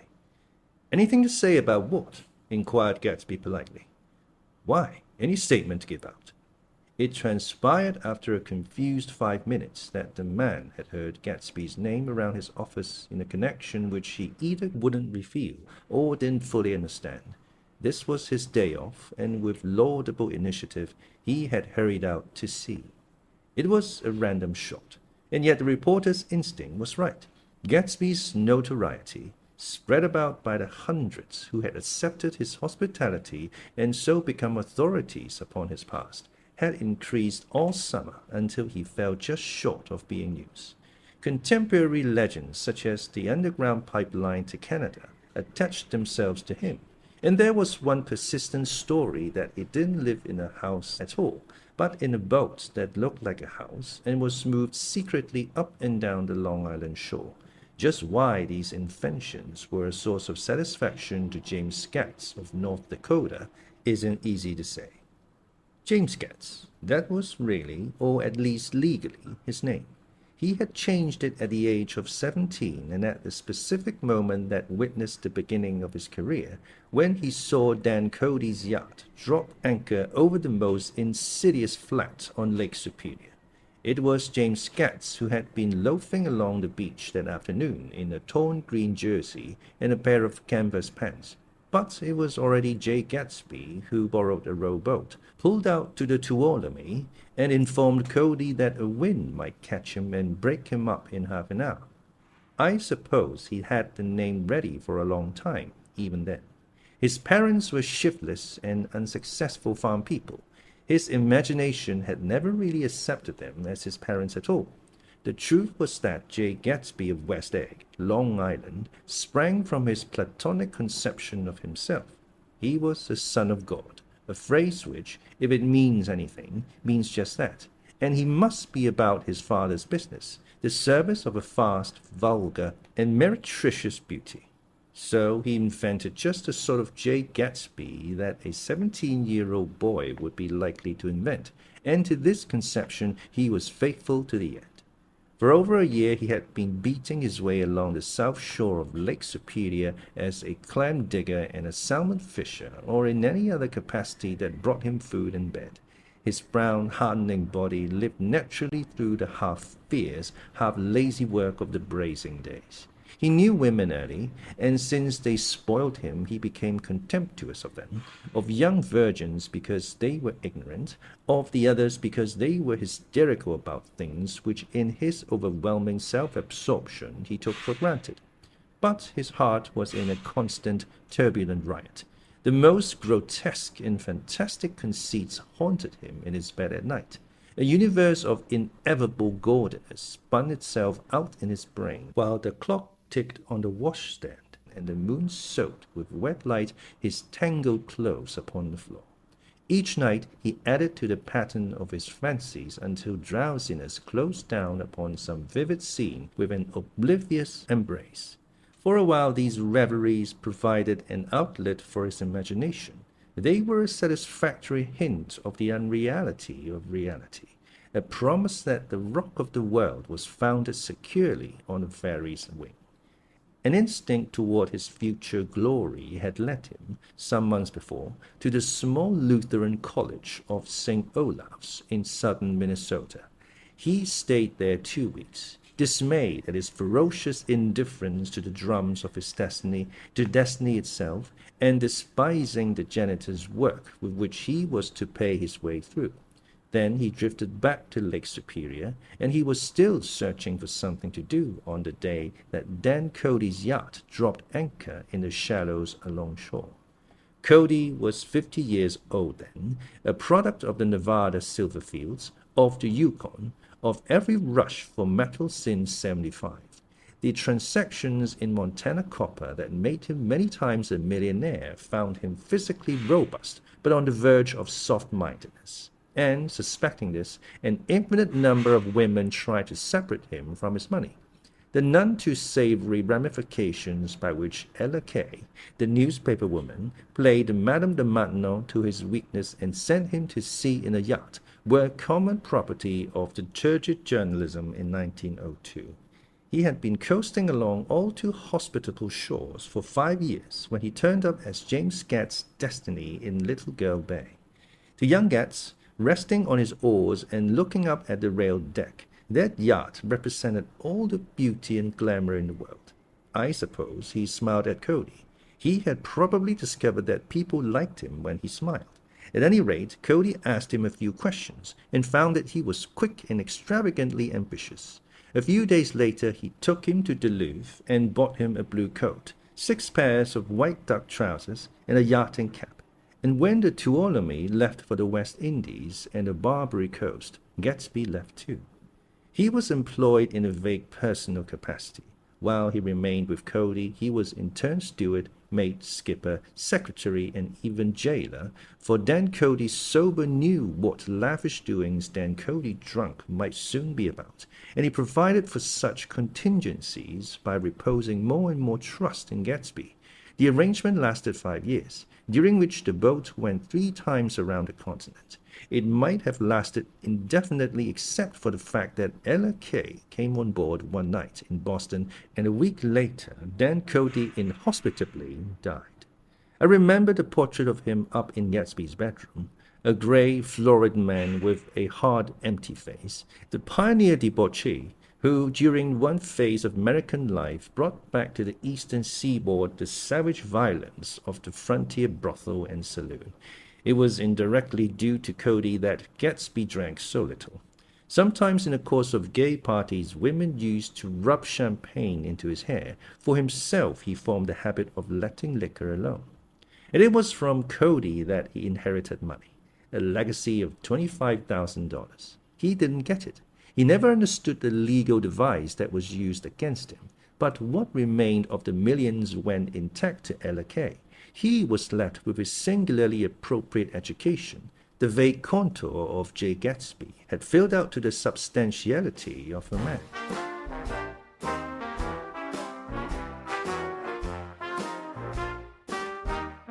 He told me all this very much later, but I've put it down here with the idea of exploding those first wild rumors about his antecedents, which weren't even faintly true. Moreover, he told it to me at a time of confusion, when I had reached a point of believing everything and nothing about him. So I take advantage of this short hold, while Gatsby, so to speak, caught his breath, to clear this set of misconceptions away. It was a hole, too, in my association with his affairs. For several weeks, I didn't see him or hear his voice on the phone. Mostly I was in New York, trotting around with Jordan and trying to ingratiate myself with her senile aunt. But finally I went over to his house one Sunday afternoon. I hadn't been there 2 minutes when somebody brought Tom Buchanan in for a drink. I was startled, naturally, but the really surprising thing was that it hadn't happened before. They were a party of 3 on horseback, Tom and a man named Sloane and a pretty woman in a brown riding habit, who had been there previously. "I'm delighted to see you," said Gatsby, standing on his porch. "I'm delighted that you dropped in." As though they cared. "Sit right down. Have a cigarette or a cigar." He walked around the room quickly, ringing bells. "I'll have something to drink for you in just a minute." He was profoundly affected by the fact that Tom was there, but he would be uneasy anyhow until he had given them something, realizing in a vague way that that was all they came for. Mr. Sloane wanted nothing. A lemonade? No thanks. A little champagne? Nothing at all, thanks. I'm sorry. "Did you have a nice ride? Very good roads around here. I suppose the automobiles—" "Yeah." Moved by an irresistible impulse, Gatsby turned to Tom, who had accepted the introduction as a stranger. "I believe we've met somewhere before, Mr. Buchanan." "Oh, yes," said Tom, gruffly polite, but obviously not remembering. "So we did. I remember very well. About 2 weeks ago." "That's right. You were with Nick here." "I know your wife," continued Gatsby, almost aggressively. "That's so." Tom turned to me. "You live near here, Nick?" "Next door." "That's so." Mr. Sloane didn't enter into the conversation, but lounged back haughtily in his chair. The woman said nothing either, until unexpectedly, after 2 highballs, she became cordial. "We'll all come over to your next party, Mr. Gatsby," she suggested. "What do you say?" "Certainly. I'd be delighted to have you." "Be very nice," said Mr. Sloane, without gratitude. "Well, thing ought to be starting home." "Please don't hurry," Gatsby urged him. He had control of himself now, and he wanted to see more of Tom. Why don't you stay for supper? I wouldn't be surprised if some other people dropped in from New York." "You come to supper with me," said the lady enthusiastically. "Both of you." This included me. Mr. Sloane got to his feet. "Come along," he said, but to her only. "I mean it," she insisted. "I'd love to have you. Lots of room." Gatsby looked at me questioningly. He wanted to go, and he didn't see that Mr. Sloane had determined he shouldn't. "I'm afraid I won't be able to," I said. "Well, you come," she urged, concentrating on Gatsby. Mr. Sloane murmured something close to her ear. "We won't be late if we start now," she insisted aloud. "I haven't got a horse," said Gatsby. "I used to ride in the army, but I've never bought a horse. I'll have to follow you in my car. Excuse me for just a minute." The rest of us walked out on the porch, where Sloane and the lady began an impassioned conversation aside. "My God, I believe the man's coming," said Tom. "Doesn't he know she doesn't want him?" "She says she does want him. She has a big dinner party, and he won't know a soul there," he frowned. "I wonder where in the devil he met Daisy. By God, I may be old-fashioned in my ideas, but women run around too much these days to suit me. They meet all kinds of crazy fish." Suddenly, Mr. Sloane and the lady walked down the steps and mounted their horses. "Come on," said Mr. Sloane to Tom. "We're late. We've got to go." And then to me, "Tell them we couldn't wait, will you?" Tom and I shook hands. The rest of us exchanged a cool nod, and they trotted quickly down the drive, disappearing under the August foliage just as Gatsby, with hat and light overcoat in hand, came out the front door. Tom was evidently perturbed at Daisy's running around alone, for on the following Saturday night he came with her to Gatsby's party. Perhaps his presence gave the evening its peculiar quality of oppressiveness. It stands out in my memory from Gatsby's other parties that summer.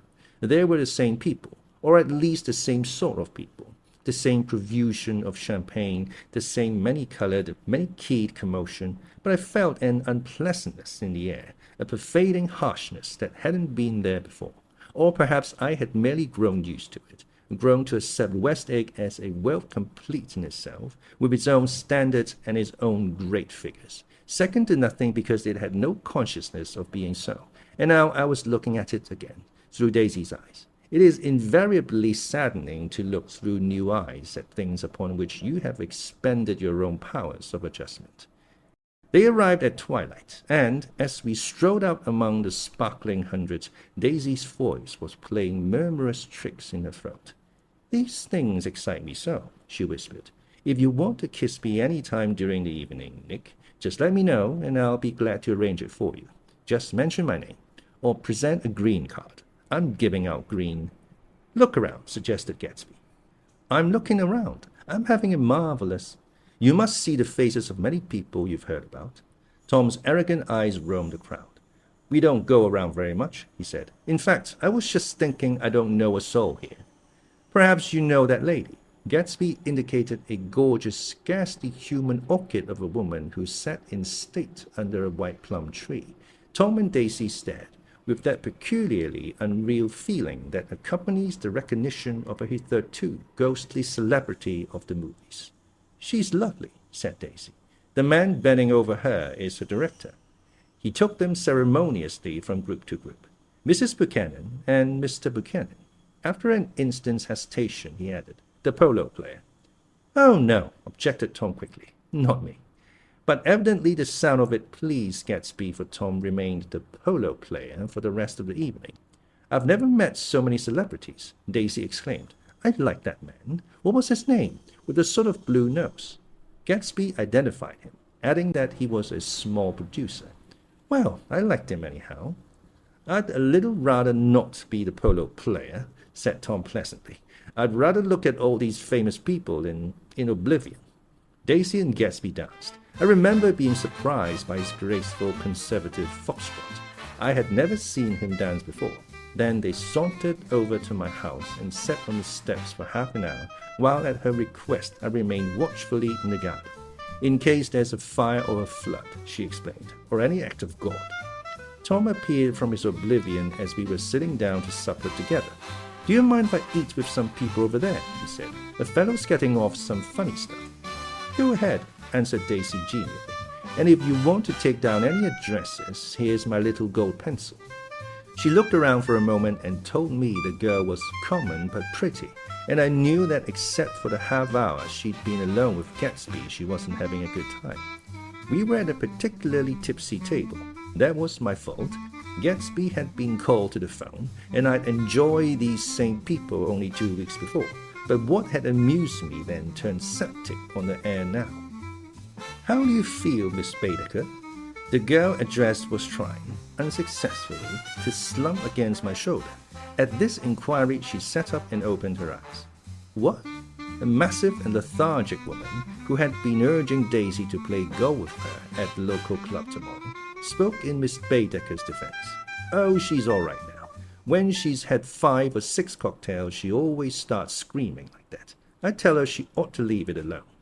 "I do leave it alone," affirmed the accused hollowly. "We heard you yelling, so I said to Doc Sibbett here, 'There's somebody that needs your help, Doc.'" "She's much obliged, I'm sure," said another friend, without gratitude. "But you got her dress all wet when you stuck her head in the pool." "Anything I hate is to get my head stuck in a pool," mumbled Miss Baker. "They almost drowned me once over in New Jersey." "Then you ought to leave it alone," countered Dr. Sibbett.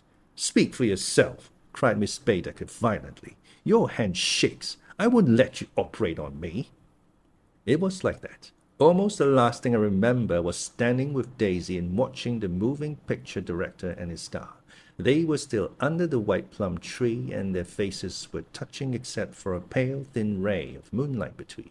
It occurred to me that he had been very slowly bending toward her all evening to attain this proximity, and even while I watched, I saw him stoop one ultimate degree and kiss at her cheek.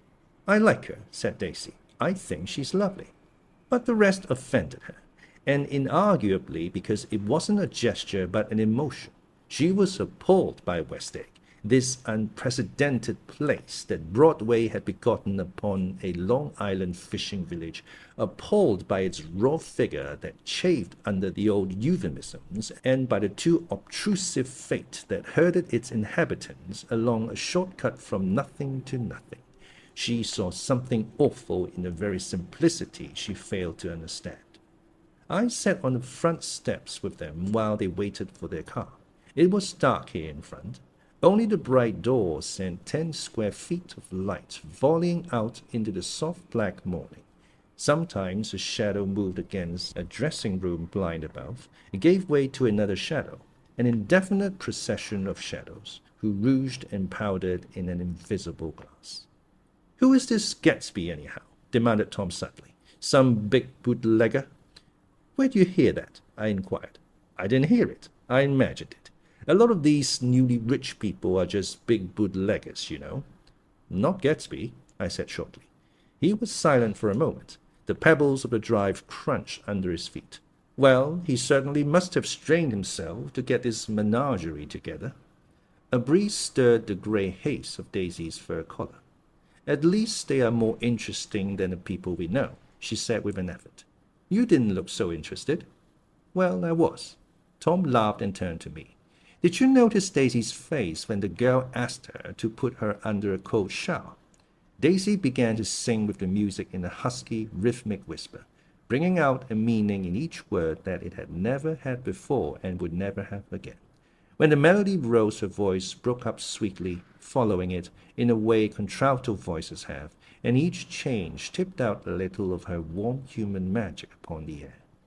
"Lots of people come who haven't been invited," she said suddenly. "That girl hadn't been invited. They simply forced their way in, and he's too polite to object." "I'd like to know who he is and what he does," insisted Tom, "and I think I'll make a point of finding out." "I can tell you right now," she answered. "He owns some drugstores, a lot of drugstores. He built them up himself." The dilatory limousine came rolling up the drive. "Good night, Nick," said Daisy. Her glance left me and sought the light at the top of the steps, where at 3 o'clock in the morning a neat, sad little waltz of that year was drifting out the open door. After all, in the very casualness of Gatsby's party, there were romantic possibilities totally absent from her world. What was it up there in the song that seemed to be calling her back inside? What would happen now in the dim, incalculable hours? Perhaps some unbelievable guest would arrive, a person infinitely rare and to be marveled at, some authentically radiant young girl who, with one fresh glance at Gatsby, one moment of magical encounter, would blot out those 5 years of unwavering devotion. I stayed late that night. Gatsby asked me to wait until he was free, and I lingered in the garden until the inevitable swimming party had run up, chilled and exalted, from the black beach, until the lights were extinguished in the guest rooms overhead. When he came down the steps at last, the tanned skin was drawn unusually tight on his face, and his eyes were bright and tired. "She didn't like it," he said immediately. "Of course she did." "She didn't like it," he insisted. "She didn't have a good time." He was silent, and I guessed at his unutterable depression. "I feel far away from her," he said. "It's hard to make her understand."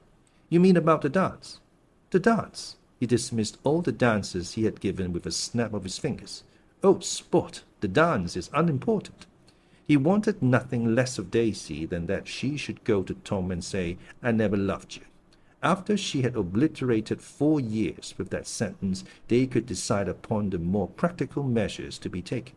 One of them was that, after she was free, they were to go back to Louisville and be married from her house, just as if it were 5 years ago. "And she doesn't understand," he said. "She used to be able to understand. We'd sit for hours." He broke off and began to walk up and down a desolate path of fruit rinds and discarded wafers and crushed flowers. "I wouldn't ask too much of her," I ventured. "You can't repeat the past." "Can't repeat the past?" he cried incredulously. "Why, of course you can." He looked around him wildly, as if the past were lurking here in the shadow of his house, just out of reach of his hand. "I'm going to fix everything just the way it was before," he said, nodding determinedly. "She'll see." He talked a lot about the past, and I gathered that he wanted to recover something, some idea of himself perhaps, that had gone into loving Daisy. His life had been confused and disordered since then, but if he could once return to a certain starting place and go over it all slowly, he could find out what that thing was. One autumn night, 5 years before, they had been walking down a street when the leaves were falling, and they came to a place where there were no trees and the sidewalk was white with moonlight. They stopped here and turned toward each other. Now it was a cool night with that mysterious excitement in it which comes at the two changes of the year. The quiet lights in the houses were humming out into the darkness, and there was a stir and bustle among the stars. Out of the corner of his eye, Gatsby saw that the blocks of the sidewalks really formed a ladder and mounted to a secret place above the trees. He could climb to it, if he climbed alone, and once there he could suck on the pap of life, gulp down the incomparable milk of wonder. His heart beat faster as Daisy's white face came up to his own. He knew that when he kissed this girl and forever wed his unutterable visions to her perishable breath, his mind would never romp again like the mind of God. So he waited, listening for a moment longer to the tuning fork that had been struck upon a star. Then he kissed her. At his lips' touch, she blossomed for him like a flower, and the incarnation was complete. Through all he said, even through his appalling sentimentality, I was reminded of something, an elusive rhythm, a fragment of lost words that I had heard somewhere a long time ago. For a moment, a phrase tried to take shape in my mouth, and my lips parted like a dumb man's, as though there was more struggling upon them than a wisp of startled air. But they made no sound, and what I had almost remembered was uncommunicable forever.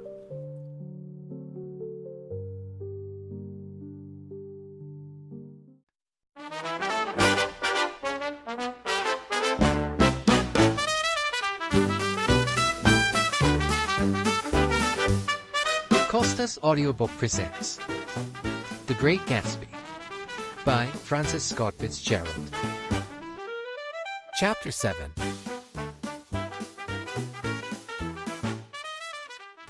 It was when curiosity about Gatsby was at its highest that the lights in his house failed to go on one Saturday night, and as obscurely as it had begun, his career as Trimalchio was over.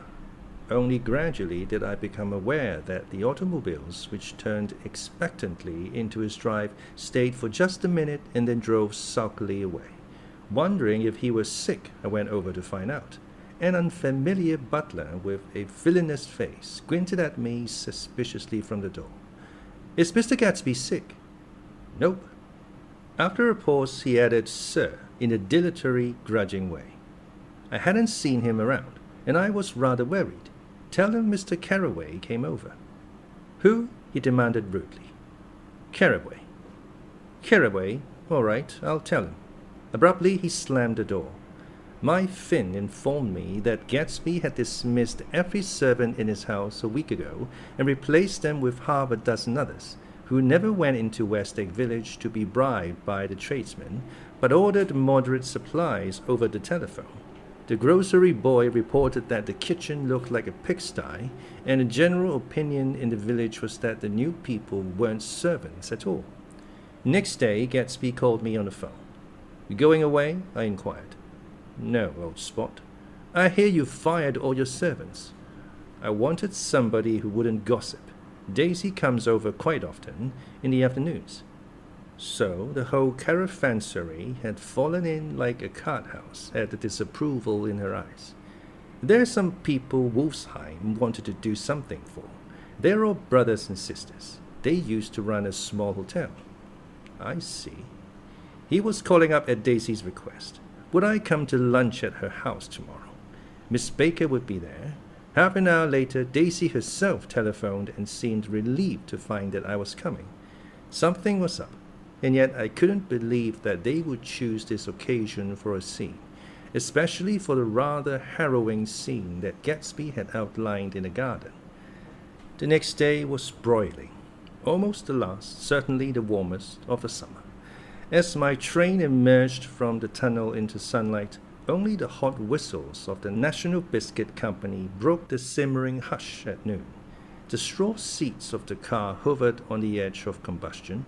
The woman next to me perspired delicately for a while into her white shirtwaist, and then, as her newspaper dampened under her fingers, lapsed despairingly into deep heat with a desolate cry. Her pocketbook slapped to the floor. "Oh my," she gasped. I picked it up with a weary bend and handed it back to her, holding it at arm's length and by the extreme tip of the corners to indicate that I had no designs upon it, but everyone nearby, including the woman, suspected me just the same. "Hot," said the conductor to familiar faces. "Some weather. Hot, hot, hot. Is it hot enough for you? Is it hot? Is it?" My commutation ticket came back to me with a dark stain from his hand. That anyone should care in this heat, whose flushed lips he kissed, whose head made damp the pajama pocket over his heart. Through the hall of the Buchanan's house blew a faint wind, carrying the sound of the telephone bell out to Gatsby and me as we waited at the door. "The master's body?" roared the butler into the mouthpiece. "I'm sorry, madam, but we can't finish it. It's far too hot to touch this new." What he really said was, "Yes, yes, I'll see." He set down the receiver and came toward us, glistening slightly, to take our stiff straw hats. "Madam expects you in the salon," he cried, needlessly indicating the direction. In this heat, every extra gesture was an affront to the common store of life. The room, shadowed well with awnings, was dark and cool. Daisy and Jordan lay upon an enormous couch, like silver idols weighing down their own white dresses against the singing breeze of the fans. "We can't move," they said together. Jordan's fingers, powdered white over their tan, rested for a moment in mine. "And Mr. Thomas Buchanan, the athlete?" I inquired. Simultaneously I heard his voice, gruff, muffled, husky, at the hall telephone. Gatsby stood in the center of the crimson carpet and gazed around with fascinated eyes. Daisy watched him and laughed, her sweet, exciting laugh. A tiny gust of powder rose from her bosom into the air. "The rumor is," whispered Jordan, "that that's Tom's girl on the telephone." We were silent. The voice in the hall rose high with annoyance. "Very well, then. I won't sell you the car at all. I'm under no obligations to you at all. And as for your bothering me about it at lunchtime, I won't stand that at all." Holding down the receiver, said Daisy cynically. "No, he's not," I assured her. "It's a bona fide deal. I happen to know about it." Tom flung open the door, blocked out its space for a moment with his thick body, and hurried into the room. "Mr. Gatsby," he put out his broad, flat hand with well-concealed dislike. "I'm glad to see you, sir." "Nick?" "Make us a cold drink," cried Daisy. As he left the room again, she got up and went over to Gatsby and pulled his face down, kissing him on the mouth.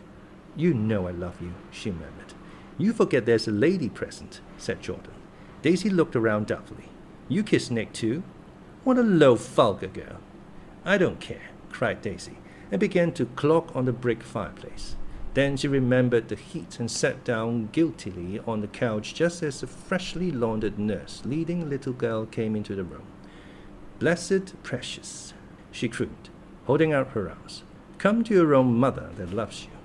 The child, relinquished by the nurse, rushed across the room and rooted shyly into her mother's dress. The blessed precious. Did mother get powder on your old yellowy hair? Stand up now and say, "How-de-do." Gatsby and I in turn leaned down and took the small reluctant hand. Afterward he kept looking at the child with surprise. I don't think he had ever really believed in its existence before. "I got dressed before luncheon," said the child, turning eagerly to Daisy. "That's because your mother wanted to show you off." Her face bent into the single wrinkle of the small white neck. "You dream, you absolute little dream." "Yes," admitted the child calmly. "Aunt Jordan's got on a white dress too. How do you like mother's friends?" Daisy turned her around so that she faced Gatsby. "Do you think they're pretty?" "Where's Daddy?" "She doesn't look like her father," explained Daisy. "She looks like me. She's got my hair and shape of the face." Daisy sat back upon the couch. The nurse took a step forward and held out her hand. "Come, Pammy." "Goodbye, sweetheart." With a reluctant backward glance, the well-disciplined child helped to her nurse's hand and was pulled out the door just as Tom came back, preceding 4 gin rickeys that clicked full of ice. Gatsby took up his drink. "They certainly look cool," he said with visible tension. We drank in long, greedy swallows. "I read somewhere that the sun's getting hotter every year," said Tom genially. It seems that pretty soon the Earth's going to fall into the sun. Or wait a minute, it's just the opposite. The sun's getting colder every year. Come outside, he suggested to Gatsby. I'd like you to have a look at the place. I went with them out to the veranda. On the green sound, stagnant in the heat, one small sail crawled slowly toward the fresher sea. Gatsby's eyes followed it momentarily.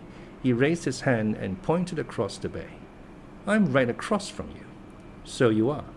Our eyes lifted over the rose beds and the hot lawn and the weedy refuse of the dark days along shore.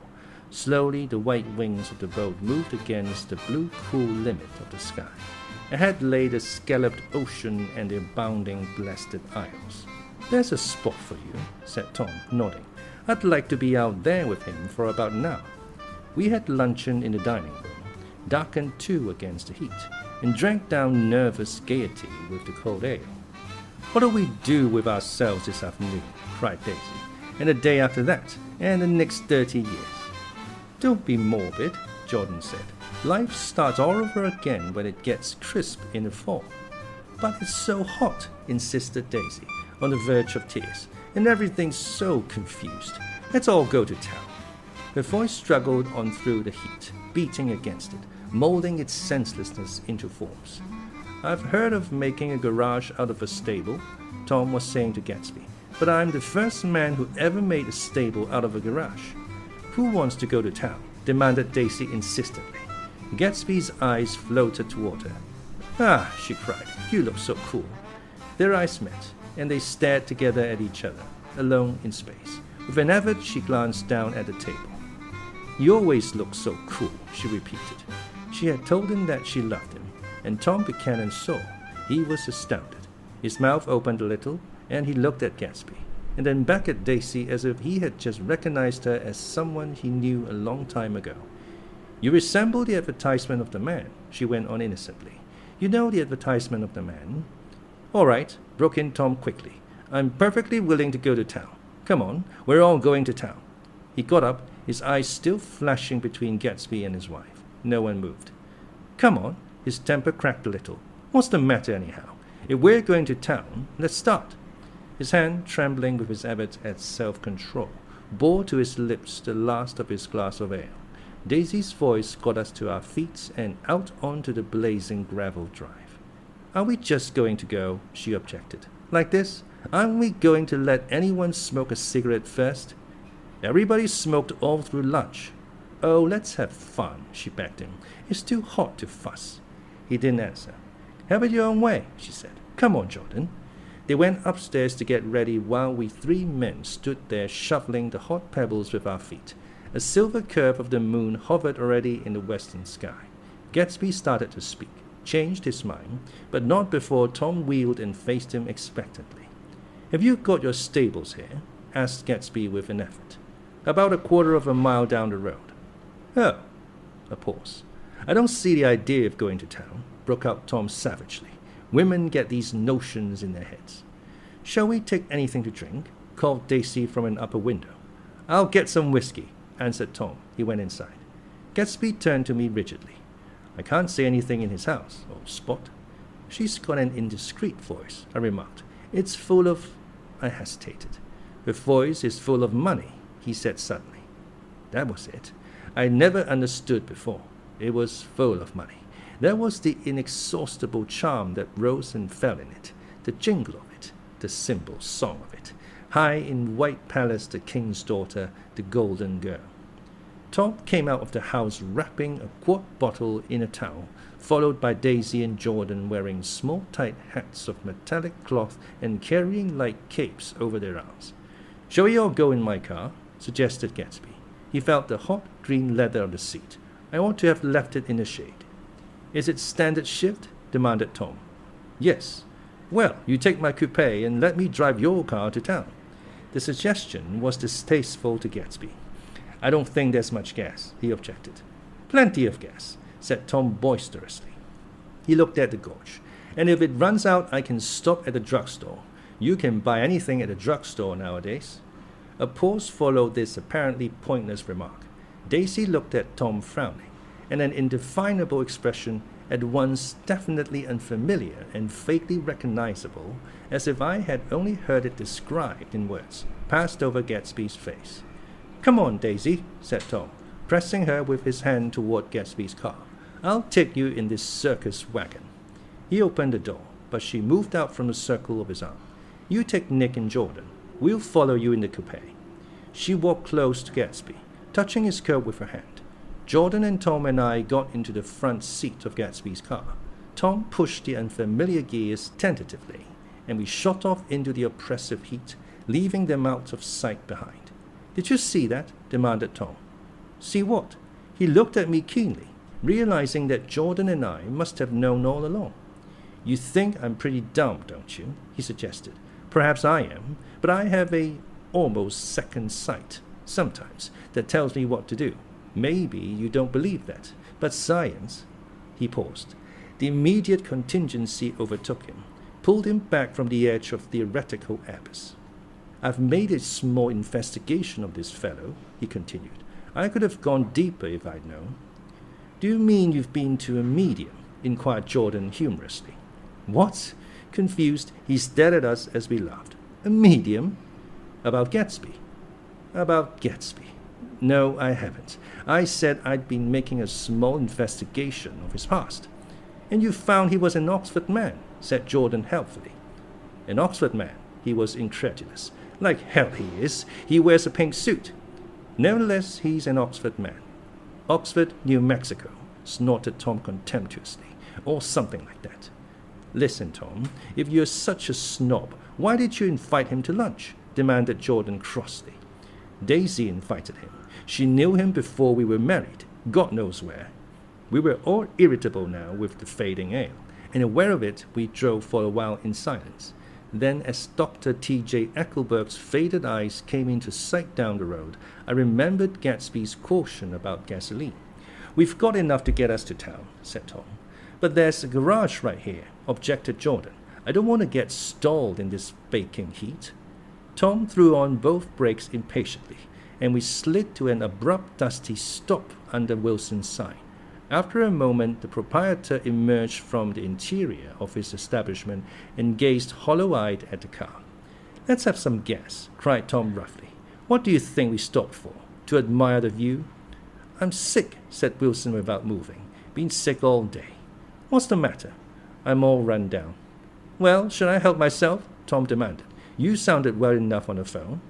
With an effort, Wilson left the shade and support of the doorway and, breathing hard, unscrewed the cap of the tank. In the sunlight, his face was green. "I didn't mean to interrupt your lunch," he said, "but I need money pretty bad, and I was wondering what you were going to do with your old car." "How do you like this one?" inquired Tom. "I bought it last week." "It's a nice yellow one," said Wilson, as he strained at the handle. "Like to buy it?" "Big chance," Wilson smiled faintly. "No, but I could make some money on the other." "What do you want money for all of a sudden?" "I've been here too long. I want to get away. My wife and I want to go west." "Your wife does?" exclaimed Tom, startled. "She's been talking about it for 10 years. He rested for a moment against the pump, shading his eyes. "And now she's going whether she wants to or not. I'm going to get her away." The coupe flashed by us with a flurry of dust and the flash of a waving hand. "What do I owe you?" demanded Tom harshly. "I just got wised up to something funny the last 2 days," remarked Wilson. "That's why I want to get away. That's why I've been bothering you about the car." "What do I owe you?" $1.20. The relentless beating heat was beginning to confuse me, and I had a bad moment there before I realized that so far his suspicions hadn't alighted on Tom. He had discovered that Myrtle had some sort of life apart from him in another world, and the shock had made him physically sick. I stared at him and then at Tom, who had made a parallel discovery less than an hour before, and it occurred to me that there was no difference between men, in intelligence or race, so profound as the difference between the sick and the well. Wilson was so sick that he looked guilty, unforgivably guilty, as if he had just got some poor girl with child. "I'll let you have that car," said Tom. "I'll send it over tomorrow afternoon." The locality was always vaguely disquieting, even in the broad glare of afternoon, and now I turned my head as though I had been warned of something behind. Over the ash heaps the giant eyes of Dr. T.J. Eckelberg kept their vigil, but I perceived, after a moment, that other eyes were regarding us with peculiar intensity from less than 20 feet away. In one of the windows over the garage, the curtains had been moved aside a little, and Myrtle Wilson was peering down at the car. So engrossed was she that she had no consciousness of being observed, and one emotion after another crept into her face like objects into a slowly developing picture. Her expression was curiously familiar. It was an expression I had often seen on women's faces, but on Myrtle Wilson's face it seemed purposeless and inexplicable until I realized that her eyes, wide with jealous terror, were fixed not on Tom, but on Jordan Baker, whom she took to be his wife.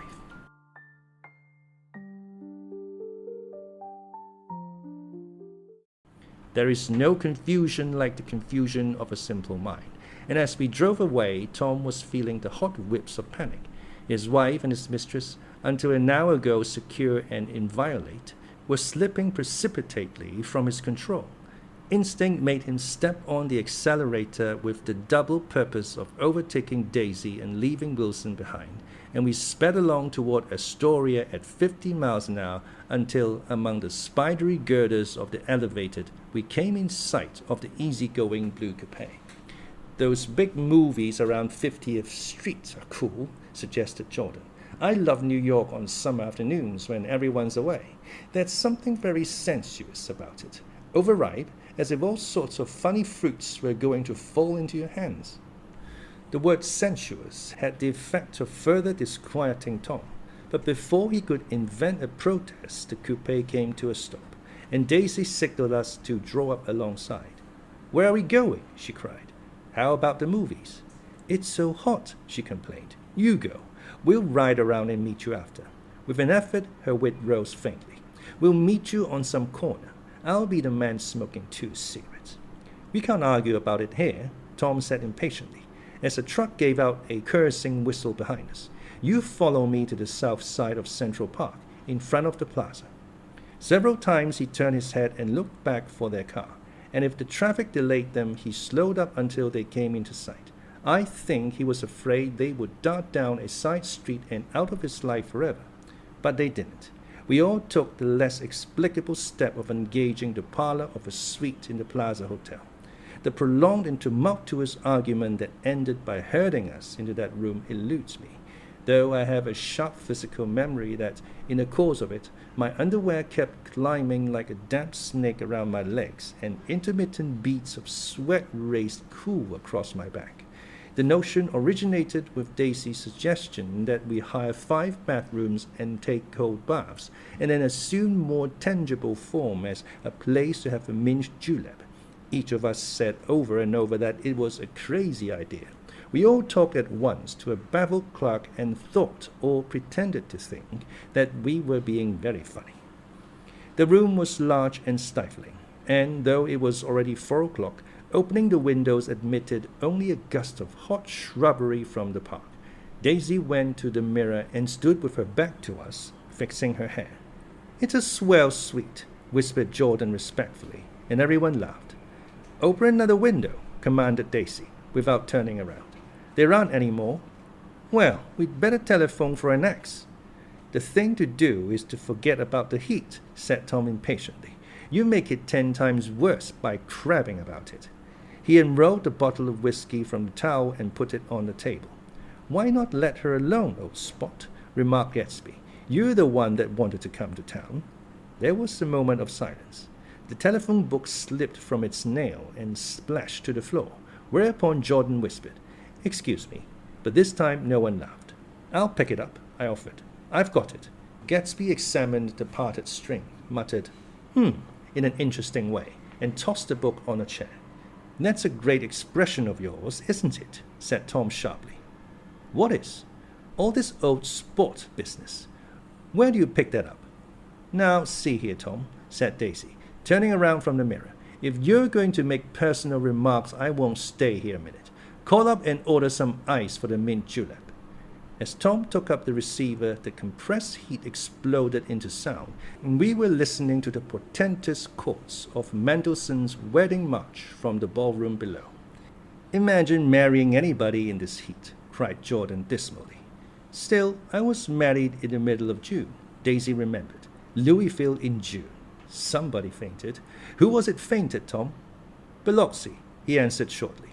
"A man named Biloxi. Biloxi. And he made boxes. That's a fact. And he was from Biloxi, Tennessee. They carried him into my house," appended Jordan, "because we lived just 2 doors from the church, and he stayed 3 weeks, until Daddy told him he had to get out. The day after he left, Daddy died." After a moment, she added, as if she might have sounded irrelevant, "There wasn't any connection." "I used to know a Bill Biloxi from Memphis," I remarked. "That was his cousin. I knew his whole family history before he left. He gave me an aluminium putter that I use today." The music had died down as the ceremony began, and now a long cheer floated in at the window, followed by intermittent cries of "yeah, yeah, yeah," and finally by a burst of jazz as the dancing began. "We're getting old," said Daisy. "If we were young, we'd rise and dance." "Remember Biloxi," Jordan warned her. "Where do you know him, Tom?" "Biloxi?" He concentrated with an effort. "I didn't know him. He was a friend of Daisy's." "He was not," she denied. "I'd never seen him before. He came down in the private car." "Well, he said he knew you. He said he was raised in Louisville. Asa Bird brought him around at the last minute and asked if we had room for him." Jordan smiled. "He was probably bumming his way home. He told me he was president of your class at Yale." Tom and I looked at each other blankly. "Biloxi?" "First place, we didn't have any president." Gatsby's foot beat a short, restless tattoo, and Tom eyed him suddenly. "By the way, Mr. Gatsby, I understand you're an Oxford man." "Not exactly." "Oh, yes, I understand you went to Oxford." "Yes, I went there." A pause. Then Tom's voice, incredulous and insulting. "You must have gone there about the time Biloxi went to New Haven." Another pause. A waiter knocked and came in with crushed mint and ice, but the silence was unbroken by his "thank you" and the soft closing of the door. This tremendous detail was to be cleared up at last. "I told you I went there," said Gatsby. "I heard you, but I'd like to know when." "It was in 1919.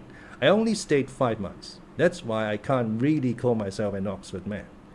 Tom glanced around to see if we mirrored his unbelief, but we were all looking at Gatsby. "It was an opportunity they gave to some of the officers after the armistice," he continued. "We could go to any of the universities in England or France. I wanted to get up and slap him on the back. I had one of those renewals of complete faith in him that I'd experienced before." Daisy rose, smiling faintly, and went to the table. "Open the whiskey, Tom," she ordered, "and I'll make you a mint julep. Then you won't seem so stupid to yourself. Look at the mint." "Wait a minute," snapped Tom. "I want to ask Mr. Gatsby one more question." "Go on," Gatsby said politely. "What kind of a row are you trying to cause in my house anyhow?" They were out in the open at last, and Gatsby was content. "He isn't causing a row." Daisy looked desperately from one to the other. "You're causing a row. Please have a little self-control." "Self-control," repeated Tom incredulously. "I suppose the latest thing is to sit back and let Mr. Nobody from nowhere make love to your wife. Well, if that's the idea, you can count me out. Nowadays, people begin by sneering at family life and family institutions, and next they'll throw everything overboard and have intermarriage between black and white." Flushed with his impassioned gibberish, he saw himself standing alone on the last barrier of civilization. "We're all white here," murmured Jordan. "I know I'm not very popular. I don't give big parties. I suppose you've got to make your house into a pigsty in order to have any friends in the modern world." Angry as I was, as we all were, I was tempted to laugh whenever he opened his mouth. The transition from libertine to prig was so complete. "I've got something to tell you, old spot," began Gatsby, but Daisy guessed at his intention. "Please don't," she interrupted helplessly. "Please, let's all go home. Why don't we all go home?" "That's a good idea." I got up. "Come on, Tom. Nobody wants a drink." "I want to know what Mr. Gatsby has to tell me." "Your wife doesn't love you," said Gatsby. "She's never loved you. She loves me." "You must be crazy," exclaimed Tom automatically. Gatsby sprang to his feet, vivid with excitement. "She never loved you. Do you hear?" he cried. "She only married you because I was poor and she was tired of waiting for me. It was a terrible mistake, but in her heart she never loved anyone except me." At this point, Jordan and I tried to go, but Tom and Gatsby insisted with competitive firmness that we remain, as though neither of them had anything to conceal and it would be a privilege to partake vicariously of their emotions. "Sit down, Daisy." Tom's voice groped unsuccessfully for the paternal note. "What's been going on? I want to hear all about it." "I told you what's been going on," said Gatsby. "Going on for 5 years, and you didn't know." Tom turned to Daisy sharply. "You've been seeing this fellow for 5 years." "Not seeing," said Gatsby. "No, we couldn't meet. But both of us loved each other all that time, old Spot, and you didn't know. I used to laugh sometimes." But there was no laughter in his eyes. "To think that you didn't know." "Oh, that's all." Tom tapped his thick fingers together like a clergyman and leaned back in his chair. "You're crazy," he exploded. "I can't speak about what happened 5 years ago, because I didn't know Daisy then. And I'll be damned if I see how you got within a mile of her unless you brought the groceries to the back door. But all the rest of that's a goddamn lie. Daisy loved me when she married me, and she loves me now." "No," said Gatsby, shaking his head. "She does, though. The trouble is that sometimes she gets foolish ideas in her head and doesn't know what she's doing." He nodded sagely. "And what's more, I love Daisy too. Once in a while I go off on a spree and make a fool of myself, but I always come back, and in my heart and love her all the time." "You're revolting," said Daisy. She turned to me, and her voice, dropping an octave lower, filled the room with thrilling scorn. "Do you know why we left Chicago? I'm surprised that they didn't treat you to the story of that little spree." Gatsby walked over and stood beside her. "Daisy, that's all over now," he said earnestly. "It doesn't matter anymore. Just tell him the truth, that you never loved him, and it's all wiped out forever." She looked at him blindly. "Why, how could I love him, possibly?" "You never loved him." She hesitated. Her eyes fell on Jordan and me with a sort of appeal, as though she realized at last what she was doing, and as though she had never, all along, intended doing anything at all. But it was done now. It was too late. "I never loved him," she said, with perceptible reluctance. "Not at Kapiolani?" demanded Tom suddenly. "No." From the ballroom beneath, muffled and suffocating chords were drifting up on hot waves of air. "Not that day I carried you down from the punch bowl to keep your shoes dry." There was a husky tenderness in his tone. "Daisy, please don't." Her voice was cold, but the rancor was gone from it. She looked at Gatsby. "There, Jay," she said, but her hand as she tried to light a cigarette was trembling. Suddenly she threw the cigarette and the burning match on the carpet. "Oh, you want too much," she cried to Gatsby. "I love you now. Isn't that enough? I can't help what's past." She began to sob helplessly. "I did love him once, but I loved you too." Gatsby's eyes opened and closed. "You loved me too," he repeated. "Even that's a lie," said Tom savagely. "She didn't know you were alive. Why, there's things between Daisy and me that you'll never know, things that neither of us can ever forget." The words seemed to bite physically into Gatsby.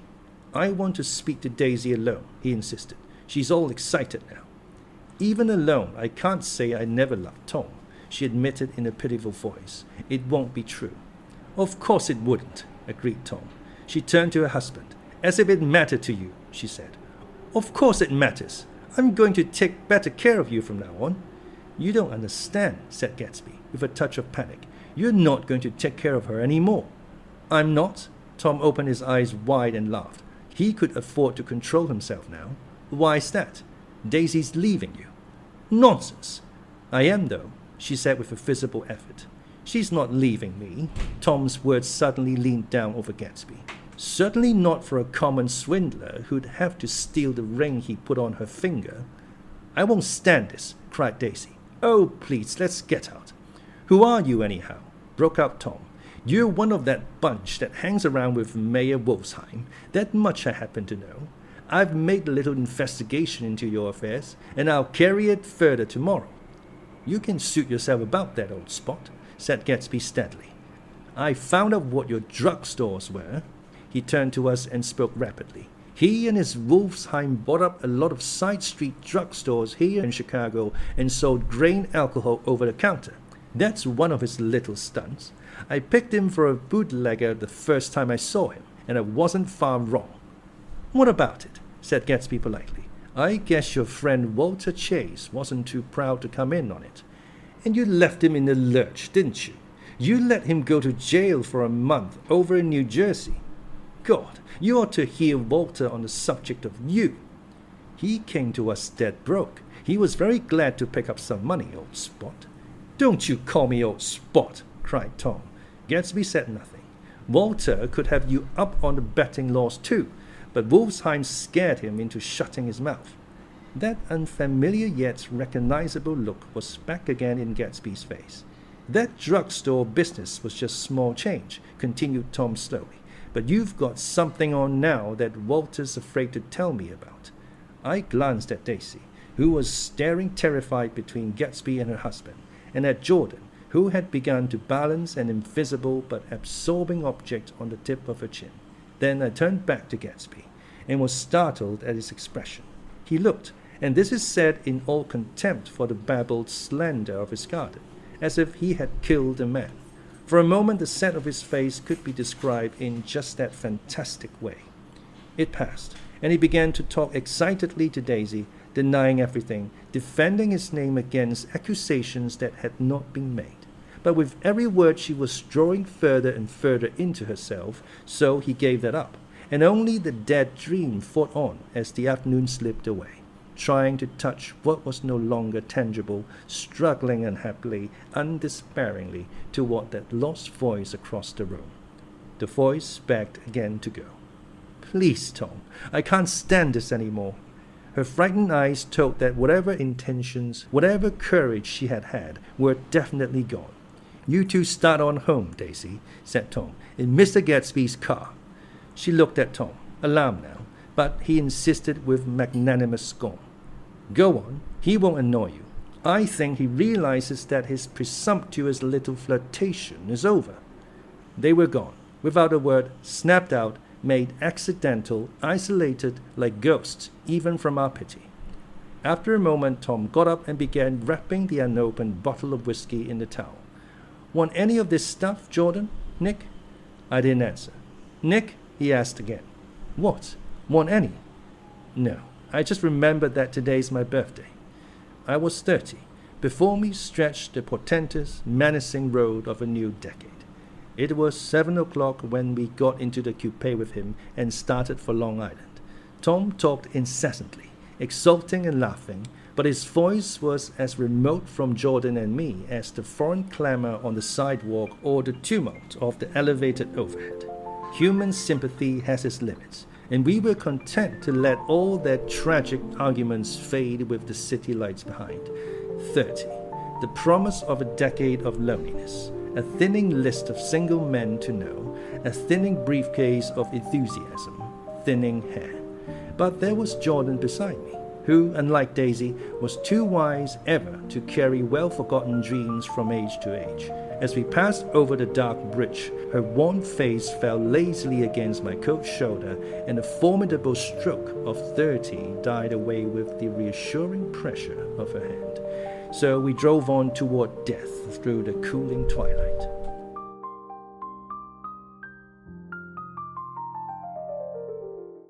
The young Greek, Michaelis, who ran the coffee joint beside the ash heaps, was the principal witness at the inquest.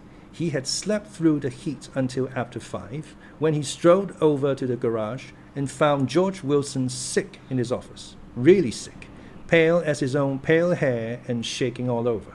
Michaelis advised him to go to bed, but Wilson refused, saying that he'd miss a lot of business if he did. While his neighbor was trying to persuade him, a violent racket broke out overhead. I've got my wife locked in up there, explained Wilson calmly. She's going to stay there till the day after tomorrow, and then we're going to move away. Michaelis was astonished. They had been neighbors for 4 years, and Wilson had never seemed faintly capable of such a statement. Generally, he was one of these worn-out men. When he wasn't working, he sat on a chair in the doorway and stared at the people in the cars that passed along the road. When anyone spoke to him, he invariably laughed in an agreeable, colorless way. He was his wife's man and not his own. So naturally, Michaelis tried to find out what had happened, but Wilson wouldn't say a word.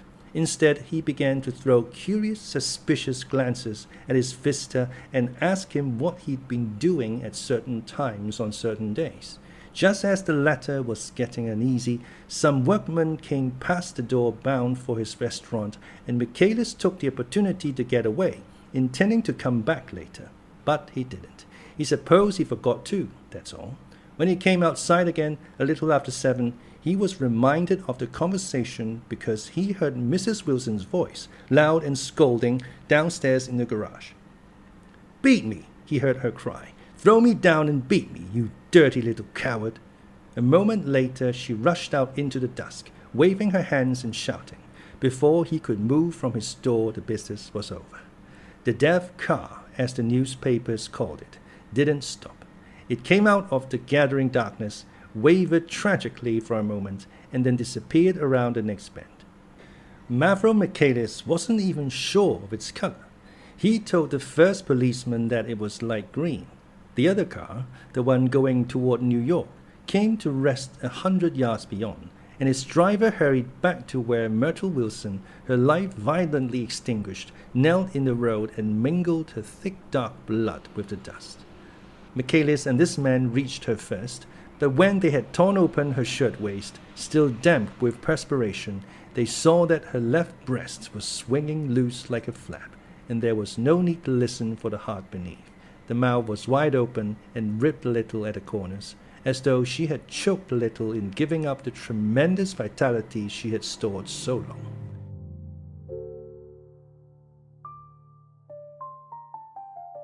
We saw the 3 or 4 automobiles and the crowd when we were still some distance away.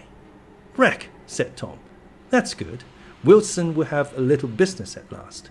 He slowed down, but still without any intention of stopping, until, as we came nearer, the hushed, intent faces of the people at the garage door made him automatically put on the brakes. "We'll take a look," he said doubtfully. "Just a look." I became aware now of a hollow, wailing sound which issued incessantly from the garage, a sound which, as we got out of the coupe and walked toward the door, resolved itself into the words, "Oh my God!" uttered over and over in a gasping moan. "There's some bad trouble here," said Tom excitedly. He reached up on tiptoes and peered over a circle of heads into the garage, which was lit only by a yellow light in a swinging metal basket overhead. Then he made a harsh sound in his throat, and with a violent thrusting movement of his powerful arms pushed his way through. The circle closed up again with a running murmur of expostulation. It was a minute before I could see anything at all. Then new arrivals deranged the line, and Jordan and I were pushed suddenly inside.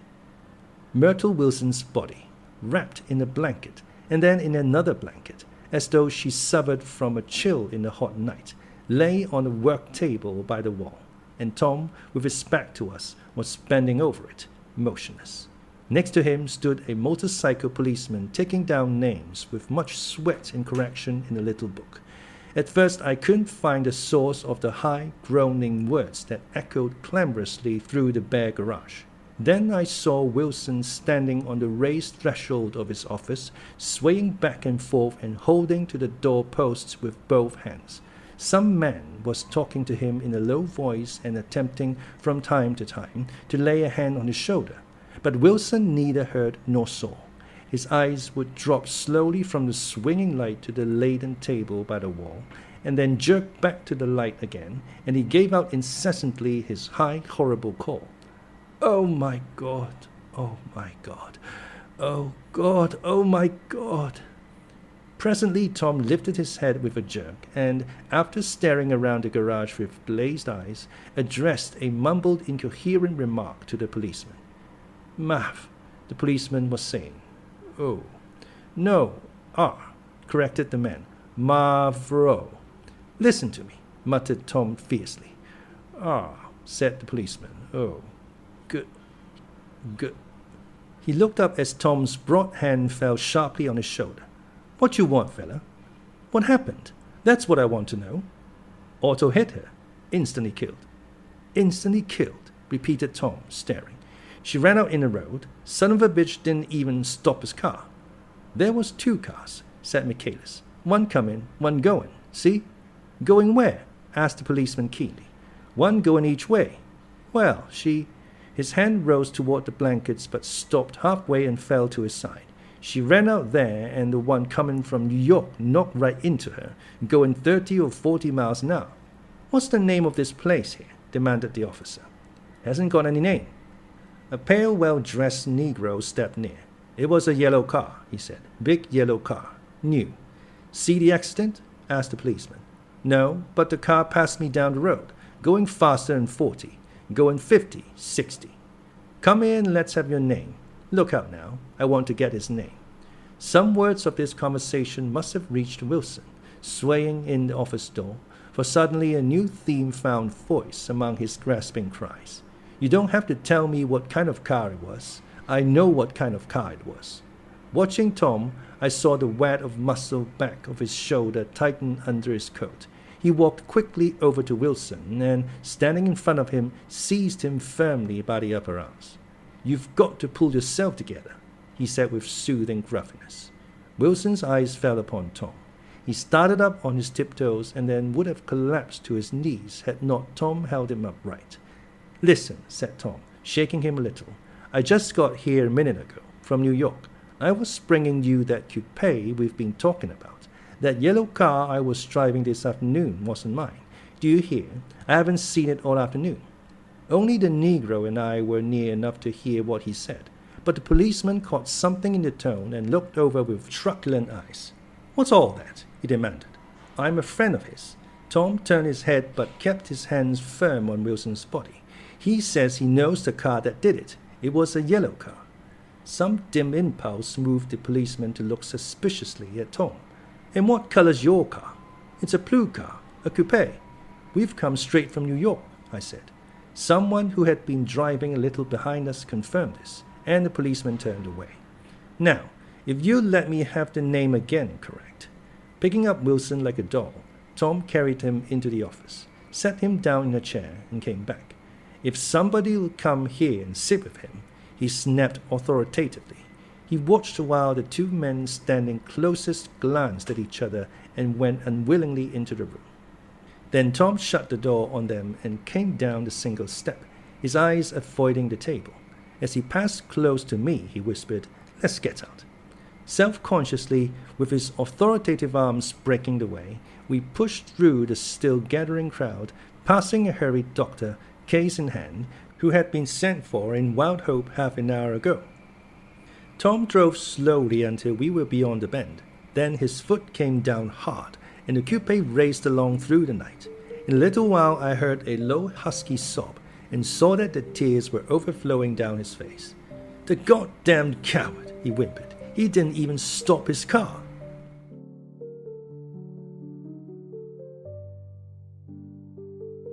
The Buchanan's house floated suddenly toward us through the dark, rustling trees. Tom stopped beside the porch and looked up at the second floor, where 2 windows bloomed with light among the vines. "Daisy's home," he said. As we got out of the car, he glanced at me and frowned slightly. "I ought to have dropped you in West Egg, Nick. There's nothing we can do tonight." A change had come over him, and he spoke gravely, and with decision. As we walked across the moonlight gravel to the porch, he disposed of the situation in a few brisk phrases.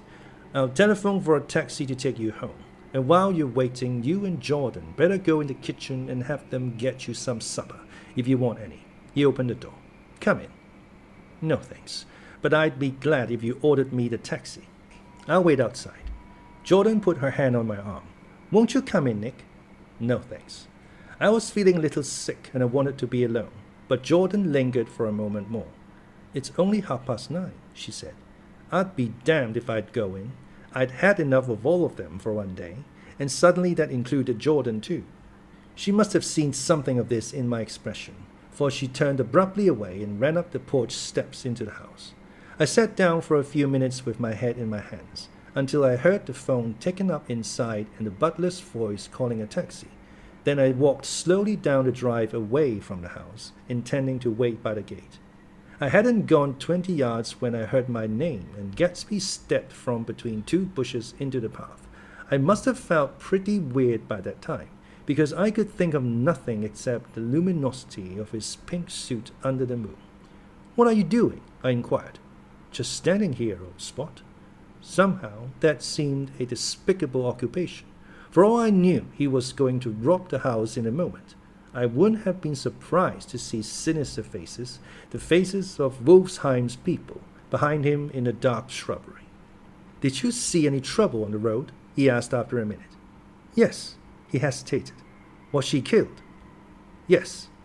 "I thought so. I told Daisy I thought so. It's better that the shock should all come at once. She stood it pretty well." He spoke as if Daisy's reaction was the only thing that mattered. "I got to West Egg by a side road," he went on, "and left the car in my garage. I don't think anybody saw us, but of course I can't be sure." I disliked him so much by this time that I didn't find it necessary to tell him he was wrong. "Who was the woman?" he inquired. "Her name was Wilson. Her husband owns the garage. How the devil did it happen?" "Well, I tried to swing the wheel," he broke off, and suddenly I guessed at the truth. "Was Daisy driving?" "Yes," he said after a moment, "but of course I'll say I was. You see, when we left New York, she was very nervous and she thought it would steady her to drive. And this woman rushed out at us just as we were passing a car coming the other way. It all happened in a minute, but it seemed to me that she wanted to speak to us, thought we were somebody she knew. Well, first Daisy turned away from the woman toward the other car, and then she lost her nerve and turned back. The second my hand reached the wheel, I felt the shock. It must have killed her instantly. It ripped her open." "Don't tell me, old spot," he winced. "Anyhow, Daisy stepped on it. I tried to make her stop, but she couldn't, so I pulled on the emergency brake. Then she fell over into my lap and I drove on." "She'll be all right tomorrow," he said presently. "I'm just going to wait here and see if he tries to bother her about that unpleasantness this afternoon. She's locked herself into her room, and if he tries any brutality, she's going to turn the light out and on again." "He won't touch her," I said. "He's not thinking about her." "I don't trust him, old spot." "How long are you going to wait?" "All night, if necessary. Anyhow, till they all go to bed." A new point of view occurred to me. Suppose Tom found out that Daisy had been driving. He might think he saw a connection in it. He might think anything. I looked at the house. There were 2 or 3 bright windows downstairs and the pink glow from Daisy's room on the ground floor. "You wait here," I said. "I'll see if there's any sign of a commotion." I walked back along the border of the lawn, traversed the gravel softly, and tiptoed up the veranda steps. The drawing-room curtains were open, and I saw that the room was empty. Crossing the porch where we had dined that June night 3 months before, I came to a small rectangle of light which I guessed was the pantry window. The blind was drawn, but I found a rift at the sill. Daisy and Tom were sitting opposite each other at the kitchen table with a plate of cold fried chicken between them and 2 bottles of ale. He was talking intently across the table at her, and in his earnestness his hand had fallen upon and covered her own. Once in a while she looked up at him and nodded in agreement. They weren't happy, and neither of them had touched the chicken or the ale, and yet they weren't unhappy either. There was an unmistakable air of natural intimacy about the picture, and anybody would have said that they were conspiring together. As I tiptoed from the porch, I heard my taxi feeling its way along the dark road toward the house. Gatsby was waiting where I had left him in the drive. "Is it all quiet up there?" he asked anxiously. "Yes, it's all quiet." I hesitated. "You'd better come home and get some sleep." He shook his head. "I want to wait here till Daisy goes to bed. Good night, old spot." He put his hands in his coat pockets and turned back eagerly to his scrutiny of the house, as though my presence marred the sacredness of the vigil. So I walked away and left him standing there in the moonlight, watching over nothing.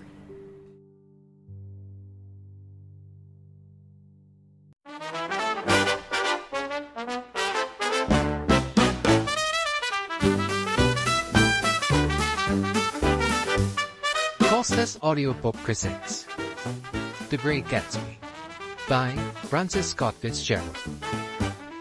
Chapter 8.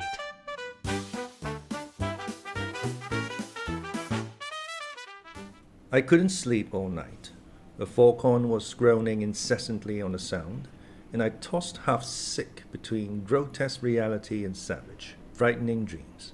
Toward dawn, I heard a taxi go up Gatsby's drive, and immediately I jumped out of bed and began to dress. I felt that I had something to tell him, something to warn him about, and morning would be too late.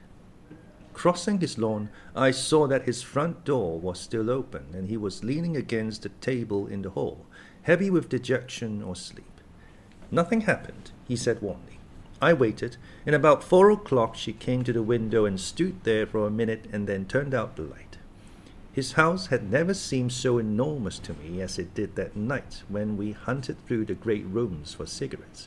We pushed aside curtains that were like pavilions and felt over innumerable feet of dark wall for electric light switches. Once I tumbled with a sort of splash upon the keys of a ghostly piano. There was an inexplicable amount of dust everywhere, and the rooms were musty, as though they hadn't been aired for many days. I found a humidor on an unfamiliar table, with 2 stale, dry cigarettes inside. Throwing open the French windows of the drawing room, we sat smoking out into the darkness. "You ought to go away," I said. "It's pretty certain they'll trace your car." "Go away now, old spot. Go to Atlantic City for a week, or up to Montreal." He wouldn't consider it. He couldn't possibly leave Daisy until he knew what she was going to do. He was clutching at some last hope, and I couldn't bear to shake him free. It was this night that he told me the strange story of his youth with Dan Cody. Told it to me because J. Gatsby had broken up like glass against Tom's hard matters, and a long secret extravaganza was played out. I think that he would have acknowledged anything now, without reserve, but he wanted to talk about Daisy. He was the first nice girl he had ever known. In various unrevealed capacities he had come in contact with such people, but always with indiscernible barbed wire between. He found her excitingly desirable. He went to her house, at first with other officers from Camp Taylor, then alone. It amazed him. He had never been in such a beautiful house before. But what gave it an air of breathless intensity was that Daisy lived there. It was as casual a thing to her as his tent out at camp was to him.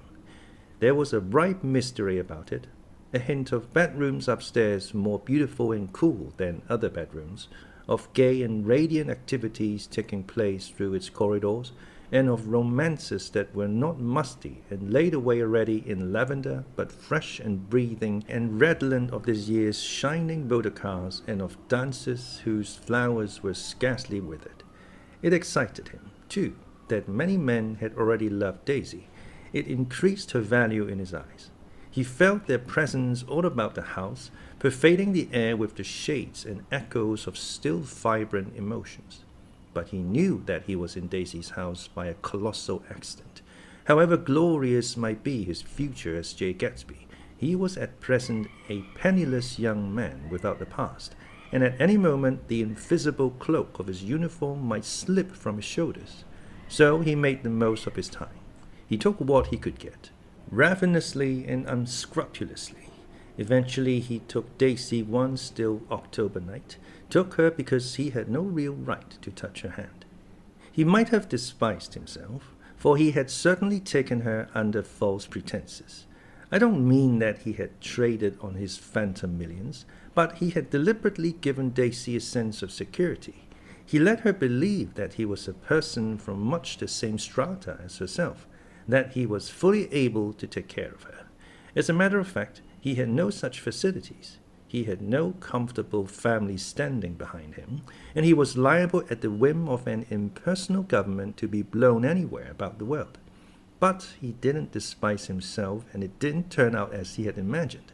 He had intended, probably, to take what he could and go.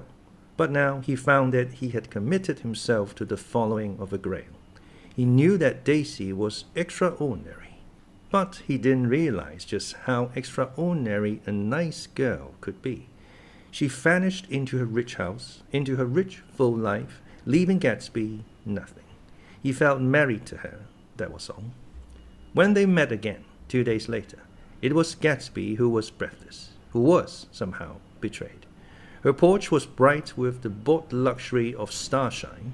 The wicker of the settee squeaked fashionably as she turned toward him, and he kissed her curious and lovely mouth. She had caught a cold, and it made her voice huskier and more charming than ever. And Gatsby was overwhelmingly aware of the youth and mystery that wealth imprisons and preserves, of the freshness of many clothes, and of Daisy, gleaming like silver, safe and proud above the hot struggles of the poor.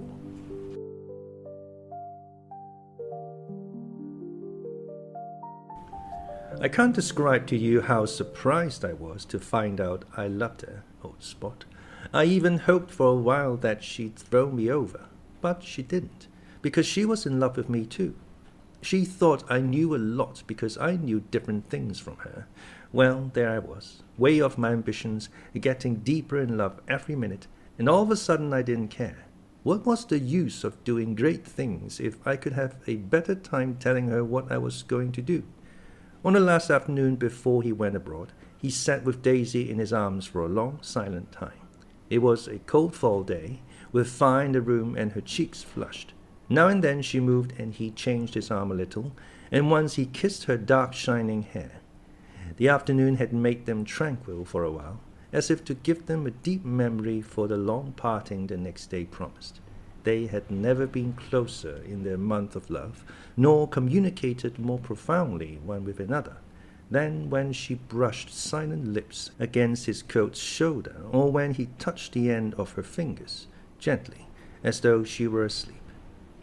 He did extraordinarily well in the war.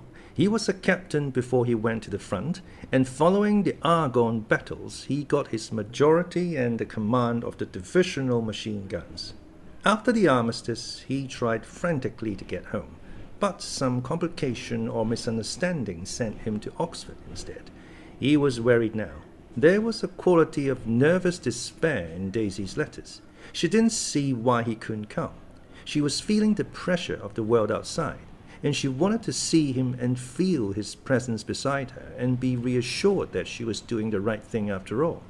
For Daisy was young, and her artificial world was redolent of orchids and pleasant, cheerful snobbery and orchestras which set the rhythm of the year, summing up the sadness and suggestiveness of life in new tunes.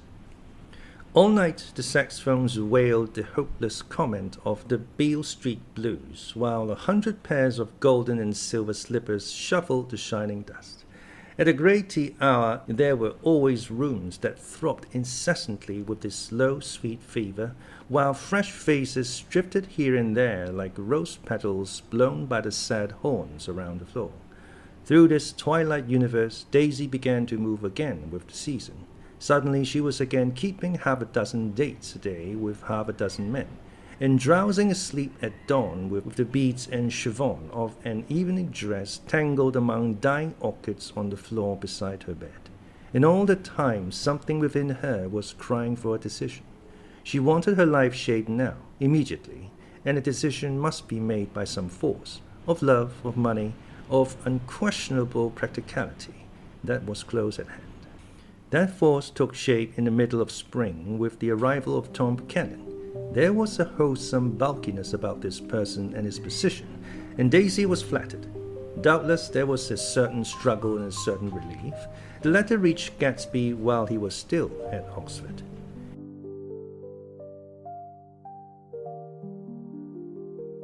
It was dawn now on Long Island, and we went about opening the rest of the windows downstairs, filling the house with grey-turning, gold-turning light. The shadow of a tree fell abruptly across the dew, and ghostly birds began to sing among the blue leaves.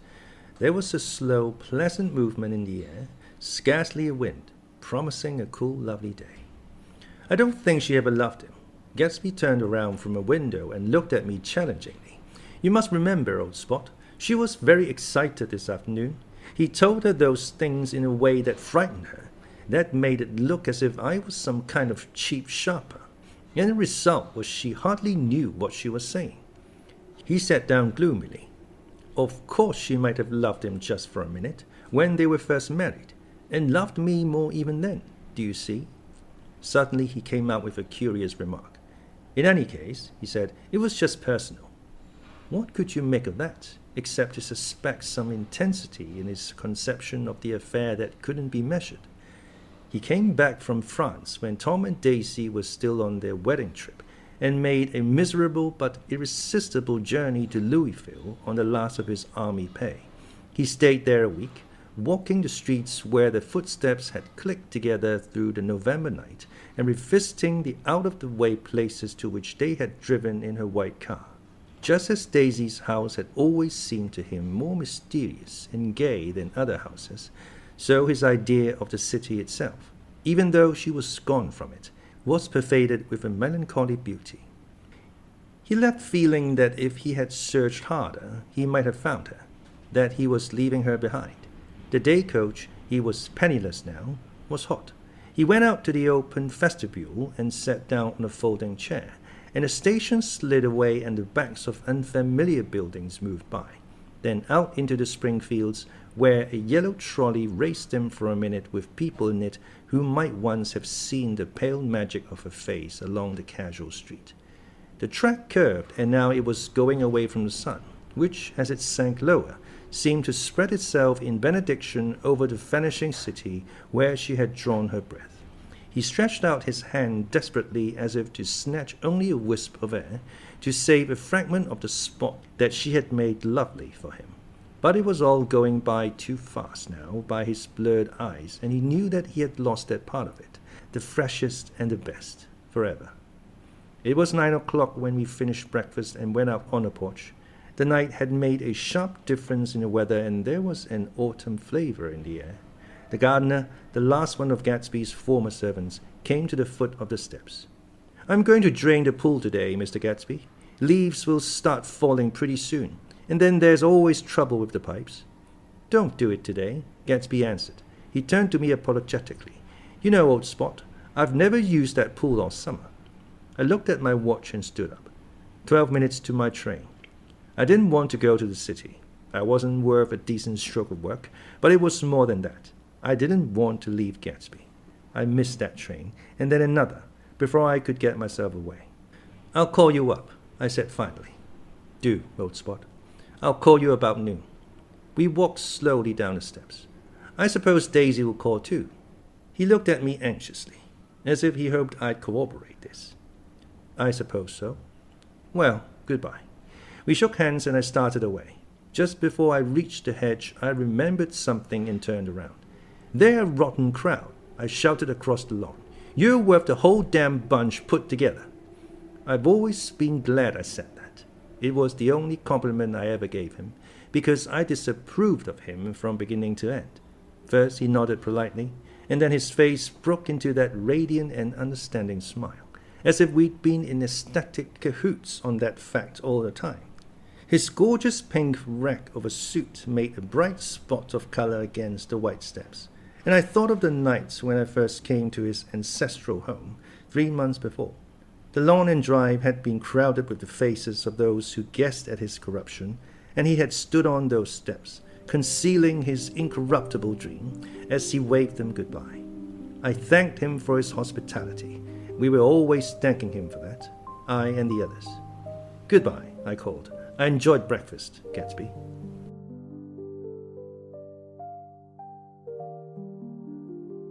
Up in the city, I tried for a while to list the quotations on an interminable amount of stock. Then I fell asleep in my swivel chair. Just before noon, the phone woke me, and I started up with sweat breaking out on my forehead. It was Jordan Baker. She often called me up at this hour because the uncertainty of her own movements between hotels and clubs and private houses made her hard to find in any other way. Usually her voice came over the wire as something fresh and cool, as if a divot from a green golf links had come sailing in at the office window. But this morning it seemed harsh and dry. "I've left Daisy's house," she said. "I'm at Hampstead, and I'm going down to Southampton this afternoon." Probably it had been tactful to leave Daisy's house, but the act annoyed me, and her next remark made me rigid. You weren't so nice to me last night. How could it have mattered then? Silence for a moment. Then, however, I want to see you. I want to see you too. Suppose I don't go to Southampton and come into town this afternoon? No, I don't think this afternoon. Very well. It's impossible this afternoon. Various. We talked like that for a while, and then abruptly we weren't talking any longer. I don't know which of us hung up with a sharp click, but I know I didn't care. I couldn't have talked to her across a tea table that day if I never talked to her again in this world. I called Gatsby's house a few minutes later, but the line was busy. I tried 4 times. Finally, an exasperated central told me the wire was being kept open for long distance from Detroit. Taking out my timetable, I drew a small circle around the 3:50 train. Then I leaned back in my chair and tried to think. It was just noon.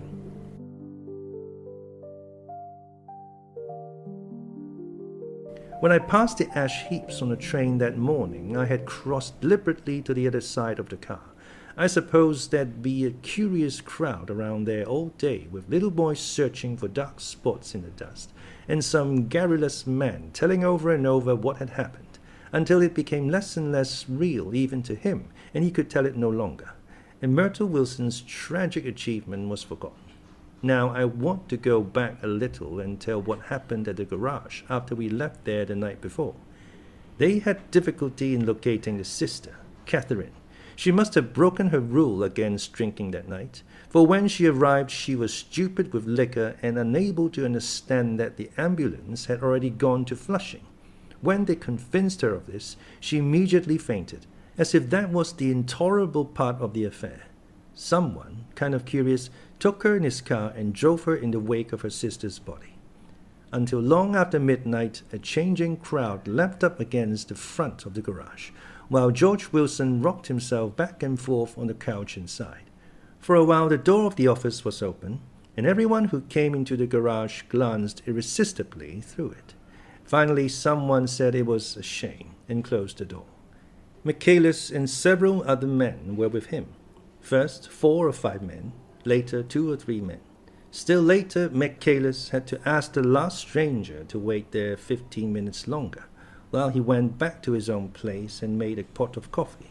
After that, he stayed there alone with Wilson until dawn. About 3 o'clock, the quality of Wilson's incoherent muttering changed. He grew quieter and began to talk about the yellow car. He announced that he had a way of finding out whom the yellow car belonged to, and then he blurted out that a couple of months ago his wife had come from a city with her face bruised and her nose swollen.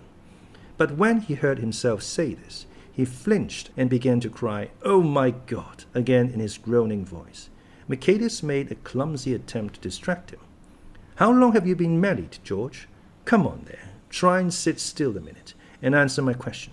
How long have you been married?" 12 years. Ever had any children? Come on, George, sit still. I asked you a question. Did you ever have any children? The hard brown beetles kept thudding against the dull light, and whenever Michaelis heard a car go tearing along the road outside, it sounded to him like the car that hadn't stopped a few hours before. He didn't like to go into the garage, because the workbench was stained where the body had been lying, so he moved uncomfortably around the office. He knew every object in it before morning, and from time to time sat down beside Wilson, trying to keep him more quiet. Have you got a church you go to sometimes, George? Maybe even if you haven't been there for a long time. Maybe I could call up the church and get a priest to come over and he could talk to you, see? Don't belong to any. You ought to have a church, George, for times like this. You must have gone to church once. Didn't you get married in a church? Listen, George, listen to me. Didn't you get married in a church? That was a long time ago. The effort of answering broke the rhythm of his rocking. For a moment he was silent. Then the same half-knowing, half-bewildered look came back into his faded eyes. "Look in the drawer there," he said, pointing at the desk. "Which drawer?" "That drawer, that one." Michaelis opened the drawer nearest his hand. There was nothing in it but a small, expensive dog leash made of leather and braided silver. It was apparently new. "This?" he inquired, holding it up. Wilson stared and nodded. I found it yesterday afternoon. She tried to tell me about it, but I knew it was something funny. You mean your wife bought it? She had it wrapped in tissue paper on her bureau. Michaelis didn't see anything odd in that, and he gave Wilson a dozen reasons why his wife might have bought the dog leash. But conceivably, Wilson had heard some of these same explanations before, from Myrtle, because he began saying, "Oh my God," again in a whisper. His comforter left several explanations in the air. Then he killed her, said Wilson. His mouth dropped open suddenly. Who did? I have a way of finding out. You're morbid, George, said his friend. This has been a strain to you and you don't know what you're saying. You'd better try and sit quiet till morning. He murdered her. It was an accident, George. Wilson shook his head. His eyes narrowed and his mouth widened slightly with the ghost of a superior I know, he said definitely. I'm one of these trusting fellas and I don't think any harm to nobody. But when I get to know a thing, I know it. It was the man in that car. She ran out to speak to him and he wouldn't stop. Michaelis had seen this too, but it hadn't occurred to him that there was any special significance in it. He believed that Mrs. Wilson had been running away from her husband, rather than trying to stop any particular car. How could she have been like that? She's a deep one, said Wilson, as if that answered the question. Ah. He began to rock again, and Michaelis stood twisting the leash in his hand. Maybe you got some friend that I could telephone for, George. This was a forlorn hope. He was almost sure that Wilson had no friend. There was not enough of him for his wife. He was glad a little later when he noticed a change in the room, a blue quickening by the window, and realized that dawn wasn't far off. About 5 o'clock it was blue enough outside to snap off the light. Wilson's glazed eyes turned out to the ash heaps, where small grey clouds took on fantastic shapes and scurried here and there in the faint dawn wind. I spoke to her, he muttered, after a long silence. I told her she might fool me, but she couldn't fool God. I took her to the window. With an effort, he got up and walked to the rear window and leaned with his face pressed against it. And I said, God knows what you've been doing, everything you've been doing. You may fool me, but you can't fool God. Standing behind him, Michaelis saw with a shock that he was looking at the eyes of Dr. T.J. Eckleberg, which had just emerged, pale and enormous, from the dissolving night. God sees everything, repeated Wilson. That's an advertisement, Michaelis assured him. Something made him turn away from the window and look back into the room, but Wilson stood there a long time, his face close to the window pane, nodding into the twilight. By 6 o'clock Michaelis was worn out, and grateful for the sound of a car stopping outside. It was one of the watchers of the night before who had promised to come back, so he cooked breakfast for 3, which he and the other man ate together. Wilson was quieter now, and Michaelis went home to sleep. When he awoke 4 hours later and hurried back to the garage, Wilson was gone. His movements, he was on foot all the time, were afterward traced to Port Roosevelt and then to Gads Hill, where he bought a sandwich that he didn't eat and a cup of coffee. He must have been tired and walking slowly, for he didn't reach Gads Hill until noon. Thus far, there was no difficulty in accounting for his time. There were boys who had seen a man acting sort of crazy, and motorists at whom he stared oddly from the side of the road. Then for 3 hours he disappeared from view. The police, on the strength of what he said to Michaelis that he had a way of finding out, supposed that he spent that time going from garage to garage thereabout, inquiring for a yellow car. On the other hand, no garage man who had seen him ever came forward, and perhaps he had an easier, surer way of finding out what he wanted to know. By 2:30 he was in West Egg, where he asked someone the way to Gatsby's house. So by that time he knew Gatsby's name.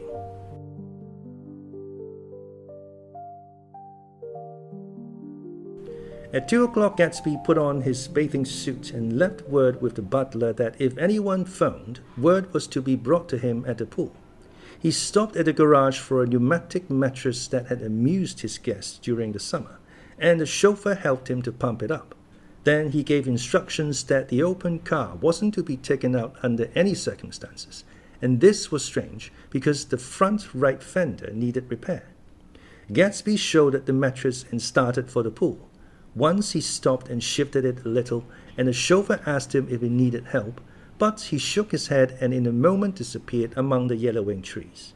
No telephone message arrived, but the butler went without his sleep and waited for it until 4 o'clock, until long after there was anyone to give it to if it came.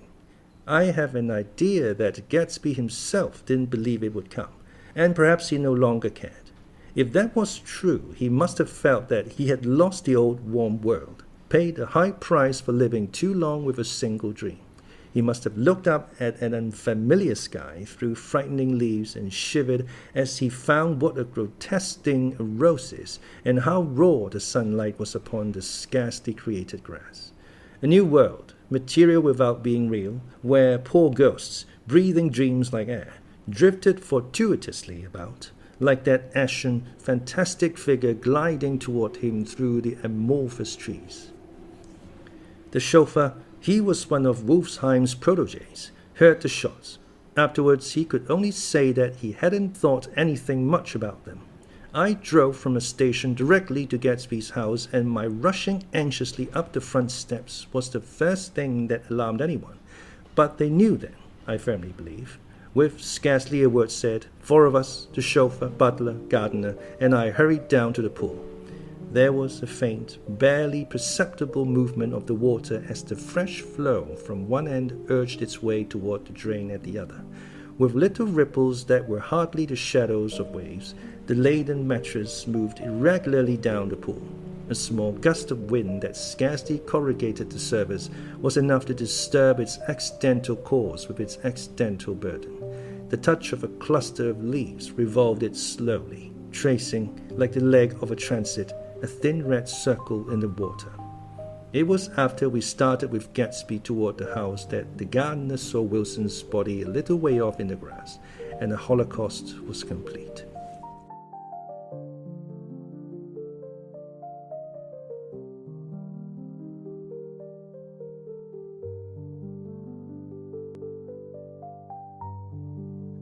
Chapter 9.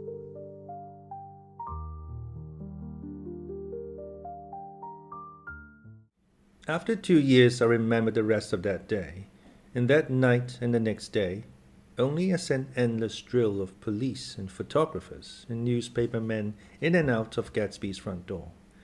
A rope stretched across the main gate, and a policeman by it kept out the curious, but little boys soon discovered that they could enter through my yard, and there were always a few of them clustered open-mouthed about the pool. Someone with a positive manner, perhaps a detective, used the expression madman as he bent over Wilson's body that afternoon, and the adventitious authority of his voice set the key for the newspaper reports next morning. Most of those reports were a nightmare, grotesque, circumstantial, eager, and untrue. When Michaela's testimony at the inquest brought to light Wilson's suspicions of his wife, I thought the whole tale would shortly be served up in racy pasquinade. But Catherine, who might have said anything, didn't say a word. She showed a surprising amount of character about it too. Looked at the coroner with determined eyes under that corrected brow of hers, and swore that her sister had never seen Gatsby, that her sister was completely happy with her husband, that her sister had been into no mischief whatever. She convinced herself of it, and cried into her handkerchief, as if the very suggestion was more than she could endure. So Wilson was reduced to a man deranged by grief, in order that the case might remain in its simplest form, and it rested there. But all this part of it seemed remote and unessential. I found myself on Gatsby's side, and alone. From the moment I telephoned news of the catastrophe to West Egg Village, every surmise about him and every practical question was referred to me. At first I was surprised and confused. Then, as he lay in his house and didn't move or breathe or speak, hour upon hour, it grew upon me that I was responsible, because no one else was interested. Interested, I mean, with that intense personal interest to which everyone has some vague right at the end. I called up Daisy half an hour after we found him, called her instinctively and without hesitation, but she and Tom had gone away early that afternoon and taken baggage with them. Left no address? No. Say when they'd be back? No. Any idea where they are, how I could reach them? I don't know. Can't say. I wanted to get somebody for him. I wanted to go into the room where he lay and reassure him. I'll get somebody for you, Gatsby. Don't worry. Just trust me and I'll get somebody for you. Mayor Wolfsheim's name wasn't in the phone book. The butler gave me his office address on Broadway, and I called information. But by the time I had the number, it was long after 5, and no one answered the phone. Will you ring again? I've rung 3 times. It's very important. Sorry, I'm afraid no one's there. I went back to the drawing room and thought for an instant that they were chance visitors, all these official people who suddenly filled it. But though they drew back the sheet and looked at Gatsby with shocked eyes, his protest continued in my brain. Look here, old spot, you've got to get somebody for me. You've got to try hard. I can't go through this alone. Someone started to ask me questions, but I broke away and going upstairs looked hastily through the unlocked parts of his desk. He'd never told me definitely that his parents were dead, but there was nothing, only the picture of Dan Cody, a token of forgotten violence, staring down from the wall. Next morning I sent the butler to New York with a letter to Wolfsheim, which asked for information and urged him to come out on the next train. That request seemed superfluous when I wrote it. I was sure he'd start when he saw the newspapers, just as I was sure there would be a wire from Daisy before noon. But neither a wire nor Mr. Wolfsheim arrived. No one arrived except more police and photographers and newspaper men. When the butler brought back Wolfsheim's answer, I began to have a feeling of defiance, of scornful solidarity between Gatsby and me against them all. Dear Mr. Carraway, this has been one of the most terrible shocks of my life to me. I hardly can believe it that it is true at all. Such a mad act as that man did should make us all think. I cannot come down now, as I am tied up in some very important business and cannot get mixed up in this thing now. If there is anything I can do a little later, let me know in a letter by Edgar. I hardly know where I am when I hear about a thing like this, and am completely knocked down and out. Yours truly, Mayor Wolfsheim. And then hasty addenda beneath. Let me know about the funeral, etc. Do not know his family at all. When the phone rang that afternoon, and long distance said Chicago was calling, I thought this would be Daisy at last. But the connection came through as a man's voice, very thin and far away. This is Slagle speaking. Yes, the name was unfamiliar. Hell of a note, isn't it? Get my wire? There haven't been any wires. Young Park's in trouble, he said rapidly. They picked him up when he handed the bonds over the counter. They got a circular from New York giving them numbers just 5 minutes before. What do you know about that, hey? You never can tell in these hick towns. Hello, I interrupted breathlessly. Look here, this isn't Mr. Gatsby. Mr. Gatsby's dead. There was a long silence on the other end of the wire, followed by an exclamation. Then a quick squawk as the connection was broken. I think it was on the 3rd day that a telegram signed Henry C. Gatz arrived from a town in Minnesota. It said only that the sender was leaving immediately and to postpone the funeral until he came. It was Gatsby's father, a solemn old man, very helpless and dismayed, bundled up in a long cheap ulster against a warm September day. His eyes leaked continuously with excitement, and when I took the bag and umbrella from his hands, he began to pull so incessantly at his sparse grey beard that I had difficulty in getting off his coat. He was on the point of collapse, so I took him into the music room and made him sit down while I sent for something to eat. But he wouldn't eat, and a glass of milk spilled from his trembling hand. I saw it in the Chicago newspaper, he said. It was all in the Chicago newspaper. I started right away. I didn't know how to reach you. His eyes, seeing nothing, moved ceaselessly about the room. "It was a madman," he said. "He must have been mad." "Wouldn't you like some coffee?" I urged him. "I don't want anything. I'm all right now. Mr. Carraway." "Well, I'm all right now. Where have they got Jimmy?" I took him into the drawing room, where his son lay, and left him there. Some little boys had come up on the steps and were looking into the hall. When I told them who had arrived, they went reluctantly away. After a little while, Mr. Getz opened the door and came out, his mouth ajar, his face flushed slightly, his eyes leaking isolated and unpunctual tears. He had reached an age where death no longer has the quality of ghastly surprise, and when he looked around him now for the first time and saw the height and splendor of the hall and the great rooms opening out from it into other rooms, his grief began to be mixed with an awed pride. I helped him to a bedroom upstairs. While he took off his coat and vest, I told him that all arrangements had been deferred until he came. "I didn't know what you'd want, Mr. Gatsby." "Getz is my name." "Mr. Getz, I thought you might want to take the body west." He shook his head. "Jimmy always liked it better down east."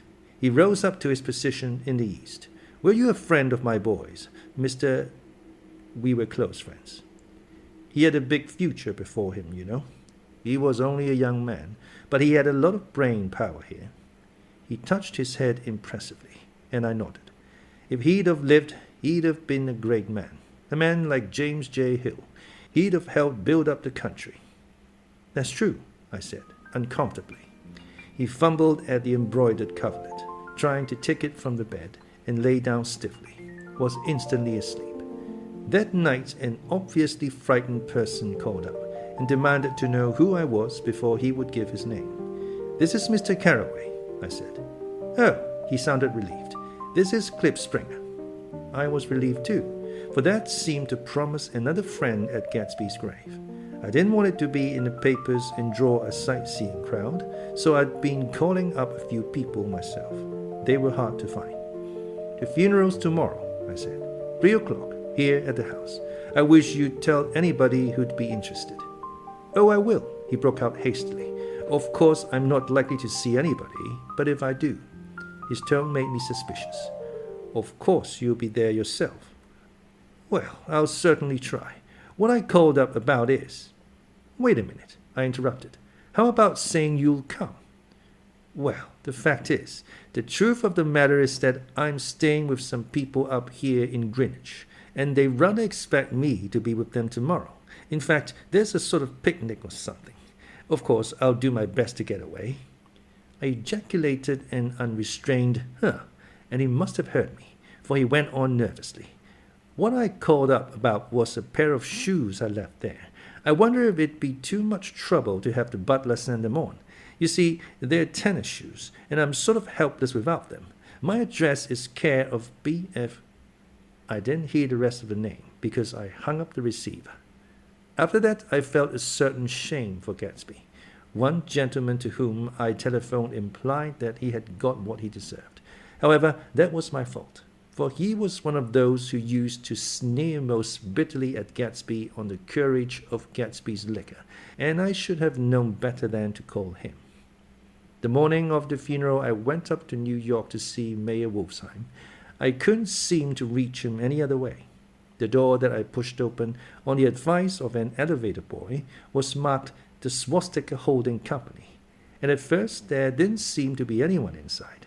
But when I'd shouted hello several times in vain, an argument broke out behind a partition, and presently a lovely Jewess appeared at an interior door and scrutinized me with black hostile eyes. "Nobody's in," she said. "Mr. Wolfsheim's gone to Chicago." The first part of this was obviously untrue, for someone had begun to whistle the Rosary tunelessly inside. "Please say that Mr. Carraway wants to see him.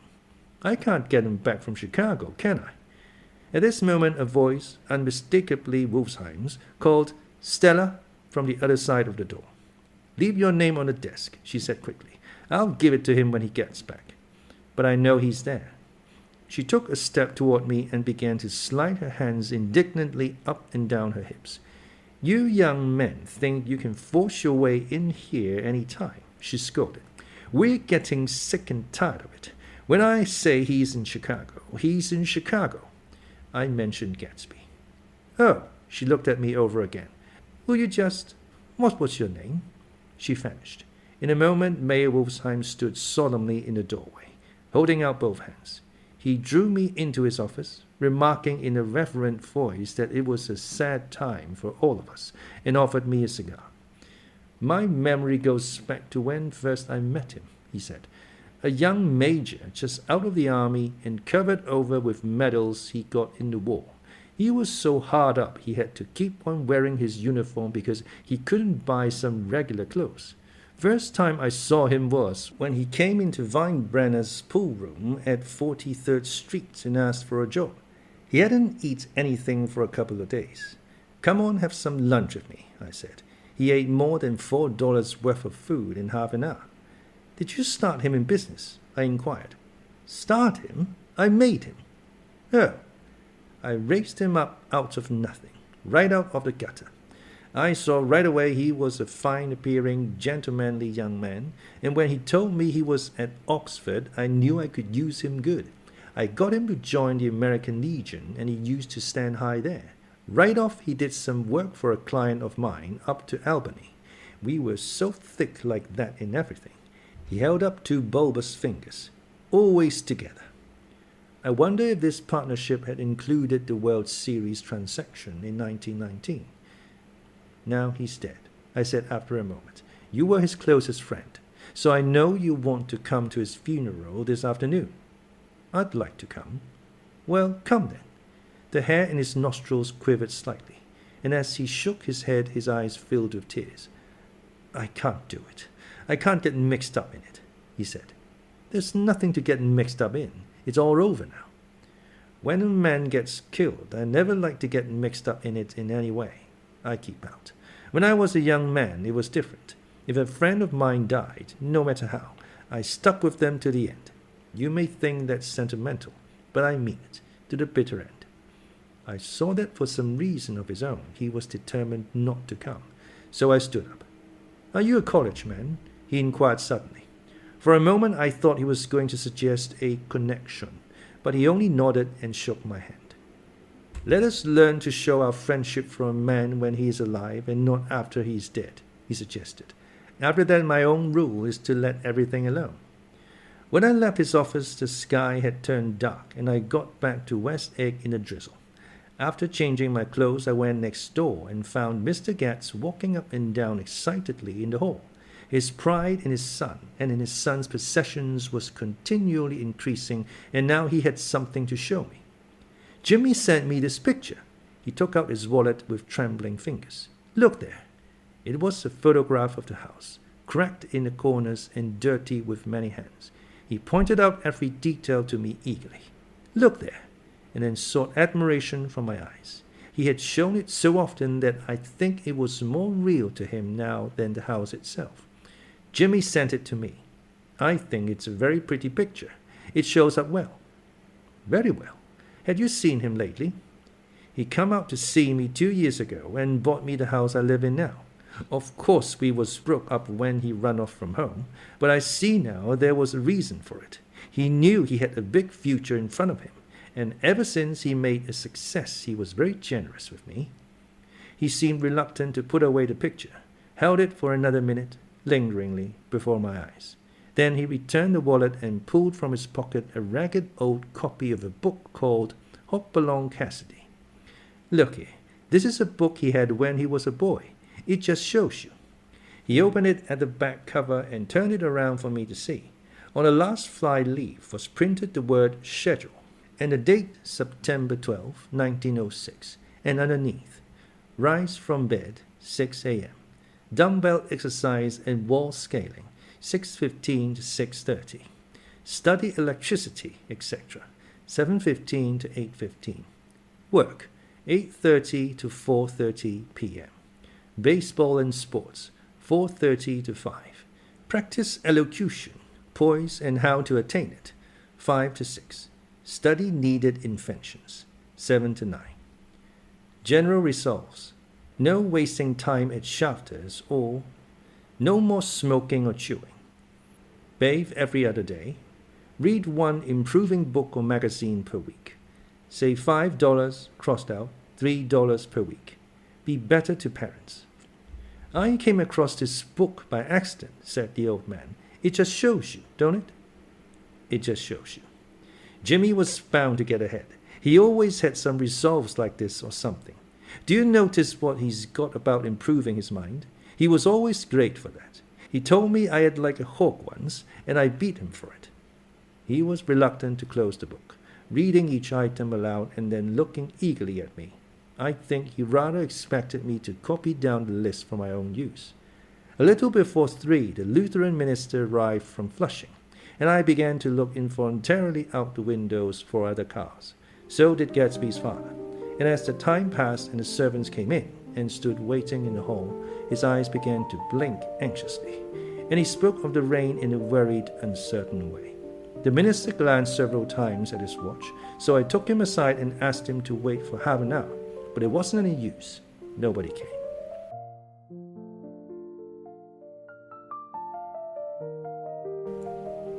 About 5 o'clock, our procession of 3 cars reached the cemetery and stopped in a thick drizzle beside the gate. First a motor hearse, horribly black and wet, then Mr. Gatz and the minister and me in the limousine, and a little later 4 or 5 servants and a postman from West Egg in Gatsby's station wagon, all wet to the skin. As we started through the gate into the cemetery, I heard a car stop and then the sound of someone splashing after us over the soggy ground. I looked around. It was the man with owl-eyed glasses whom I had found marveling over Gatsby's books in the library one night 3 months before. I've never seen him since then. I don't know how he knew about the funeral or even his name. The rain poured down his thick glasses, and he took them off and wiped them to see the protecting canvas unrolled from Gatsby's grave. I tried to think about Gatsby then for a moment, but he was already too far away, and I could only remember, without resentment, that Daisy hadn't sent a message or a flower. Dimly I heard someone murmur, "Blessed are the dead that the rain falls on." And then the owl-eyed man said, "Amen to that," in a brave voice. We straggled down quickly through the rain to the cars. Owl-eyes spoke to me by the gate. "I couldn't get to the house," he remarked. "Neither could anybody else." "Go on," he started. "Why, my God, they used to go there by the hundreds." He took off his glasses and wiped them again, outside and in. "The poor son of a bitch," he said.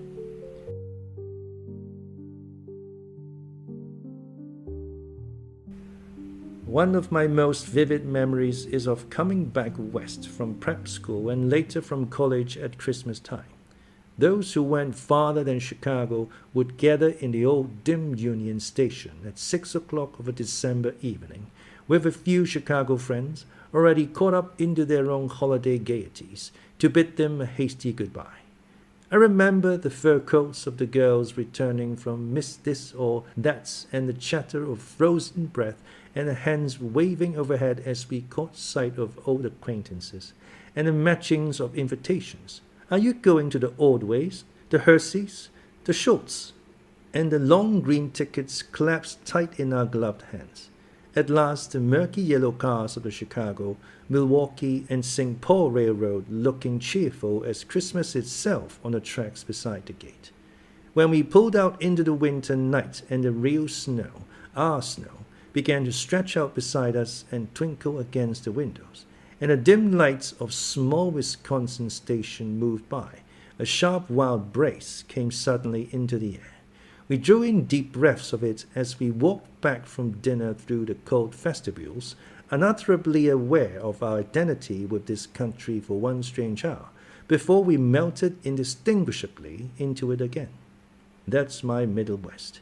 Not the wheats or the prairies or the lost sweet towns, but the thrilling returning trains of my youth, and the street lamps and sleigh bells in the frosty dark and the shadows of holly wreaths thrown by lighted windows on the snow. I am part of that, a little solemn with the feel of those long winters, a little complacent from growing up in the Carraway house in a city where dwellings are still called through decades by a family's name.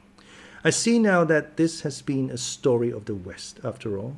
Tom and Gatsby, Daisy, Jordan, and I were all Westerners, and perhaps we possessed some deficiency in common which made us subtly unadaptable to Eastern life. Even when the East excited me most, even when I was most keenly aware of its superiority to the broad, sprawling, swollen towns beyond the Ohio, with their interminable inquisitions which spared only the children and the very old, even then it had always for me a quality of distortion. West Egg, especially, still figures in my more fantastic dreams.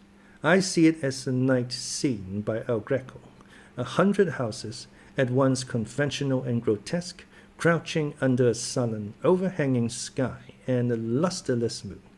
In the foreground, 4 solemn men in dress suits are walking along the sidewalk with a stretcher on which lies a drunken woman in a white evening dress.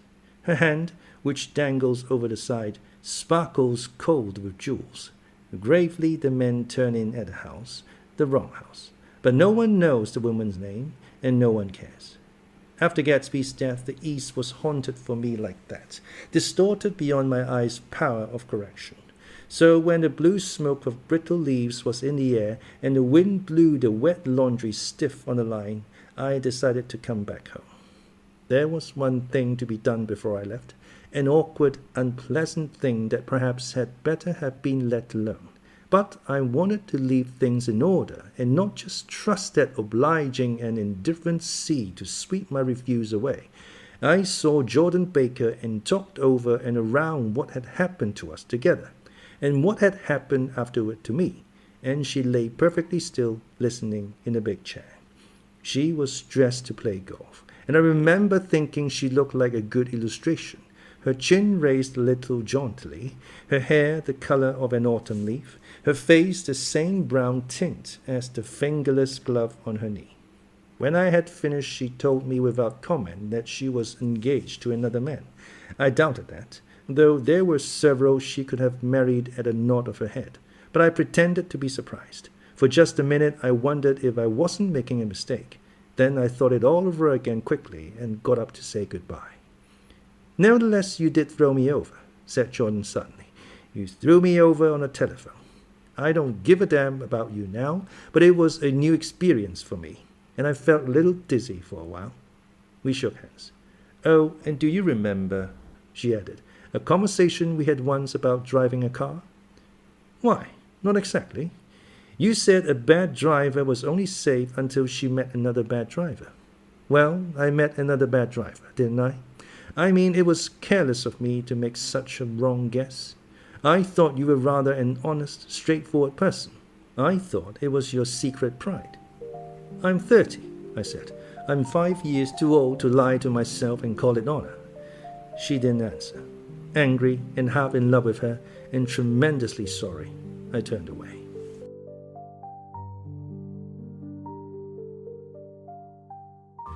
One afternoon late in October, I saw Tom Buchanan. He was walking ahead of me along Fifth Avenue in his alert, aggressive way, his hands out a little from his body as if to fight off interference, his head moving sharply here and there, adapting itself to his restless eyes. Just as I slowed up to avoid overtaking him, he stopped and began frowning into the windows of a jewelry store. Suddenly he saw me and walked back, holding out his hand. "What's the matter, Nick? Do you object to shaking hands with me?" "Yes, you know what I think of you." "You're crazy, Nick," he said quickly. "Crazy as hell. I don't know what's the matter with you." "Tom," I inquired, "what did you say to Wilson that afternoon?" He stared at me without a word, and I knew I had guessed right about those missing hours. I started to turn away, but he took a step after me and grabbed my arm. "I told him the truth," he said. "He came to the door while we were getting ready to leave, and when I sent down word that we weren't in, he tried to force his way upstairs. He was crazy enough to kill me if I hadn't told him who owned the car. His hand was on a revolver in his pocket every minute he was in the house." He broke off defiantly. "What if I did tell him? That fellow had it coming to him. He drew dust into your eyes just like he did in Daisy's, but he was a tough one. He ran over Myrtle like you'd run over a dog and never even stopped his car. There was nothing I could say, except the one unutterable fact that it wasn't true. And if you think I didn't have my share of suffering, look here. When I went to give up that flat and saw that damn box of dog biscuits sitting there on the sideboard, I sat down and cried like a baby. By God, it was awful. I couldn't forgive him or like him, but I saw that what he had done was, to him, entirely justified. It was all very careless and confused. They were careless people, Tom and Daisy. They smashed up things and creatures and then retreated back into their money or their fast carelessness, or whatever it was that kept them together, and let other people clean up the mess they had made. I shook hands with them. It seemed silly not to, for I felt suddenly as though I were talking to a child. Then he went into the jewelry store to buy a pearl necklace, or perhaps only a pair of cuff buttons, rid of my provincial squeamishness forever. Gatsby's house was still empty when I left. The grass on his lawn had grown as long as mine. One of the taxi drivers in the village never took a fare past the entrance gate without stopping for a minute and pointing inside. Perhaps it was he who drove Daisy and Gatsby over to East Egg the night of the accident, and perhaps he had made a story about it all his own. I didn't want to hear it, and I avoided him when I got off the train. I spent my Saturday nights in New York because those gleaming, dazzling parties of his were with me so vividly that I could still hear the music and the laughter, faint and incessant, from his garden, and the cars going up and down his drive. One night I did hear a material car there, and saw its lights stop at his front steps. But I didn't investigate.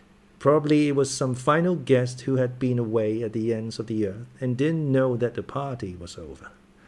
On the last night, with my trunk packed and my car sold to the grocer, I went over and looked at that huge incoherent failure of a house once more. On the white steps an obscene word, scrawled by some boy with a piece of brick, stood out clearly in the moonlight, and I erased it, drawing my shoe raspingly along the stone. Then I wandered down to the beach and sprawled out on the sand. Most of the big shore places were closed now, and there were hardly any lights except the shadowy, moving glow of a ferry boat across the Sound. And as the moon rose higher, the inessential houses began to melt away until gradually I became aware of the old island here that flowered once for Dutch sailors' eyes, a fresh green breast of the New World. Its vanished trees, the trees that had made way for Gatsby's house, had once pandered in whispers to the last and greatest of all human dreams. For a transitory, enchanted moment, man must have held his breath in the presence of this continent, compelled into an aesthetic contemplation he neither understood nor desired, face to face for the last time in history with something commensurate to his capacity for wonder. And as I sat there brooding on the old unknown world, I thought of Gatsby's wonder when he first picked out the green lights at the end of Daisy's dock. He had come a long way to this blue lawn, and his dream must have seemed so close that he could hardly fail to grasp it. He did not know that it was already behind him, somewhere back in that vast obscurity beyond the city, where the dark fields of the Republic rolled on under the night. Gatsby believed in the green light, the orgastic future that year by year recedes before us. It eludes us then, but that's no matter. Tomorrow we will run faster, stretch out our arms further, and one fine morning. So we beat on, boats against the current, borne back ceaselessly into the past.